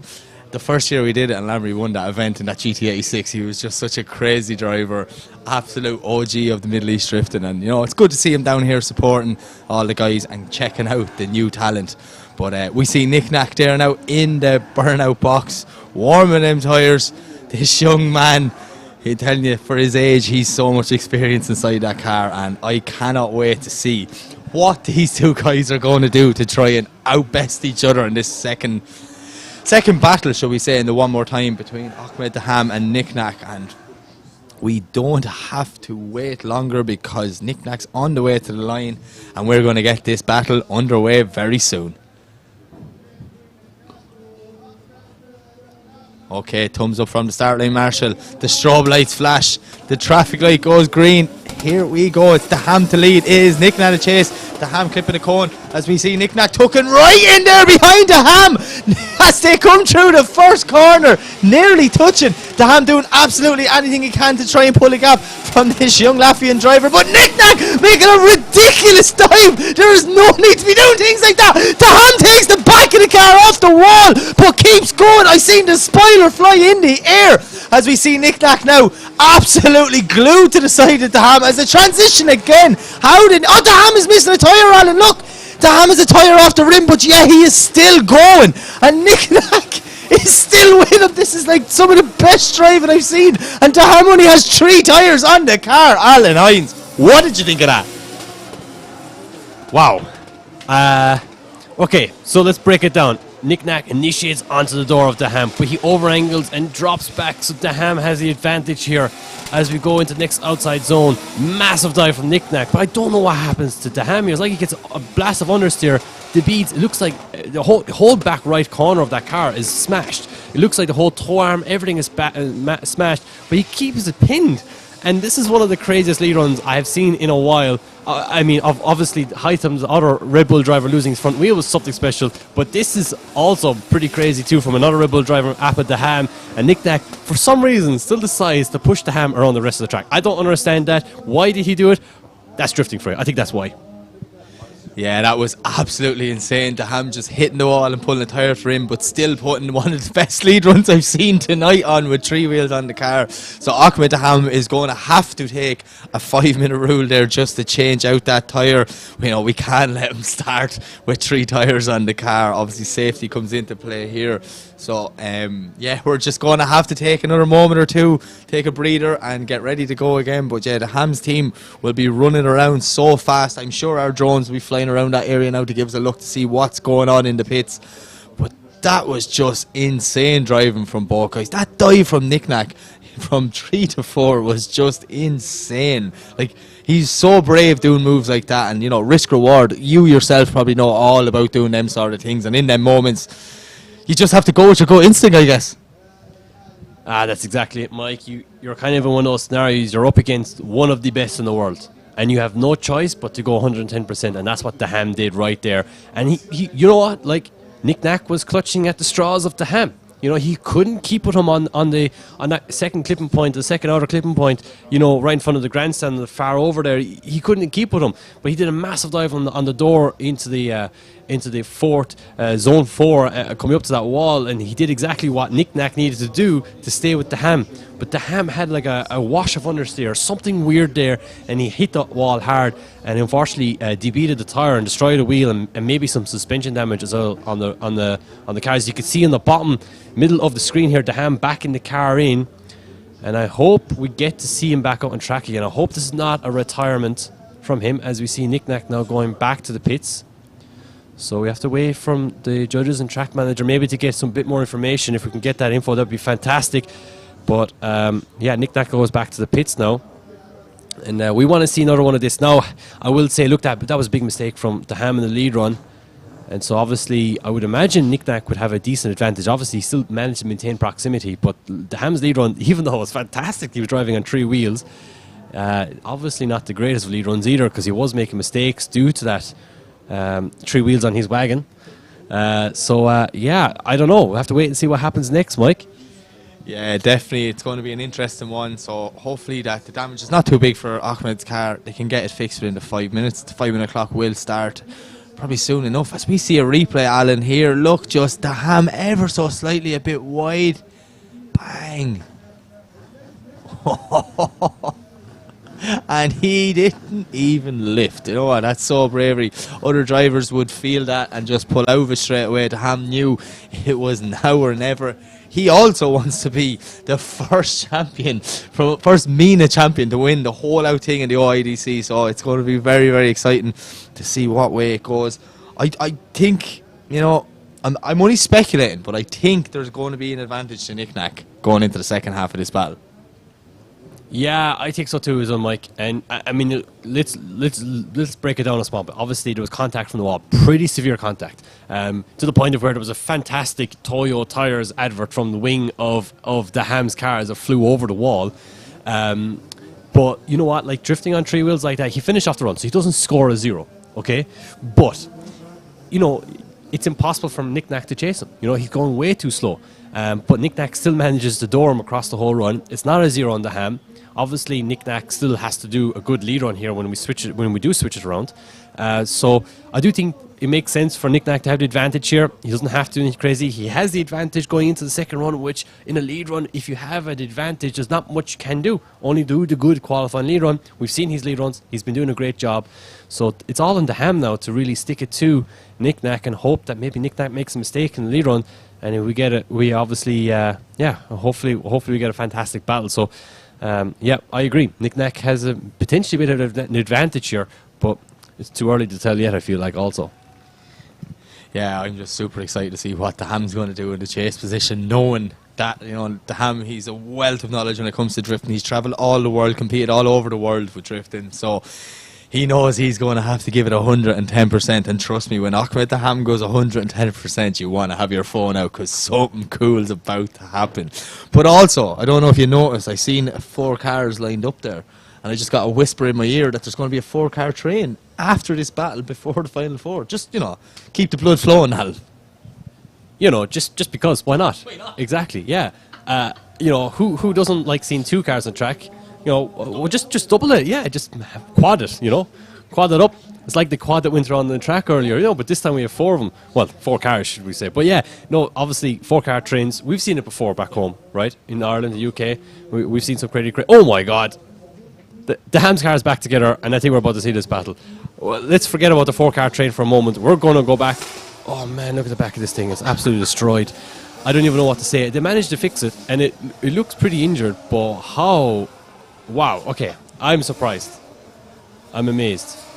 It doesn't look very good on the back right corner there, Mike, I have to say. It looks pretty slammed. It looks a bit unusual. Yeah, when you said Daham's car is back together, I said barely back together now. And Ahmed Daham, the first man to have an S14 compact, in my opinion. This thing is battered and bruised. But as long as it works, he's going to pedal it. That's all I know. And there is no better driver than Ahmed Daham as we see Nick Nack making his way into the burnout box. This is going to be insane. This young driver has a lot of pressure because Daham is going to be knocking on that door trying to force a mistake. I really hope, there's no more mechanical gremlins in Daham's car that could potentially spoil this run from us. But no matter what, he 3 wheels on there and he's still at a whopper lead line. So Daham's not going to give up.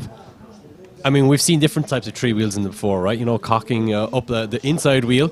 That was something else. That could have technically been 2 wheels, if you really wanted to. But here we're not the best condition. It could be not his greatest. But wow, look at the lead line from Nick Nack. Look at the angle. Fantastic job from Nick Nack. Big drag on the handbrake, but the ham right under the door to Nick Nack. Wow, pushing him through the outside zone number 4.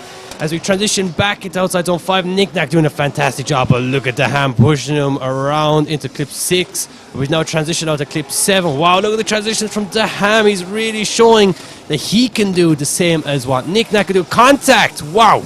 Door-on-door contact. And Nick Nack finishes off the run. The ham on his door. Mike! Do you know what? It's a credit to Ahmed Daham. He absolutely threw everything at that, trying to say Nick Nack, though, a lovely lead line. He was not phased by the challenge that he knew he had. There's a lot of pressure on his shoulders there to put one solid run in to get into that final 4. And he did a brilliant job. Look at that. Hugging that outer line all the way around. Absolutely beautiful. I think Daham did a great job bar that last transition. Just a little bit too much contact. But he needed to do it. He knew to be a disadvantage. He knew he had to get there. Look, a little bit of contact there. Nothing big, but it kind of made Daham just have to back out it ever so slightly and then tuck back in on the door. So, yeah, that's going to be a tough call for our judges, but what a run from both guys. That's exactly it, Mike. And Nick Nack gets the win. He moves on to the top 4, and the ham bows out of the top 8. Unfortunately, that wall contact damaging his car, and obviously that contact hitting Nick Nack on the last outer zone sealed his fate, and Nick Nack moves on to the top 4 and chases, a podium spot in the championship, maybe even the championship's top spot. We're not really sure where we stand with the championship hopes of everyone, but unfortunately, it seems like that the Hams loses out on the winning streak of Nick Nack, and Nick Nack gets one more over him. And wow, what a night of battle so far, Mike.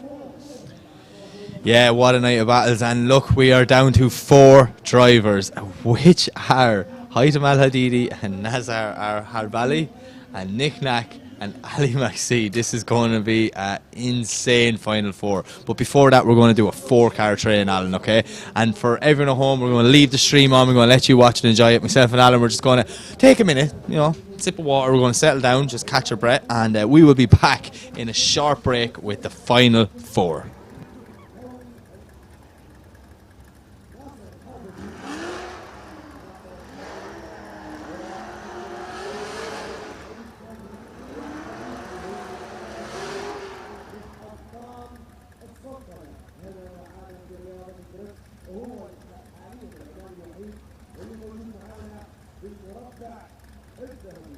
بالتوفيق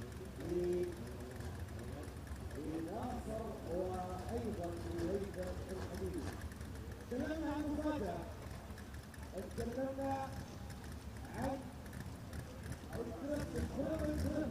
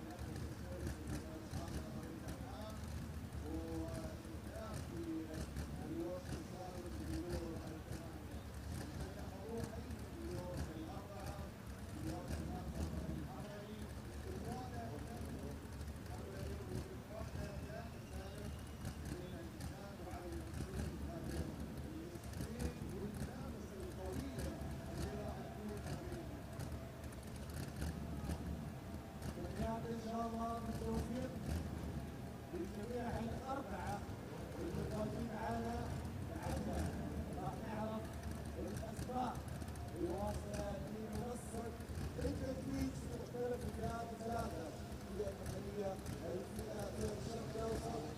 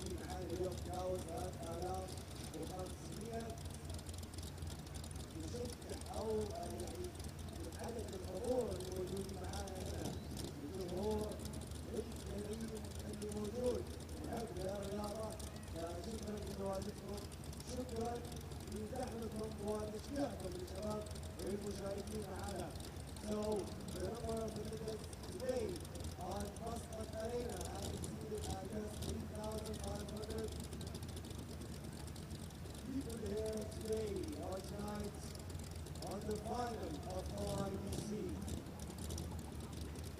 The fifth position of OIBC and the fourth round. نشوف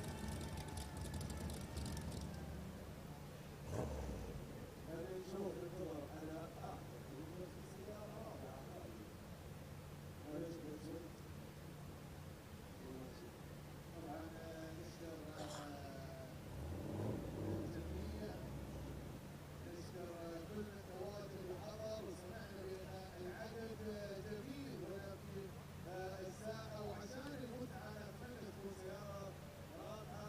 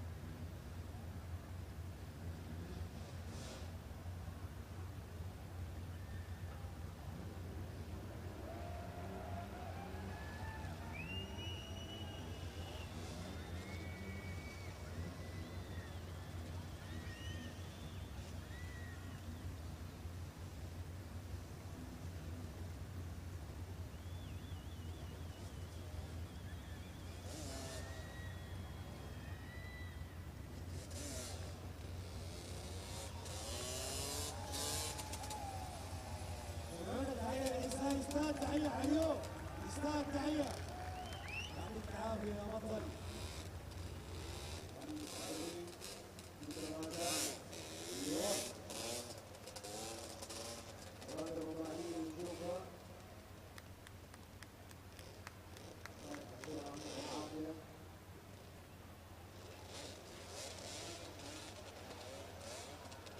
ويا سلام حلو الله عليك ايش ايش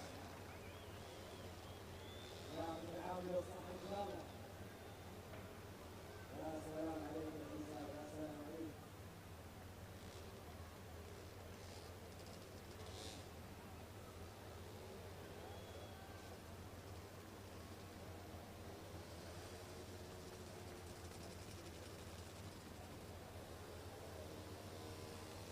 حلو استاذ تحية حلو الله عليك الله عليك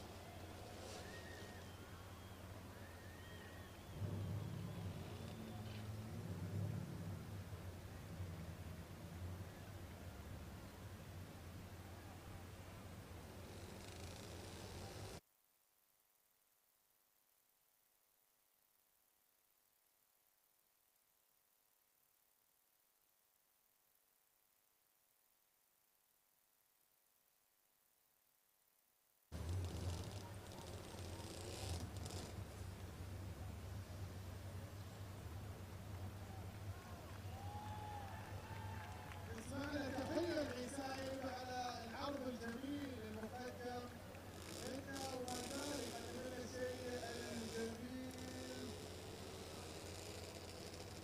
قبل روحي الفاينل فور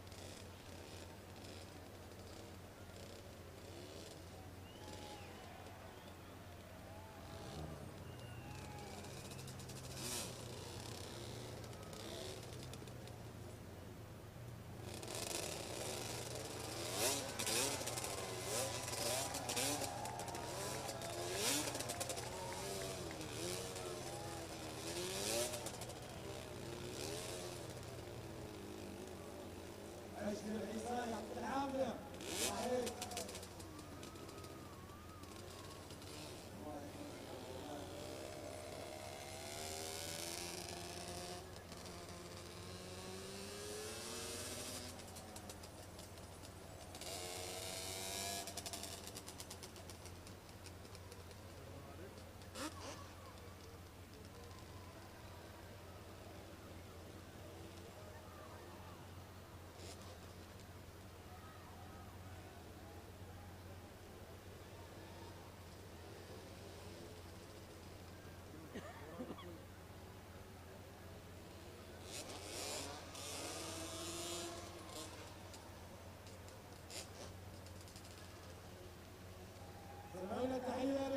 باكستان تحية حيوك. شكرا على العرض الجميل والعيساوي.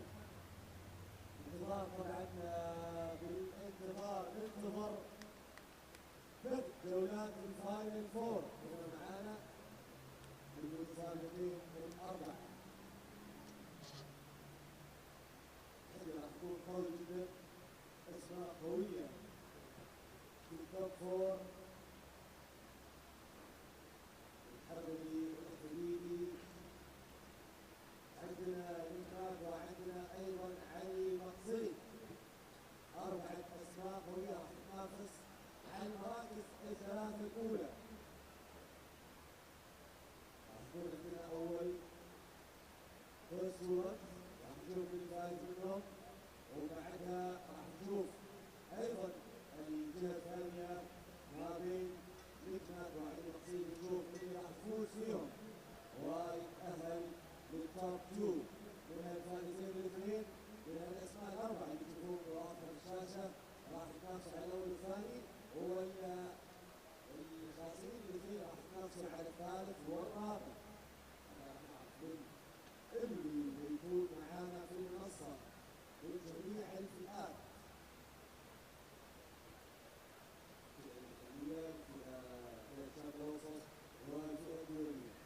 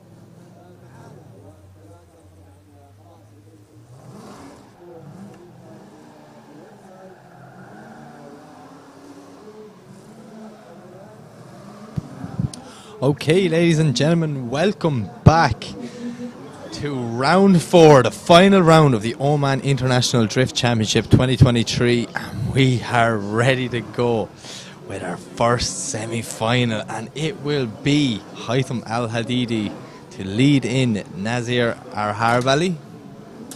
And this is going to be a good one. Two young drivers from the Middle East trying to make a name for themselves. Well, they've already made the name for themselves because they have drove like absolute warriors this whole season, so we are really excited to see this battle between the two guys. Hopefully all Hytham's wheels will stick together for this one and not blow my mind like the last time. As we see Nasser lining up there on the start line, and Hytham is just making his way to the burnout box.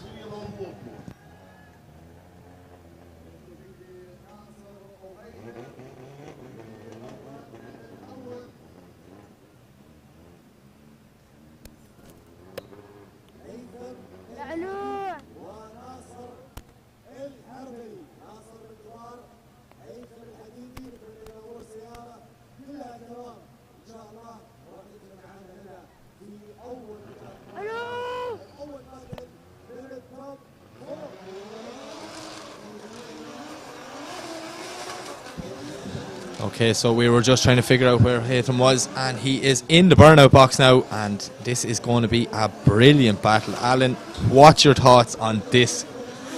Two young ones, two future stars in Middle East drifting, and just two sound lads. That's exactly it, Mike. And just wanted to point out, first of all, obviously Hytham has new two front wheels on the front of his car. So, and they seem to be a bit stronger than what they were before, because it looked to be the Hams wheels who have hit up quite a few stuff. But yeah, you're right. Like El Harbi, Nasser El Harbi, coming from El Salvador, competing in the Emirates Drift Championship for the last couple of years, coming over here to the Oman International Drift Championship, and absolutely had a stellar season, qualifying first at round 2, and very, very good performances throughout the season. But obviously Hytham El Hadidi, he is one of the locals here, been drifting here in Oman for many, many years, and one of the talents.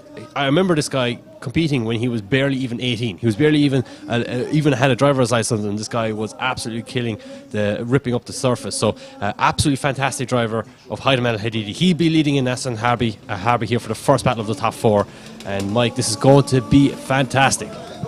Yeah, yes it is. So we see Hytham the lead in Nasser as they come tearing down, two guys that know each other very well, and we see a lovely initiation from both guys as we see Hytham now trying to pull a bit of a gap. Nasser doing absolutely anything he can to try and stay in the fight, which he does. Look at this dive, massive dive into zone 4. How did Nasser not make contact? Hytham though on a perfect lead line as they transition out wide, out for 5, but Nasser is right there banging on the back of that Nissan Silvia S15 as they transition for the second last time, coming up for the last transition along the wall. Huge dive yet again from Nasser. He knows Hytham's going to be fast in the chase position. He's putting absolutely everything this run. He wants to get that win in the final round. Yeah, Hytham, absolutely nice leader from Hytham, but we'll commentate over that here in a short bit. But as you could see, Nasser understeers massively on the chase run here, and Hytham pulls a bit of a gap on Nasser as we head into the outside zone number 1. And wow, look at the dive from Nasser. Wow, what a look at that. And obviously Hytham doing a good job here in the lead run, fulfilling the zones, because a massive diesel zone here, and I'm not sure if the judges are going to like that one, as Nasser's pushing him door to door, wheel to wheel, as they transition through, I suppose, the S's or Manji section, whatever you want to call it. And Nasser pushing him again around the last corner. They were making a bit of a mistake, and I don't know, was that massive left foot braking from Hytham the reason why maybe Nasser might have hesitated there? I'm not sure. Maybe that's probably a good thing though, because I'm not a judge. I'm a commentator right now. I'm usually a driver, but I suppose Mike, we'll see what happens in the next round here when Nasser leads in Hytham. Yeah, you're a man of many talents, Alan. That's all we're learning tonight. So yeah, here we go. It's Nasser to lead this time. What can Hytham do in the chase position? Both cars leave the line. They're coming down. Look at Hytham. He's tucked right in there behind Nasser. As we see a little bit of separation coming in. Hytham maybe washing a small bit wide. The absolute pace of that 350Z, I think, maybe even caught Hytham out. And a bit of understeer there, Alan. He seems to just be getting it all wrong coming up there into the 4. As we see Nasser now doing absolutely anything he can to try and keep them rear wheels on that perfect wide outer line, and he is doing a fantastic job. Hytham probably cutting the track a small bit there, just trying to get back to proximity, which he has gained back. Now we see them transition for the last time, nearly making contact as they come around the final corner and over the line. What man, Nasser is fast. This is probably the fastest 350Z I've ever seen, and Nasser doing a fantastic initiation here. And as you can see, the understeer from Hytham, I was watching this when you were commentating, Mike, and the amount of understeer that Hytham was dealing with here is borderline, man, that's borderline nearly a 0 if you want to say in qualifying. But obviously Hylam gets back on the door of Nasser here after this transition, and Nasser doing a pinpoint lead run here, man. This is absolutely perfect as Hylam starts to drop back once again as we go through the S's, as Hylam starts to line up the transition one last time, and then Nasser fulfilling the zone mostly all the way through, and Nasser doing a great job across the finish line. So this is it. Going left for Ayman Haladidi, right for Nasser Al-Harbi, and Nasser gets the win, moves on into the finals of the final round of the OIDC season number 5 of 2023. Wow, great job. Second time in a row, I believe, getting into the final. So what a job by him. And Hytam now gets set up for the third, fourth playoff against, well, whoever we see next. Yeah, no matter who goes into that third, fourth playoff, it's going to be a brilliant final. But we have to figure that out first. And in our second semi-final, it is Niknak versus Ali Maxid. Ali Maxid qualifying third, and Niknak, he qualified in 7th. So that means Ali will lead for the first half of this battle. Ali is very fast. Niknak maybe not having as much power as Ali, but that kid can really use what he's got. He's doing things in that E36 that it just doesn't make sense. He's defying the laws of physics in the Beamer, but it's go time now as we see Ali coming through the chicane, absolute tearing on the straight. Look at Niknak, he's nearly in the passenger seat. Contact already, and oh no, Alan. That is not what we wanted to see. Maybe was Niknak just a small bit too aggressive in the chase. Yeah, I think this is the bane of Niknak. He always goes a little bit too hard and always causes damage to someone else. And there's nothing wrong with that. We love to see that aggression. And if it worked, it would have been amazing. But unfortunately for him, it breaks the front left, I suppose the wishbone or toe arm of tie rod of the GTA 6 of Ali Maxid. And that's obviously, we can't have that happen, you know. So big mistake from Niknak. And I think Niknak really wanted to prove to Ali Maxid that he was the better driver, that he should have been the champion of 2023, and we've yet to see who really wins the championship, but I think this was more for bragging rights rather than anything else. And obviously now Niknak is sitting in the middle of the arena here, as we see from our perspective, not from the stream view, that Ali Maxid's car is now being recovered, as we see Ali Maxid out of that car. And yeah, it's a little bit of work there for his team.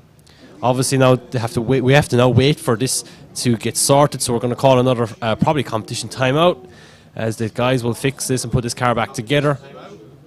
And yeah, I don't know, after that we might have half settled who goes to the finals, who goes third, fourth playoff. We have to wait and see obviously for the second run. There's still a lot to see. We can't get it too far ahead of ourselves.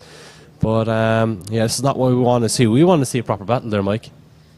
Yeah, I feel we might have been robbed of a good battle there. We could see Niknak been very aggressive throwing it in, but yeah, at the first glance I thought it was contact. I wasn't sure what happened. When I seen the replay on Ali's wheel, then that's when I knew, you know, there was no way Ali could have continued. He just had to bail out of that. So it's heartbreaking. You know, we would have liked to see that battle, but that is the world of drifting. So our judges are looking at multiple replays, obviously just figuring out if it's going to be a 5-minute rule, competition timeout, see what the difference is Niknak to blame? Is Ali to blame? Was Ali slow after initiation? They're the little things that the judges will be looking at in huge detail from multiple camera angles. So as soon as we find out, we will let you know. But yeah, that's just so disappointing, Alan. I was really excited for that one. I think we were robbed. Yeah, you know, I mean, don't get me wrong. I love seeing aggression. But obviously when there's contact like that and the battle ends before it's even really started, you know, it's obviously a little bit disappointing. So as we can see, Maxi's car is being recovered here. And yeah, I don't know. You know what, Mike, I would love to see a replay of that, because I would like to see, just in case. Oh, here we go. I mean, look, from that angle, it looks like that Maxi did absolutely nothing wrong. It was just Niknak coming in a little bit too hard. As we see, no braking from Maxid when Niknak does hit him. Obviously, we can't really see the rear wheels from that perspective, because obviously Niknak is already touching door on door, which is obviously a great thing. Well, as you can see, Maxi flicks in, he handbrakes, he's off handbrake. It's hard to know. It's hard to know if he's even on throttle at that point, because you see no tyre smoke. Which, I mean, you can't really rely on tyre smoke, because of course, you know, obviously some cars don't have the power for that. In this scenario, Maxi will still have in the middle of initiation. We see from this perspective, we might see a bit better. And if Niknak, if Ali Maxid did decel there, a bit too much than what he should have after that first clipping point. Then, Nick Nack would have had nowhere to go. They would fall back on Ali McSeed. However, I don't know, there's not a lot to say that McSeed did anything wrong there. I don't see anything obvious that McSeed did anything wrong there. I kind of, in my opinion, I'm kind of pointing the blame at Nick Nack for that one. Yeah, if we're going in our opinions, I think I have to agree with you. I think Nick Nack maybe was a little bit too much on the inside. He didn't really give Ali enough time to get that car settled and going. Ali, as you see, there wasn't much tyre smoke, but there was no brake lights or there was no wheels locked. So you see one of the Ham's crew member already looking while the truck is moving to see what he need and then going sprinting up to have it ready. Them guys there, absolute legends in the pits. So our judges, I'm just listening in here, Alan, they're having a good discussion about this. They haven't come to a decision just yet. I mean, yeah, look, if we want to get more techie into it, I mean, let's look at this first corner, right? You've got an outside clipping point, and you have to take a midline through to outer clip 2. So, going door-to-door initiation like what Nick Nack did is super risky. It can pay off, but it's super risky because that lead driver is going to eventually cut you off. And in a scenario like this, it might be better to go for a rear bumper initiation, which essentially where the chase driver slots in behind the lead driver and initiates the same time as lead driver and follows the line that they're on.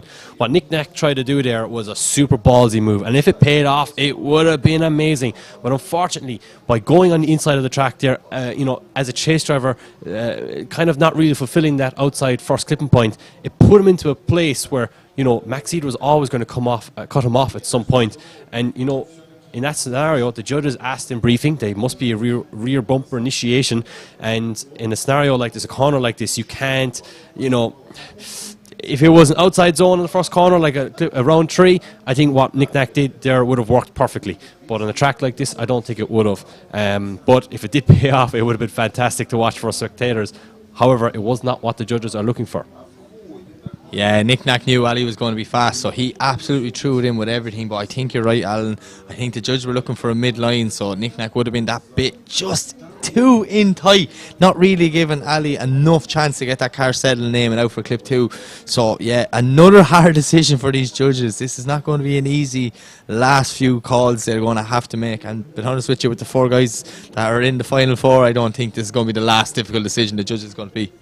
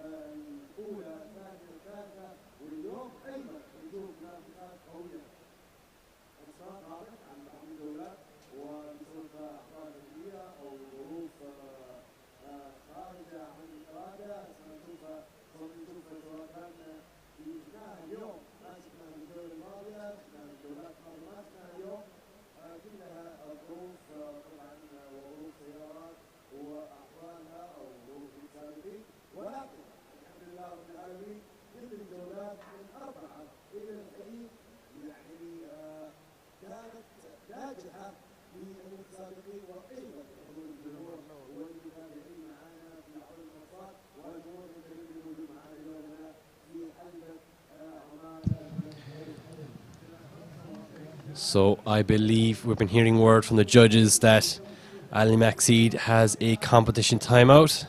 We will confirm that shortly, but that does mean that potentially Nick Nack might be at fault there. That doesn't necessarily mean that he is 100% at fault. Sometimes competition timeouts doesn't necessarily mean that someone is at 100% fault. It just means that it gives time to the driver to fix their car. And in a scenario like this, I would be kind of edging towards maybe Nick Nack being at fault, but we're not judges. We're just speculating, as we've stated already before. So, yeah, obviously it's not what we want to see, Mike. A battle like that, that's a battle of the Titans. That's a battle you want to see in the finals. And we got to see it in the top 4. It would have been nice to see it in the finals, of course. But ending at early is obviously not ideal. But this is what these guys have to do. They have to take chances. And a scenario like that, Nick Nack saw blood, I'm sure, and took that chance. And then unfortunately this time it may not have paid off, but we have to wait and see yet what happens for the second run, because it's still not over yet. There's still one more run left in this battle.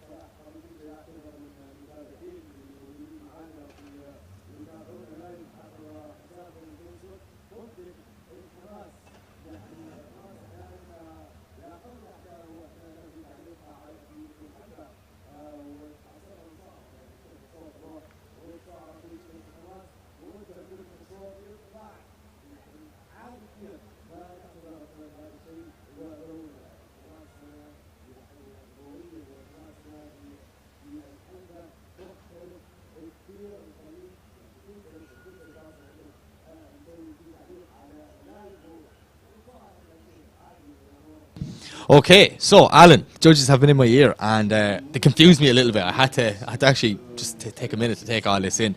So, when the accident happened, obviously Ali's car was stuck down in the corner, so Nick Nack was able to drive off. Nick Nack called a 5-minute rule to fix his car. Okay, he has not beaten the clock. Okay, so Nick Nack has lost the 5-minute rule, so therefore Ali McSeed has won this battle. But for Alex C to win this battle, he has to leave the line and initiate.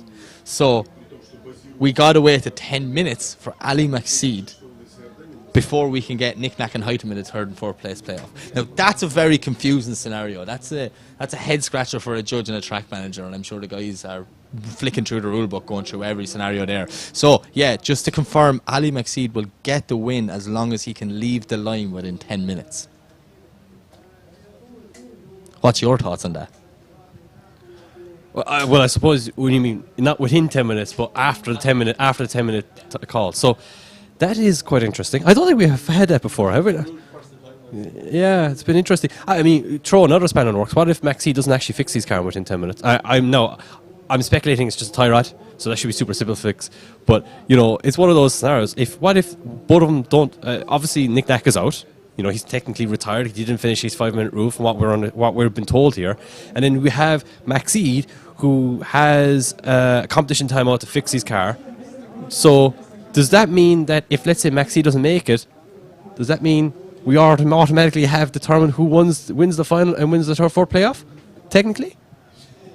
So when you raised that question, I said I just have to ask the judges, because yet again, this is like new things. This is scenarios. These are hypothetical scenarios that we've never happened before. So yeah, technically, if he doesn't initiate after the 10 minutes, he wins this battle, but he cannot proceed to the final. So there's a lot on the balance for that team, who I know have a TV in the pits and are listening to us, to have that car back there within the allocated time of the 10 minutes. That's a head scratcher, Alan. I just may just take a minute here. You take that minute, Mike. I'll figure out what to talk for a minute, or maybe I'll just be coming silent for a second. Yeah, so that's a head scratcher. I think we have all the confidence in the world that Maxeed's team, the NMK Performance guys, will figure that out and they'll have it sorted in less than 10 minutes. So hopefully we'll see him on the start line very, very shortly. But that's a bit of a head-scratcher moment right there, and obviously a bit disappointing end for all the spectators here and all everyone for watching on the stream right now. So hopefully Maxi gets the car sorted, we'll see him on the line, he initiates, and then we can figure out who wins third for playoff, which by right now could be... Wait, that does technically mean that Nick Nack could make the third for playoff, right? So maybe it doesn't necessarily mean that the battles are... Okay, I'm overthinking this too much. I think, you know what? Let's let the track management figure out that side. Let's let the judges figure out their side, and we just talk what we see. I think that's probably the best solution here, Mike. Yeah, it's just one of them beautiful, confusing scenarios that drifting always brings. You know, you think you've seen everything in this crazy sport, and then it just throws something up. But yeah, the judges, I was just listening back in and asking a few more questions there, and they were saying that, like, hypothetically, if Ali doesn't make it back out by the end of that, like, we could have a result for first and second already, and then we would be able to get Nick Nack versus Hypo. But I do hear someone warming tyres in the background, Alan. So, oh yeah, my boy Ali McSeed, he is not going out without a fight. He is back on the line, and he is going to initiate to settle the most confusing scenario in drifting history ever. Kieran Hines has seen it all, and this is new to him, so it's definitely going to be new to me and you. Oh, you've no idea, Mike. And and the fact that what we've just waffled on about for the last 5 minutes has now been axed and been removed from forever being, you know, the fact we even mentioned it in the first place, it shouldn't have, it shouldn't even happened. So I'm happy to see Maxeed on the line. All he's got to do is leave the start line, pull that handbrake and slide through that first corner, and we will see him into the finals. A repeat from round 3, Nasser Al-Harbi and Ali Maxeed, and that's it. Ali Maxeed moves to the finals. He will be facing up against Nasser Al-Harbi, a repeat of round number 3. And for third for playoff, that means Haitham Hadidi will be up against Nick Nack. And because of Nick Nack, that might mean that our third for place battle has already been decided. But Nick Nack has obviously crashed into the side of Ali Maxeed's car, and obviously Ali Maxeed is doing a buy run here, make sure his car is is obviously all good. And it's looking pretty sweet to us right now here in the commentary booth. Mike, who's going to be, you know, who's your go-to for the finals? Who's your go-to for the third for playoff? Well, we're just hoping that Nick Nack gets that car fixed first. So we don't have eyes on them there yet. But if it comes down to it, Nick Nack or Haitham, I like both of them. I think they're both, you know, really good guys. They're such aggressive drivers. I think they're going to be future stars in this sport. But man, Nick Nack just blew me away for the last 2 weeks. Anytime I've seen him drive, he has just blew me away. So I don't know. I'm going to let them guys figure it out on the track. I don't know Nick Nack's car is ready, but I know they're not going to give up without a fight. They had an engine in within like a day and had it mapped. So, you know, they're not going to give up on something like this. No, of course not. And we have to, obviously, I think we have a little bit of a break now while we wait for the drivers to prepare their cars for this third for playoff, and obviously for the finals as well a little bit after that. So I think we have a 5-minute break, and we will probably catch you guys there very, very shortly.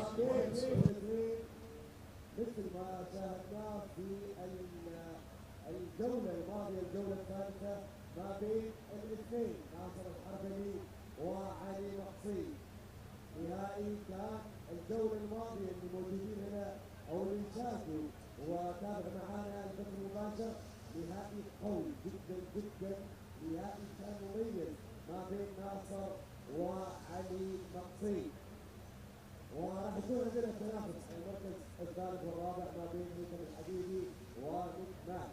هيثم ونيك ماك راح يتنافسوا على المركز الثالث والرابع، وعندنا النهائي اللي راح نشوفه المره الثانيه ومكرر من النسخه الماضيه ما بين الاثنين اللي يعني الاثنين اللي اعتبرهم ما شاء الله الاقوياء الى الان، وهذا دليل وصول النهائي طبعا علي مقصود وناصر الحربي.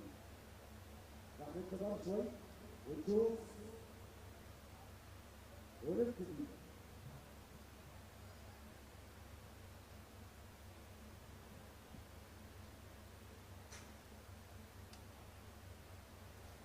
بشكل كبير خلال الفترة لحد ما نبدأ أول شيء راح يكون عندنا المركز الثالث والرابع صح بعدها راح يكون النهائي اللي هو ما بين الاثنين ناصر الحربلي وعلي مقصود. شكرا كبير للرعاة وزارة الثقافة والرياضة والشباب، شكرا كبير لوزارة الشباب والسياحة، شكرا لريد بول موبايل، وأيضا شكرا كبير لشركة جلفار لرعايتهم هذه البطولة، بطولة عمان الدولية للانجراب بنسختها الخامسة هنا في الجمعية العمانية للسيارات. شكرا للجمعية العمانية للسيارات لاستضافتهم هذه البطولة بشكل جاي مستمر. شكرا لي المسالم، شكرا موجه لعمان مارشل وميديكال تيم والدفاع المدني بالاضافه الى منظمين المواقف. الحين نترككم باستراحه قصيره وبعدها نرجع للرامبور والمواجهات المرتقبه اللي تحدد المركز الثالث ونشوف من يحصد المركز الاول ومن راح يكون بالمركز الثاني.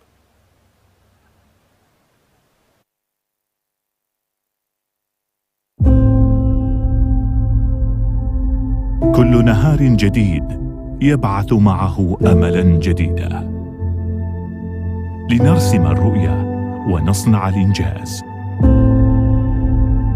كل نهار جديد يبعث امجاد الامس وطموح امه تسابق الزمن بكل عزم واصرار لاجل عمان. اليوم غايه وهدف منذ أكثر من 50 عاما، من جيل إلى جيل، لأجل عمان الغد.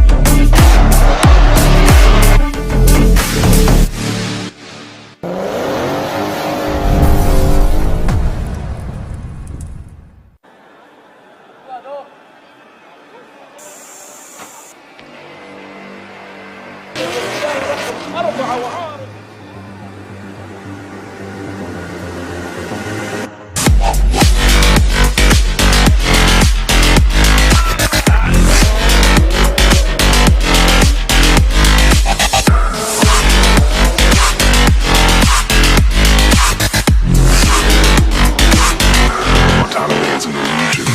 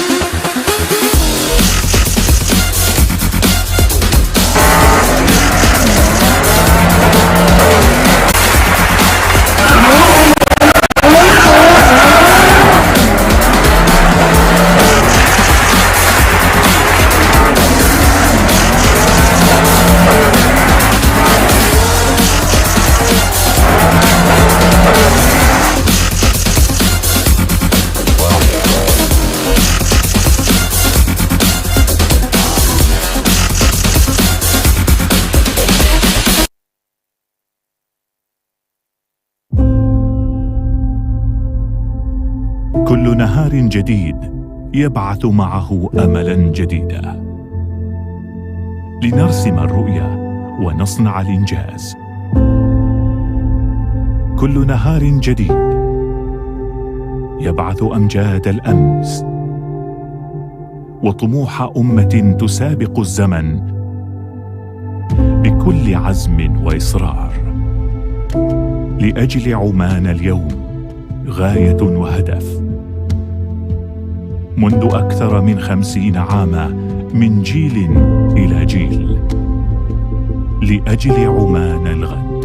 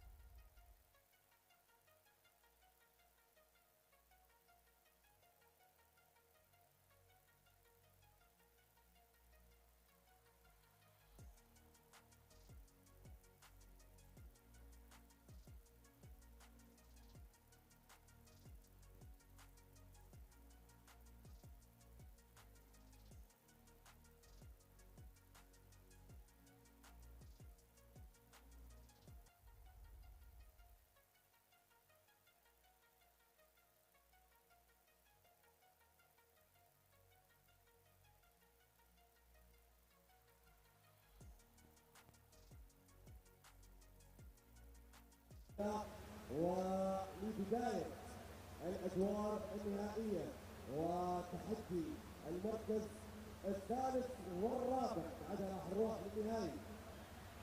ننتظر التحدي القوي والتحدي المصيري للمركز الأول والثاني ما بين الاثنين الأقوياء في مشاهدينا الكرام عبر الفيسبوك واليوتيوب في القناة التابعة للجمعية العمانية للسيارات.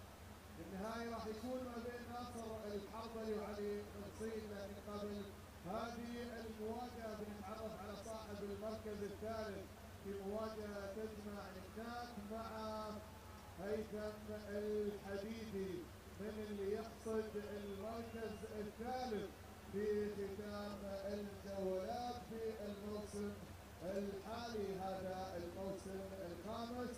طبعا ذكرنا بان البطوله توقفت في موسم او سنه 21 و22. الحين نرجع من جديد في الموسم الخامس المثير، والاسماء العالميه سالم اللي شاركت وتواجدت واللي نافست وصلت الى الجوله الرابعه. الحين منو عندنا في ساحه الاحماء؟ موجود. Here we see Nick on the warning area and he's ready to go to compete for the third and fourth with Haifa and Habibi. Getting ready for that, I guess he's getting ready for that. And as you see, and he can't wait. Everyone is going to see the battle between and Creek on the last round final here in Oman Automobile Association. خسر المواجهة الماضية بسبب عطل فني في سيارته واخذ 5 دقائق، وبعدها ما استطاع من اصلاح العطل الفني. هنا تحية كبيرة للجنة التحكيم اللي موجودين معانا الحين في الشاشة، يستاهل تحية كيرن فرنان ووفاء، وعندنا سعود الرواحي وخالد المكي، وايضا الطاقم الشباب اللي موجودين معاه هناك في منصة التحكيم وخبرة التحكيم نسميها، مراقبين للوضع بشكل كبير وبشكل مستمر ودائم. طبعا اللي كان موجود معاهم فهمي البوسعيد اللي تشوفه في كل مكان وكل زمان يطلع لك هنا في الساحة مدير السباق. احنا بانتظار سيارة هيثم الحديدي اللي راح يواجه هناك في مواجهة الثالث والرابع. طبعا هنا كان معانا ايضا في منصه التحكيم عبد الله العبري لا تفكرون اللي هو مدير او المسؤول عن عمان مارشل والحلبه في اداره سباق الحلبه او اداره الحلبه بالنفس. Okay, ladies and gentlemen, welcome back. So, the event that keeps on giving, Haitham Al Hadidi just had to call a 5-minute rule, so we are just going to have to wait on him.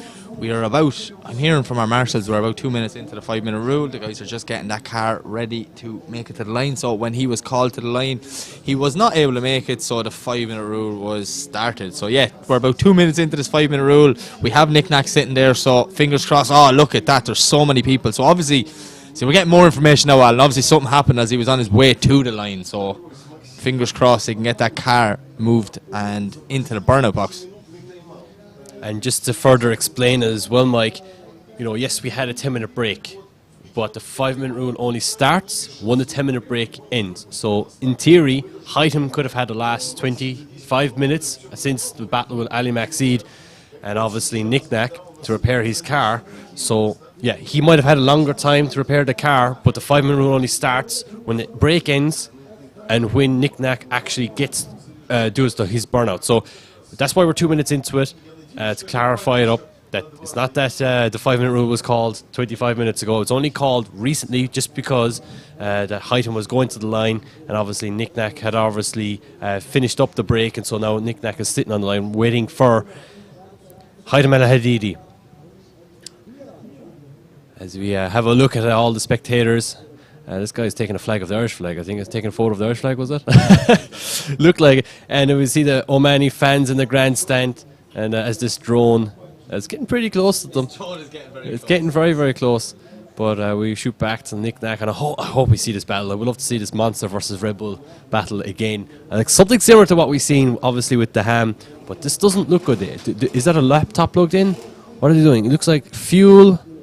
So they're working on the rear of the car where obviously the fuel tank is. They're in the passenger side of the car and the driver's side. So there's, it must be an electrical issue. I don't see the headlights of the car on.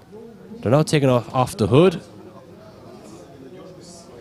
They can't get it off. They're struggling. Oh no, they have it off. So there must be something underneath here. Yeah, it looks to be something electrical. It looks like they're plugging out the VVTi of the 2J. Oh, the coil pack, should I say. They're checking spark, I suppose. Trying to figure why. It must be misfire or something. That's what I'm speculating right now, Mike.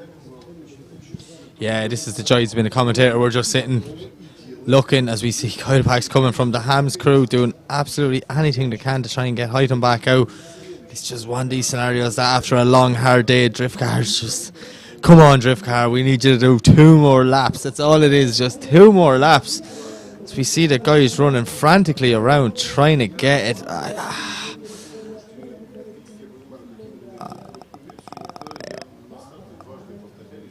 Oh, I'm hearing countdowns coming, and this is looking like it's going to be tight.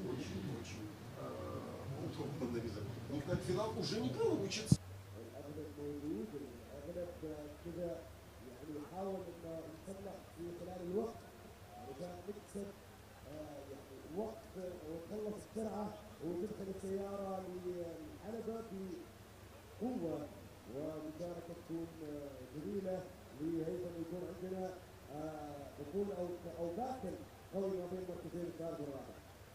الاجواء جميله ورائعه هني وما زلنا مستمرين باختبار هيثم الحديدي. سالم سلامه المتسابقين، سلامه الجميع في الساحه، امر مطلوب وهذا اللي تعمل عليه Okay, so there you have it. Unfortunately, Haitham did not make the clock. That car just not playing ball at the end. So yeah, this will be a bye run for Nick Nack, which will give him 3rd step on the podium.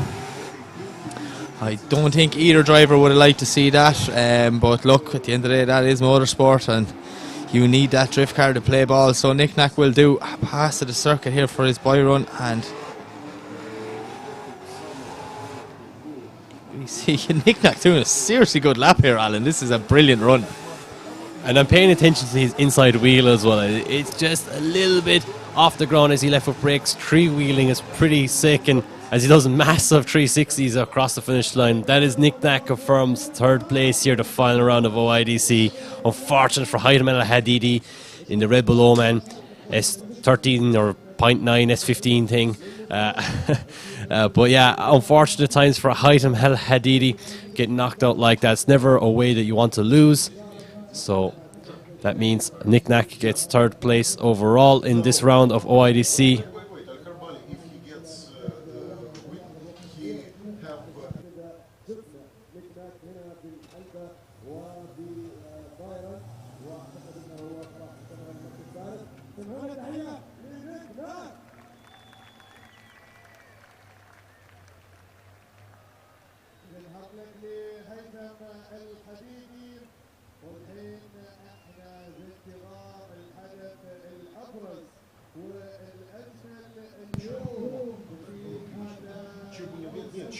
So yeah, you know, these cars have had a hard season, and just unfortunate for Haitham and his team that just couldn't get that car fixed in the allocated time. So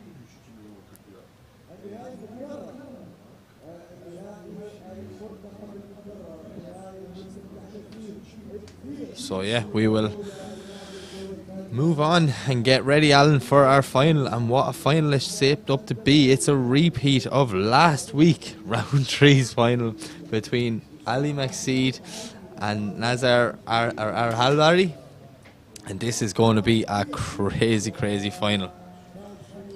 Now, Mike, I might have to get you to remind me what happened last week, because I was also driving, but I didn't pay attention to what happened in the finals. So what actually happened? Because I don't quite remember it. All I remember is that my car was braking, and that and of course when you're driving you only worry about yourself, right? But obviously Maxid got the win that time. Nasser finished second. What was the battles like? It was a really good battle. I think it came down to just maybe Ali Maxid had that bit more proximity and a little bit more of a gap in the lead. So Nazar's going to know that going into this, so he's going to make sure that 350 is as fast as physically possible. And we have been saying that all night, that this 350 is ridiculously fast. So I'm really hoping for a good battle. Both guys, you know, it's a credit to them. They've drove like absolute heroes this season. So I just want it to be a good, clean battle.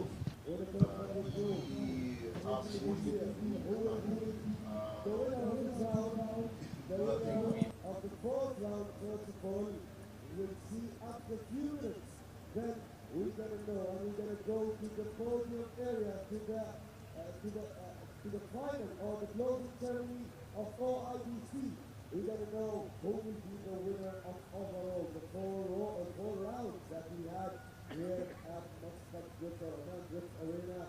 Mainly بيكون الفائز بشكل عام في جميع او في النسخه الخامسه من بطوله امان دوري الجراف، ومين اللي راح يفوز معانا في هالجوله؟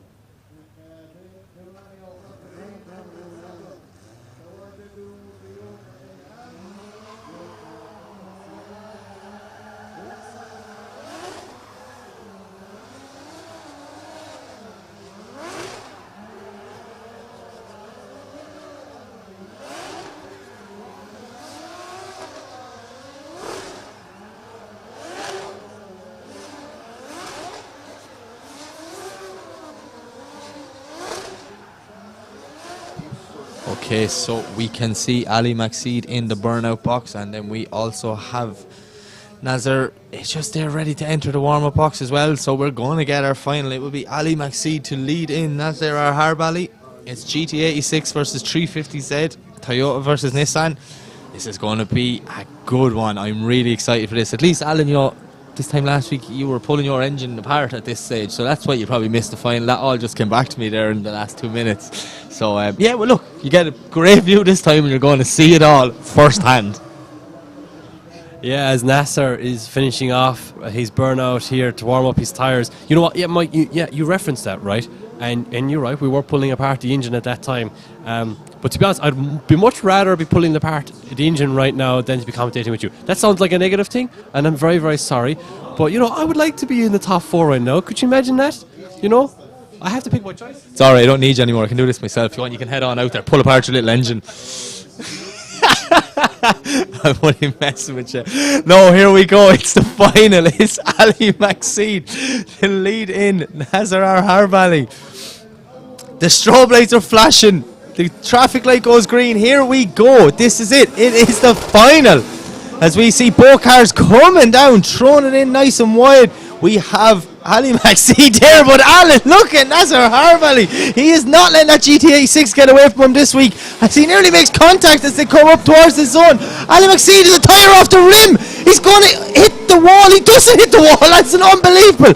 How does his tyre even come off the rim where they're just running pressure so low? Nasser's right there with him now. It's on. Nasser makes contact and puts 2, possibly 3 wheels off on the inside there. No, this is just the vent that keeps on giving, but both guys will not let up. McSeed is doing anything he can to try and keep on the ideal qualified line. Oh, Alan, looks like we're going to have to take another break again. Wow, wow. Oh, it actually happens right there in initiation. I didn't even spot that the first time around. Nassar doing a great job in the chase run, but this is when I spotted it. This is when I saw Maxi running wide and I was quizzing why he ran wide, and that's when I spotted the D-bead. But the D-bead actually happened on initiation. Nassar does a sick transition. How there was not any contact there. Nassar really pushed him around. Now, at this point, I think this is Maxi's fault. This is the reason why Nassar ended up dropping 2 to 3 wheels, in my opinion. So I don't think we should blame Nassar on that. That should be Ali Maxi. He had the hesitation. He's on 3 wheels. So how do you expect Nassar to be able to chase a run like that? So now, what happens? Usually in other championships around the world, a DB means that's it, you're out. I'm not sure if that's the case in the YDC. Can we get confirmation from the team management or even the judges?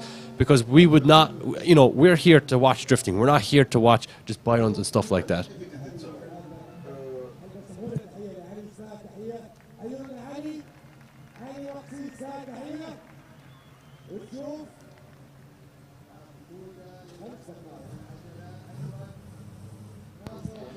So we see Nassar heading, well, he's doing donuts around the camera guy here, but he's heading back to the start line to sit on the line. And I assume the ruling here is that Ali Maxi will get 5 minutes to put a new tyre on that back left wheel, or back right wheel, should I say, as we want to see this battle commence. But we'll get confirmation from the team management and obviously the judges about that. Okay, so he is on a 5-minute rule, Ali McSee, to change the wheel. So as we previously said, you cannot start a battle with missing a tyre. In the top 4, you were awarded a second 5-minute rule. So what has happened here is the last time, as you remember, with the crash with Ali and Nick Nack, he was rewarded a competition time out. So that's the difference between a 5-minute rule and a competition time out. So now he is calling his second 5-minute rule, which he has unlocked in the final 4. So as we can see, right in the middle of this, the clock has started. We have the team down there, the Ham and Ali McSee's team, changing the wheel. They should have this wheel done very shortly. I'd say Alan, he probably just was running low pressures there. He knew he had to be fast for this final. Seems very easy how that tyre just came off the rim on initiation. There was no contact, there was no anything really. He just initiated and unfortunately beat the tyre.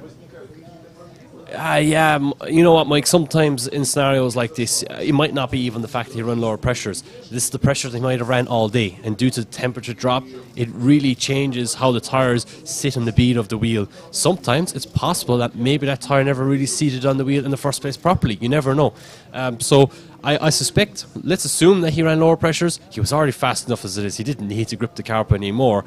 So maybe it's the fact that he knew how fast Nassar was and he decided, look, let's go full kill mode here, which he should be already, and hope that, and hopefully he pull a gap from Nassar. But that might have bit him in this scenario, and we might be seeing kind of an edging towards Nassar, as obviously the D-beat from Maxid obviously really affecting his lead line, maybe arguably almost unchaseable from Nassar point, because you know he was super slow, he was making many mistakes and obviously over rotating in places. But obviously there's a new fresh tyre on that back right. He can change the back left tyre to my understanding, so he's a worn left tyre. He's now a brand new tyre on the right. As you can see, we're trying to see what tyre pressure they're running. We're looking in here and we're trying to see what pressure they're running, but they obviously don't want the DBD again, so they have a fresh wheel, a fresh tyre, and let's hope to see that we'll have a good chase run here from Maxi. He's got to push really hard, so this could be one of the best chase runs of the night, Mike. Yeah, it's an actual credit to them team getting that car back out. We're expecting something special here as we see Ali go into the burnout box. We're going to get the second half of this final as soon as that GT86 has warmed them tyres. And a bit of work to do to try. Well, it's not 10-0. It's not a disadvantage. There's, we're not judges. We're just speculating. But all I know is we've got two cars on the line, Alan. We see our drone going into the air. We're going to give Nasser just an opportunity to rewarm his tyres. Obviously, Ali's just rewarmed his. Nasser's been sitting there. They will cool down. So once he rewarms his tyres, we will be getting the cars underway.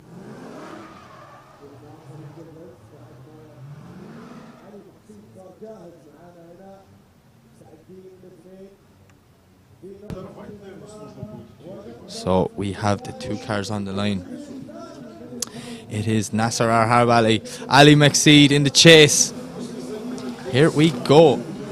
As we see both cars leave the line, Nasser is tearing down as we see Ali throwing it in very hard right there, stuck beside him. Has to back out ever so slightly. Look at the pace of Nasser Harb Ali. He is like our rocket ship coming through into Zone 4 as he comes into the first decel on a perfect wide line as we see him hugging that outer line, working his way around, flicking back for 5. Ali McSeed is right there with him. Ali possibly dropping one wheel, maybe two, as we see them coming through the centre section now, flicking back for clip 7 as they get ready to transition for the last time along the wall. Lovely transition from both guys as he puts foot to floor, smoking that zone out of it and over the line. There we go. What do you think of that, Al? Nasser, what a god. What a leader from Nasser. And Ali McSeed unfortunately could not hang. Wow, look at this. Absolutely fulfilling everything. This is possibly the best leader. Obviously, wheel drop there from Nasser. But I mean, there was obviously a proximity gap already to that point.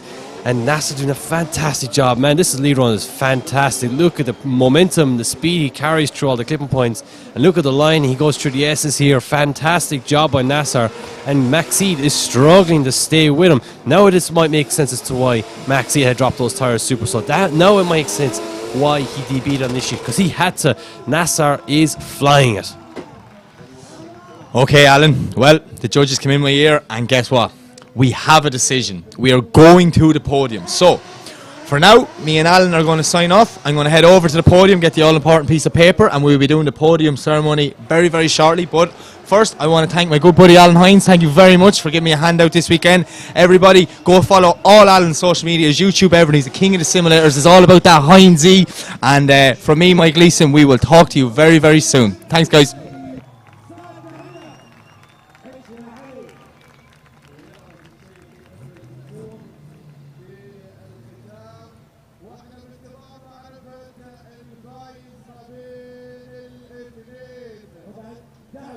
دعوة للجمهور الكريم الشاكر في أثناء حفل التكريم أنهم يكونوا متواجدين داخل الحلبة. كل الموجودين مسموح لهم أنهم يدخلوا الحلبة في أثناء التكريم ويتواجدوا لمنصة التكريم أمام الشاشة الرئيسية. بإمكانكم تشرفونا وتشاركونا متعة التكريم بما أن التكريم الأخير والختامي للنسخة الخامسة من هذه البطولة، بطولة عمان الدولية للانجراف، وختام الجولة الرابعة من هذه البطولة هنا في الجمعية العمانية.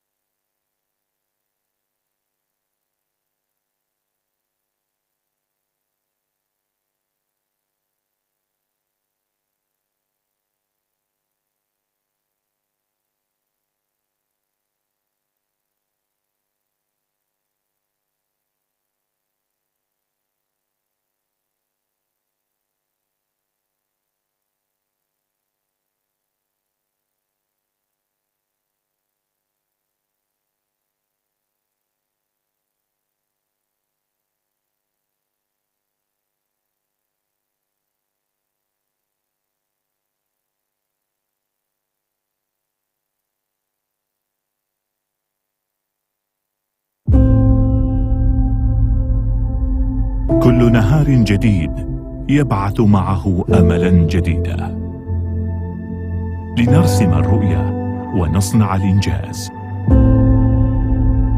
كل نهار جديد يبعث أمجاد الأمس وطموح أمة تسابق الزمن بكل عزم وإصرار. لأجل عمان اليوم غاية وهدف منذ أكثر من 50 عاما، من جيل إلى جيل، لأجل عمان الغد.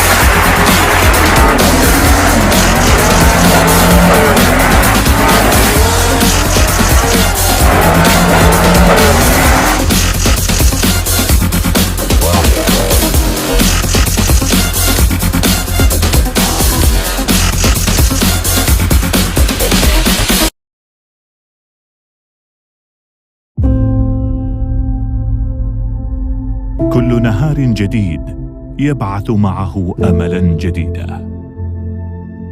لنرسم الرؤيه ونصنع الانجاز. كل نهار جديد يبعث امجاد الامس وطموح امه تسابق الزمن بكل عزم واصرار. لاجل عمان اليوم غايه وهدف. منذ اكثر من 50 عاما من جيل الى جيل. لاجل عمان الغد.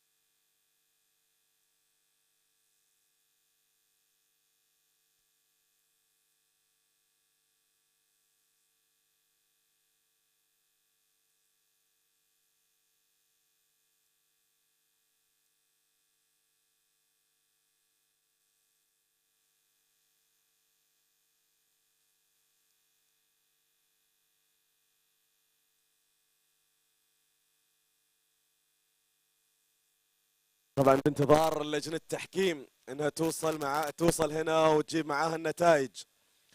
Waiting for the judges to come to arrive here with the results and the winners لهالفئة وايضا الاوفرول للفئة وللنسخة الخامسة من بطولة عمان الدولية.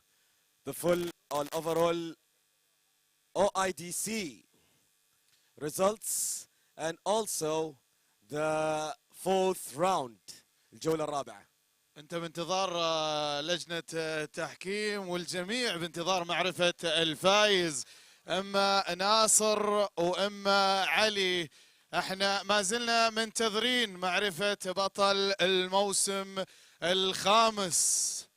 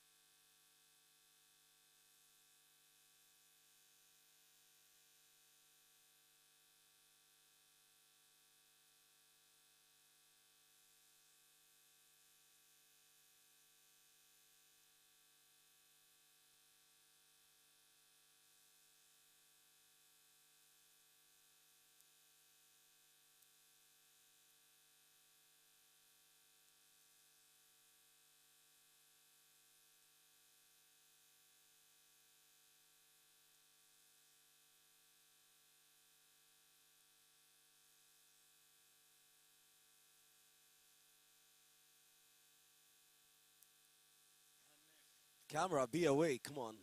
عندنا درجات يعني واي تخلونا. ترى اشوف انا الكاميرا هنا في الورقه ما شاء الله. The results that we having here, everyone is seeing it. So yeah.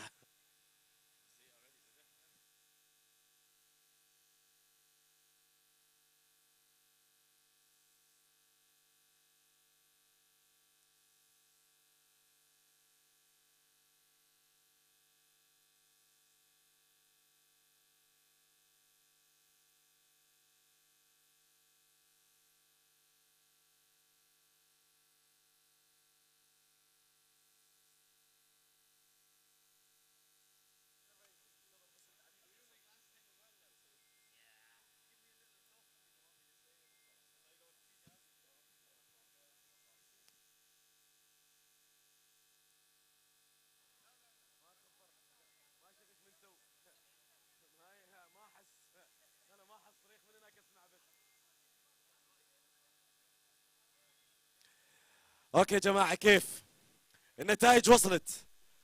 طبعا النتائج وصلت سواء كان للراوند 4 او الاوفرول، وصلت هنا معانا للمينا لللوكل وايضا للانترناشنال. النتائج كلها موجوده. We are all ready and set. You got the results, right? Yeah, I got the results. You got them? Yeah. Shall we announce before anything else? Yeah, I think so. Start just and finish it off. They've just waited for so long, we'll get them going, so.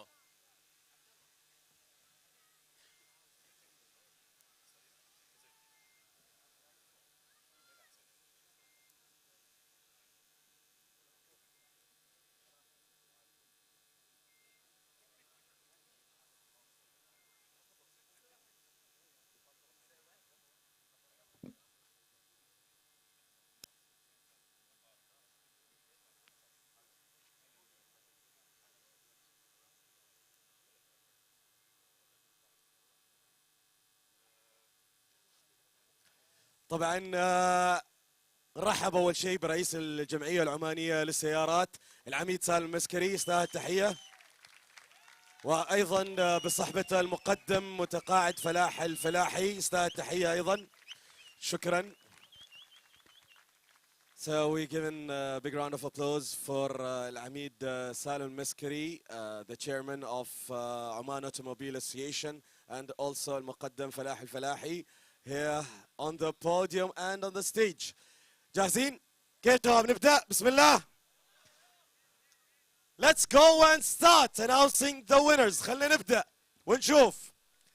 بنبدأ إن شاء الله أول شيء بنتائج الراوند 4 المرحلة الرابعة اللي هي كانت اليوم وأمس من التصفيات.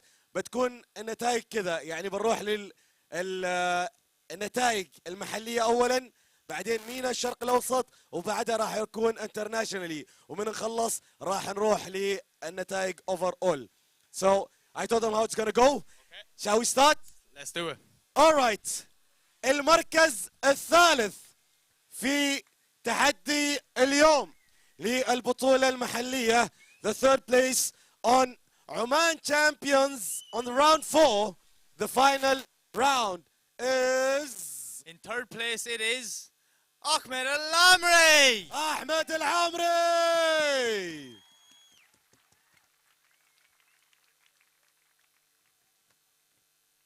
عشت يا أحمد. أحمد العامري يعني مجهود كان واضح اليوم، طاح في كذا باتل صعب جدا، أدى اللي عليه، لكن معلش وحش بطل. يعطيك العافية إن شاء الله، موفق وألف مبروك.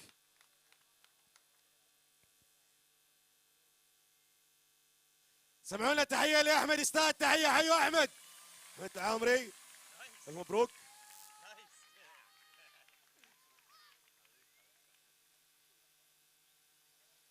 المركز الثاني second place في التصنيف او في الفئة المحلية للراوند 4 is طارق الشهاني. طارق الشهاني.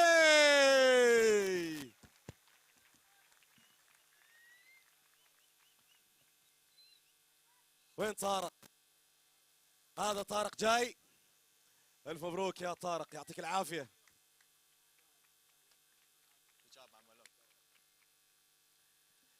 ألف مبروك، مبروك لطارق الشيهاني المركز الثاني. سمعوا له تحية طارق الشيهاني، يستاهل تحية.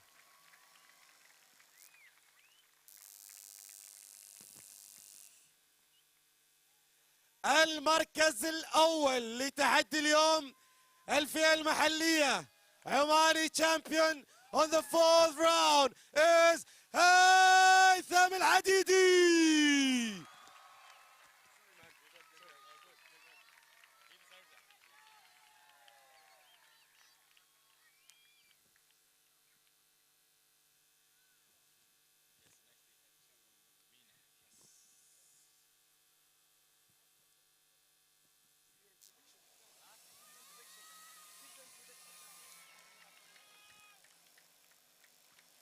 ألف مبروك هيثم، ألف مبروك طارق، ألف مبروك أحمد العامري. سمعونا تحية للثلاثة في المنصة، يستاهلوا تحية. Give them a big round of applause.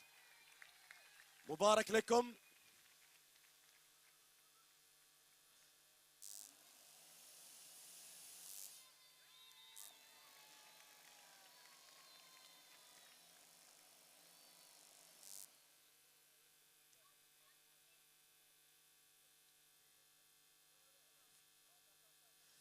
بعد نصور صورة أخيرة.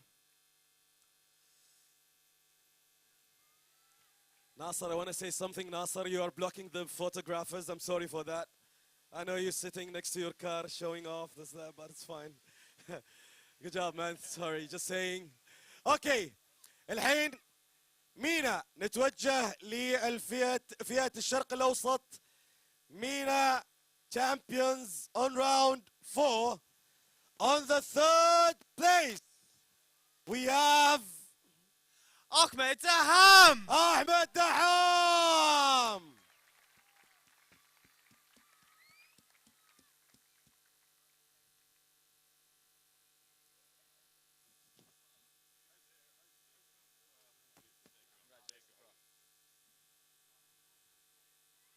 ألف مبروك يا أحمد، المركز الثالث في راوند 4. سمعونا تحية لأحمد دحام، يستاهل تحية.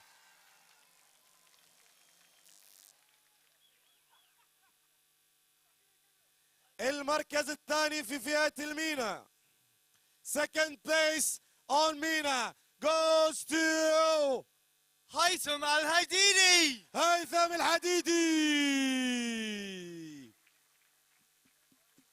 عش جنب روح. يعطيك العافية يا أبوي.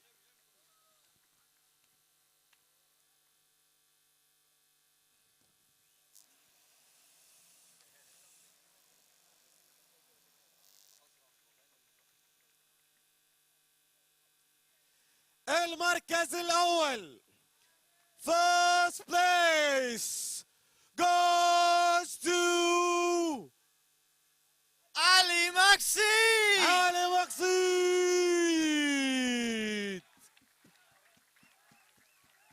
علاوي علاوي علاوي عشت.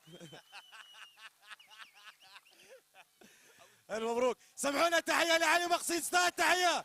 حيوا علي. ألف مبروك يا علي، مبارك لك.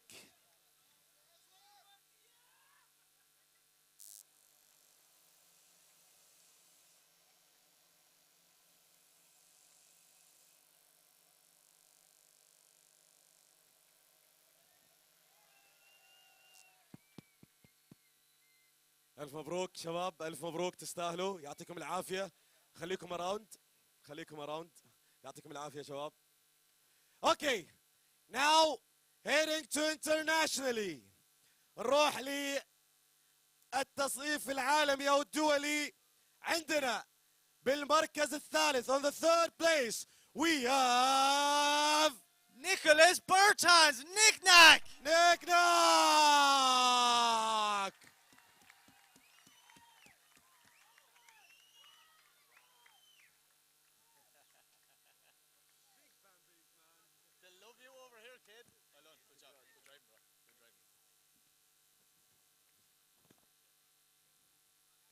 Congrats to Knick-knack for the 3rd place.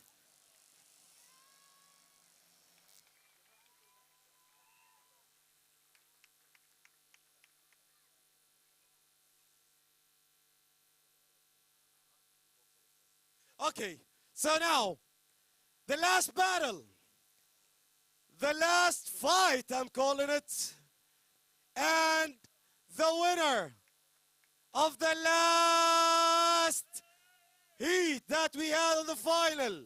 I'm gonna go to the first, then we're gonna go to the second. So starting with the first. الأول ما بين الاثنين. وين علي؟ علي وينك يا علي؟ علي مشغول يشوف الهدية. أنت وناصر. المركز الأول من؟ المركز الأول, the first place for the international of the round 4.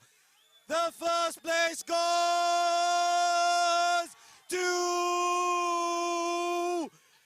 Nasser Harbali!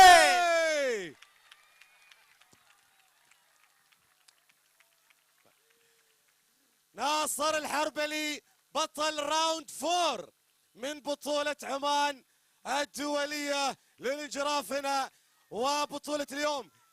بطل ناصر الحربلي is the champ of today's round, or the final round.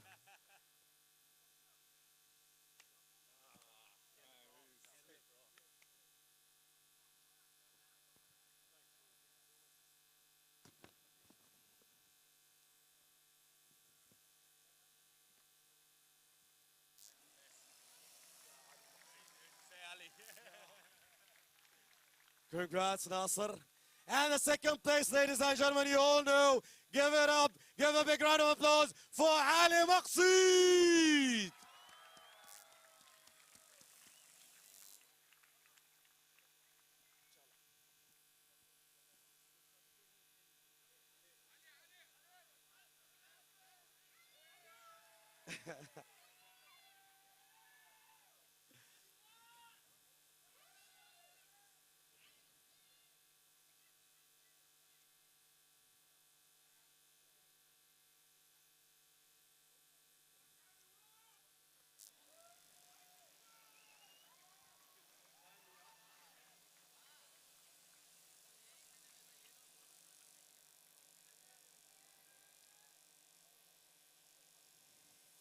I'm calling also on stage all the winners on round 4. Please join them. رفعت أحمد العامري, طارق الشهاني, أحمد دحام, بعد وين؟ هيثم الحديدي. تعالوا كلكم هنا. معانا صورة جماعية للفائزين معانا في الراوند 4. انتظر الكل الفائزين يجيوا معانا.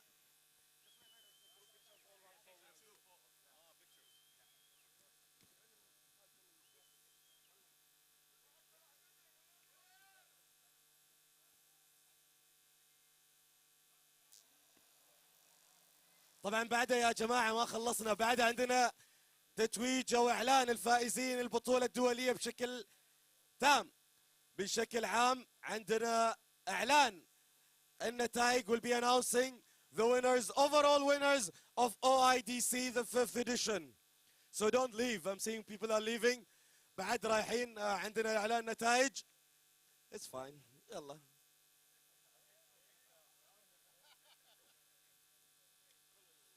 Let's start the real ones.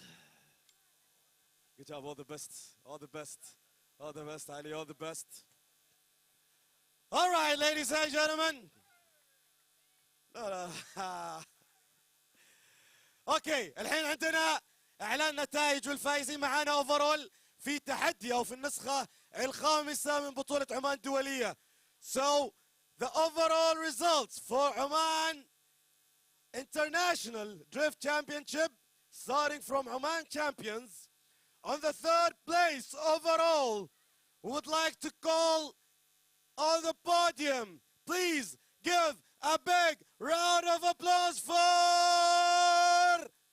Tarouk Al-Shahani. Tariq Al-Shahani.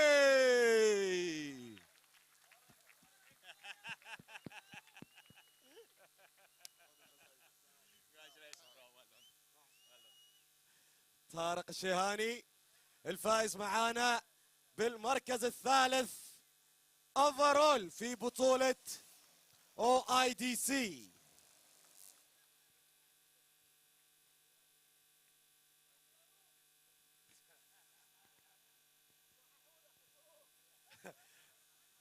ربحناه خلاص عندنا الموضوع عندنا الموضوع.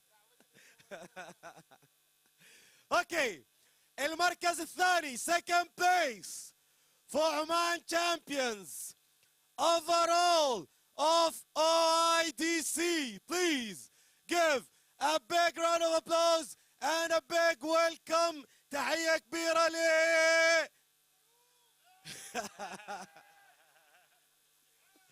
يلا عاد هذا لين الموسم الجاي هو نفسه. تحية كبيرة ليه أحمد العامري.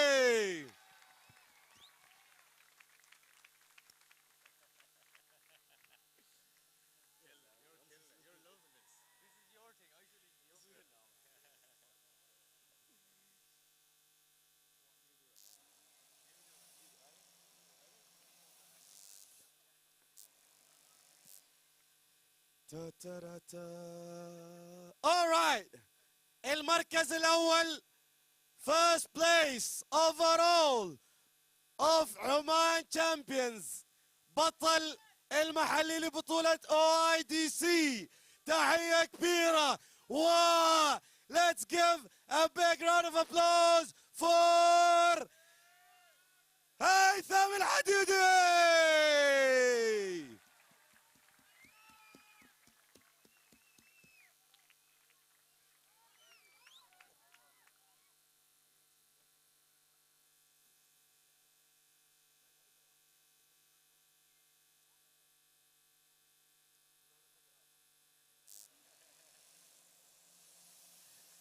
ألف مبروك ألف مبروك هيثم أحمد وطارق. سمعونا تحية للثلاثة أبطال OIDC عمان تشامبيونز في بطولة OIDC. ألف مبروك يا شباب.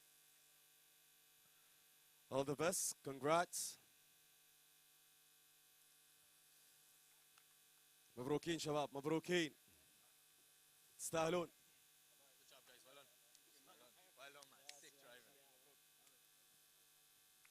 Okay, moving to Mina.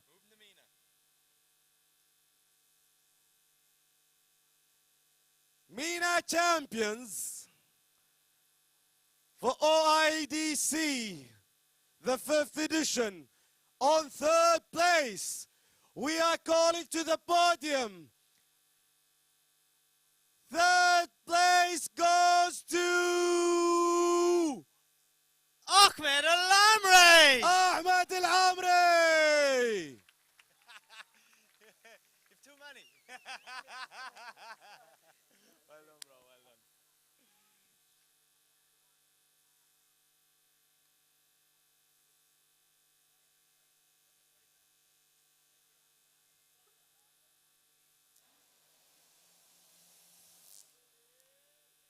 عشت يا أحمد. ألف مبروك. المركز الثاني second place goes to who's ready to come to the podium from the drivers. من اللي جاهز. Second place overall. Second place goes to ladies and gentlemen. تحية كبيرة سمعونا صفقة كبيرة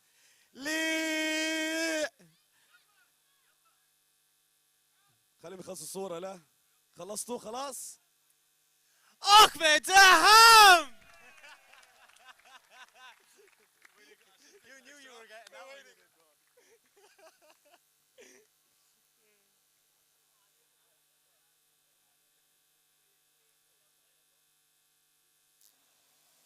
حلوين. ألف مبروك دحام. ألف مبروك المركز الثاني. الحين المركز الأول. First place and the champion of Mina. First place goes to the one and only. Ladies and gentlemen, تحية قوية لي. Go, you do it. Ali Maxine. علي مقصيد.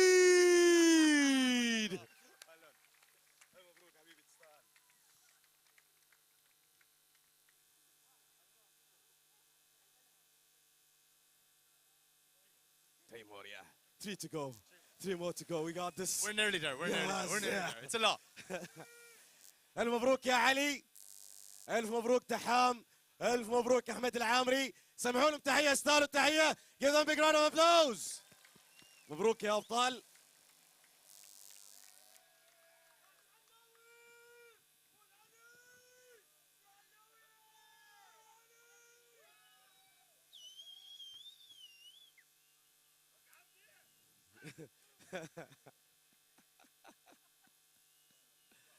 ألف مبروك يا شباب، مبارك لكم، مبروكين، تستاهلون. بعد خلي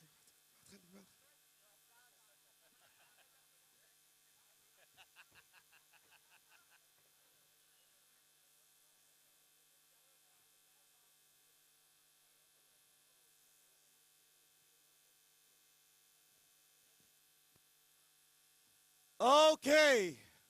الحين خلينا نتكلم عن البطولة بشكل عام. أبطال بطولة عمان الدولية للانجراف. So now international champions of OIDC the 5th edition. Third place المركز الثالث من نصيب من third place. المركز الثالث goes to who? ناصر الحربلي. ناصر الحربلي.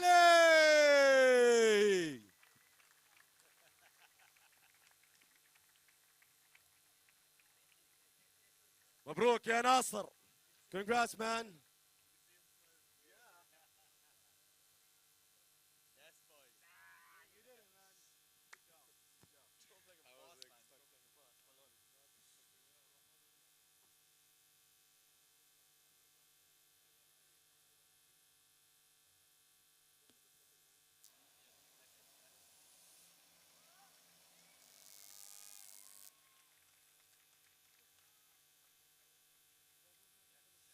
In second place in the international is Benedictus Sherba. المركز الثاني شربا.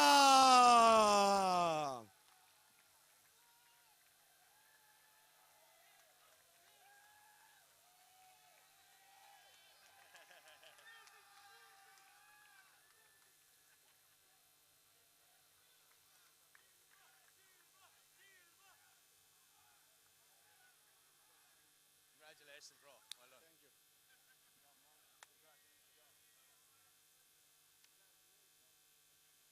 Thank you. Okay. And then finish, then we're gonna go for the one and only.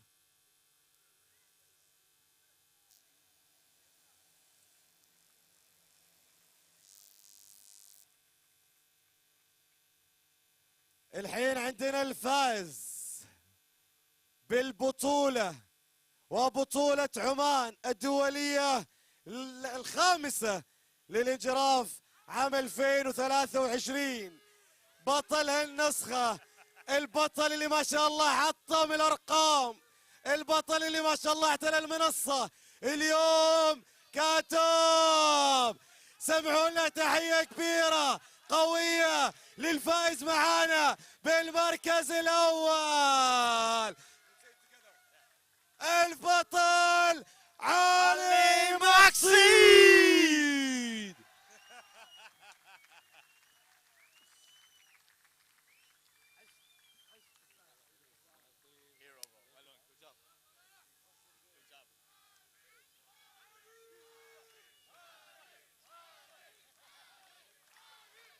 يستاهل علي، يستاهل يستاهل يستاهل علي.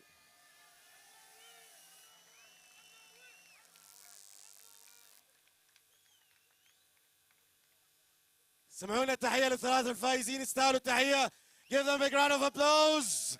ناصر الحربلي، جربا and the champion علي مقصيد.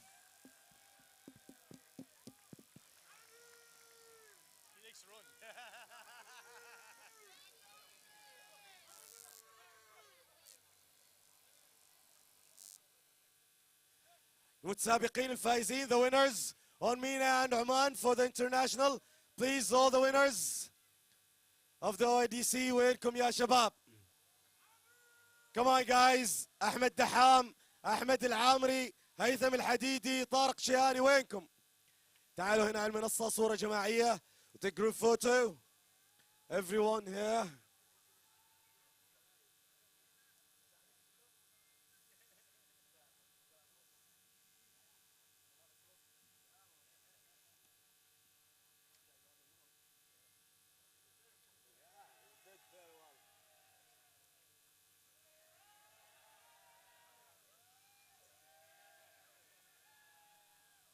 عاش العامري, عاش. طارق وين؟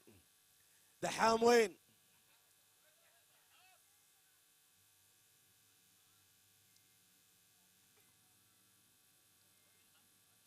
I don't know. Looking for Daham, looking for Tariq as well. Daham and Tariq أعتقد.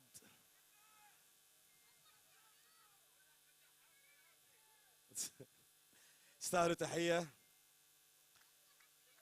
بصور صورة جماعية لكل المتسابقين. اوكي.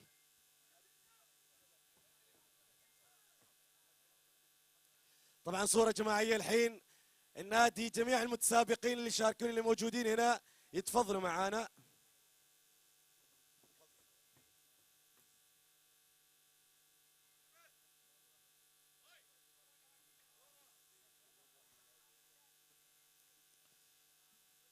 Good job guys. Come on. انتظرك. Yeah.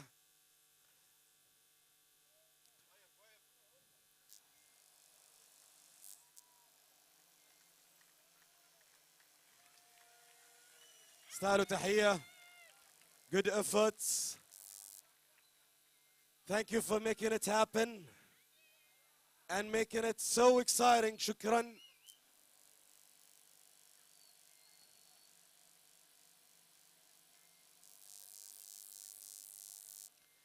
حين صورة مع المتسابقين وأيضا موجودين معانا المنظمين. Okay, we're gonna take المنظمين ولجنة التحكيم. شكرا. كرن, فيرنان, وضاح. Thanks a lot for the judges. خالد المنجي وسعود الرواحي, شكرا لكم, يعطيكم العافية. مدير السباق أيضا فهم البوسعيدي, محمد البلوشي, شباب المارشل, الجميع المنظمين اللي كانوا باك ستيج. نتمنى أن نجيو جروب بيكتشر.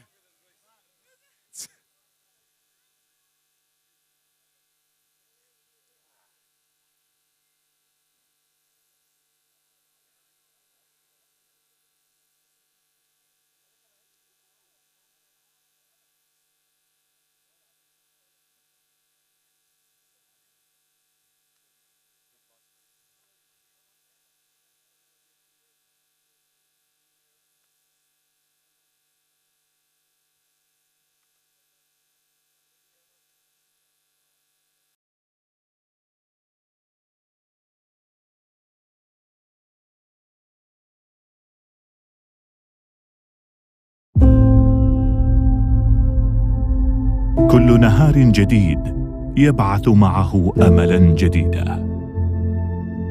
لنرسم الرؤيا ونصنع الانجاز. كل نهار جديد يبعث امجاد الامس وطموح امه تسابق الزمن بكل عزم واصرار لاجل عمان. اليوم غايه وهدف منذ أكثر من 50 عاما، من جيل إلى جيل، لأجل عمان الغد.